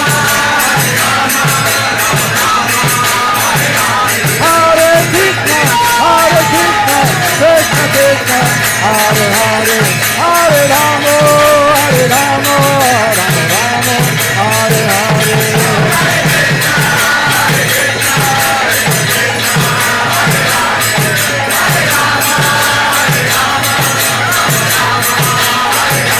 Hare Krishna, Hare Krishna, Krishna Krishna, Hare Hare, Hare Rama, Hare Rama, Rama Rama, Hare Hare.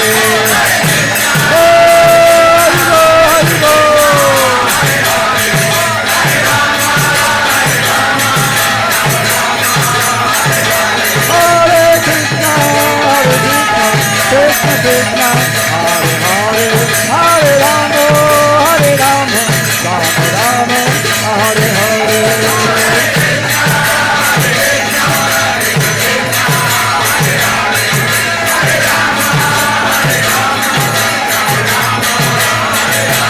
Hare Krishna, Hare Krishna, Krishna Krishna, Hare Hare, Hare Rama, Hare Rama, Rama Rama, Hare Hare. Hare Lord,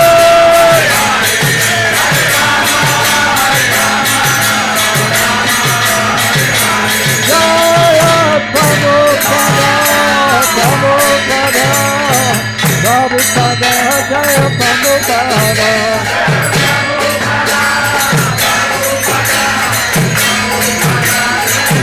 Jaya Jaya Prabhupada, Prabhupada, Prabhupada, Jaya Prabhupada.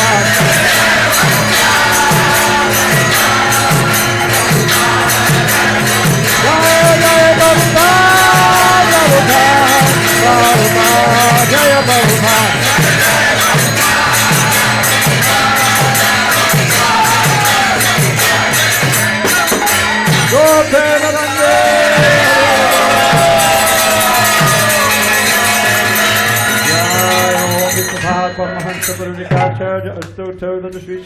Divine grace, Srila A.C. Bhaktivedanta Swami Prabhupada ki jai.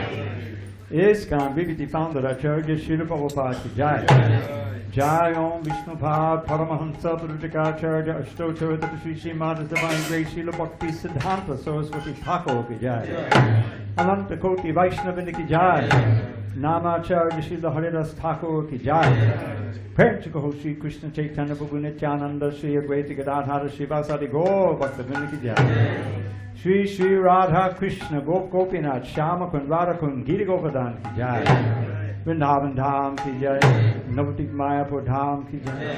Jagannath Puri Dham ki Jai. Jagannath Swami ki Jai. Gauranga Mahi ki Jai. Yamuna Mahi ki Jai. Tulsi Devi ki Jai. Bhakti Devi ki Jai. Shri Harinam Sankirtan ki Jai. Transcendental Book Distribution ki Jai. Srila Prabhupada ki Jai. Srila Prabhupada ki Jai. Srila Prabhupada's glorious Vyasa Puja ki Jai. Samaveda Bhaktivinoda ki Jai. All glories to the assembled devotees. All glories to the assembled devotees. All glories to the assembled devotees. All glories to Shri Guru and Lord. Now, because we had an arti, we need to have a string of prayers. Namaste Narasimhaya. Namaste Narasimhaya. Namaste Narasimhaya. Namaste Narasimhaya. Palada Lara Naine.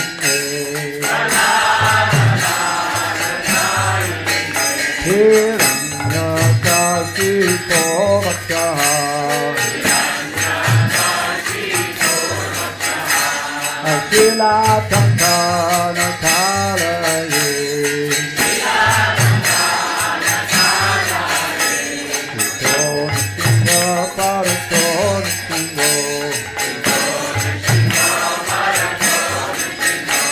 Yato yato yamitato nishinga.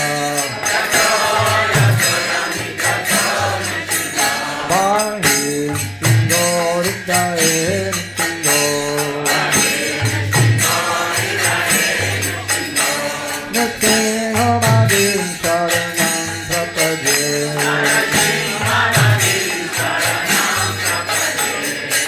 Prabhupada kamalam vare. Adhita Kinda Kalika Tirnestitu Kanundina Sindhita Naradita Jaya Jagadita Hare Jaya Jagadita Hare Jaya Jagadita Hare.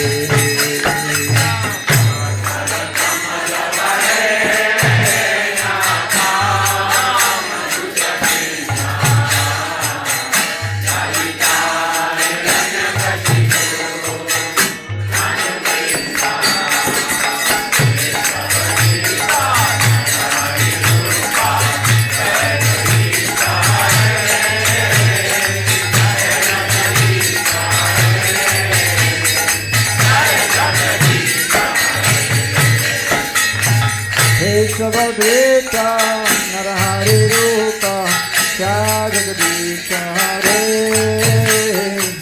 Jagadisha Hare Jaya Jagadisha Hare.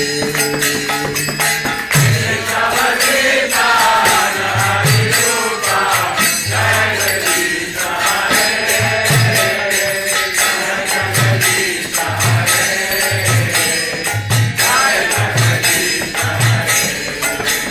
Jaya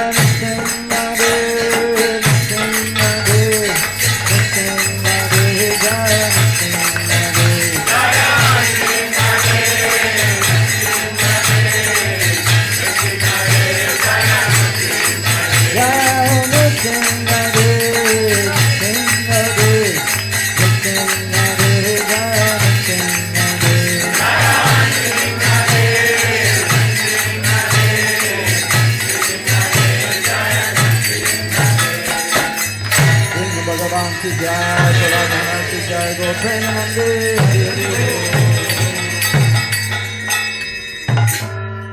Hari. Well, I know there's one more part to this festival, but I can't remember what it is. So I don't know anything how and where the prasad is going to be served out. So somebody. Right out here. Right out here. Patio, right? Yeah. All right. Prepare to the patio.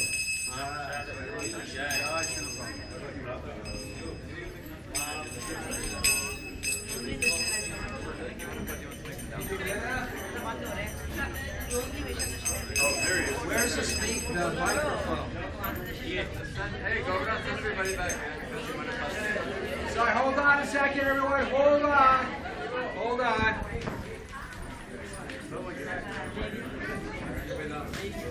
It's entangled.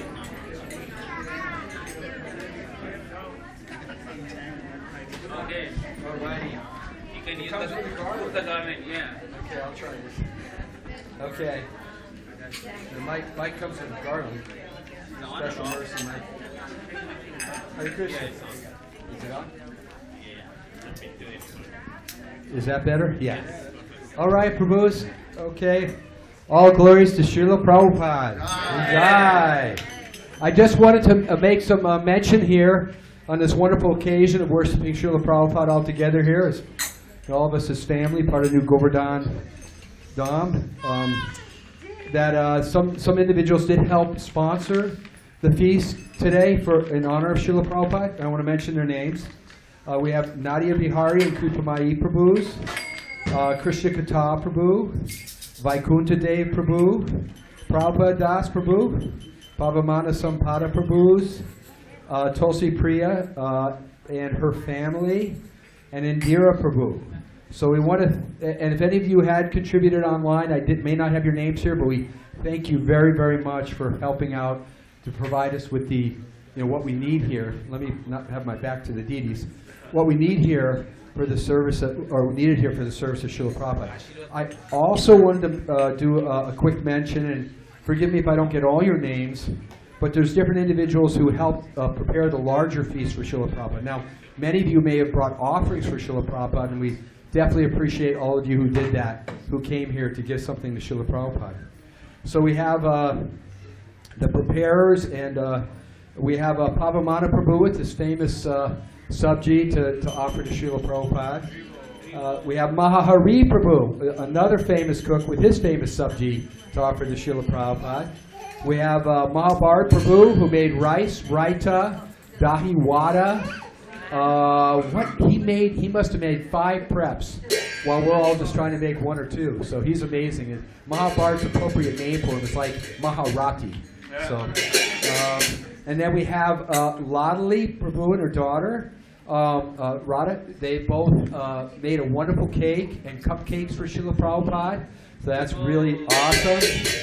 We have Mukunda Charana Prabhu, who made a wonderful cheesecake for Srila Prabhupada and helped with so many other getting ready. I can attest that he was cooking at 4:30. I came from my market. He was in the kitchen. He was. I came in a little later and he was there.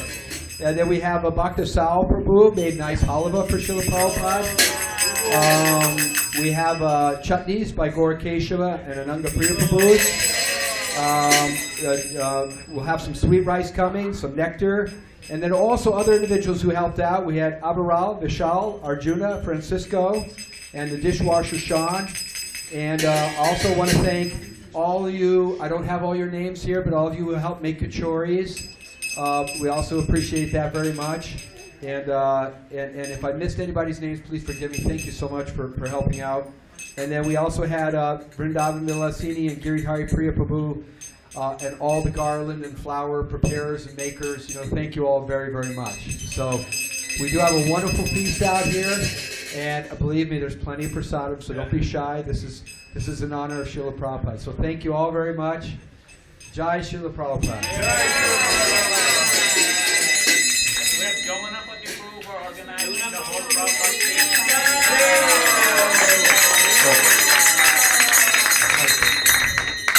Okay, what was that you want to say? My son and my daughter just got married in the temple, so I want everybody to bless them. Oh, okay. So, what is your son's name? Tanay and Ayushi. Tanay. My son Tanay. Daughter-in-law is Ayushi. Ayushi. We have a tradition here. to bless, the members of our devotional family here. So all together, let's raise our hands and chant the Maha Mantra in blessing. Hare Krishna, Krishna Krishna, Hare Hare. Hare Rama, Rama Rama, Hare Hare. Hare Krishna.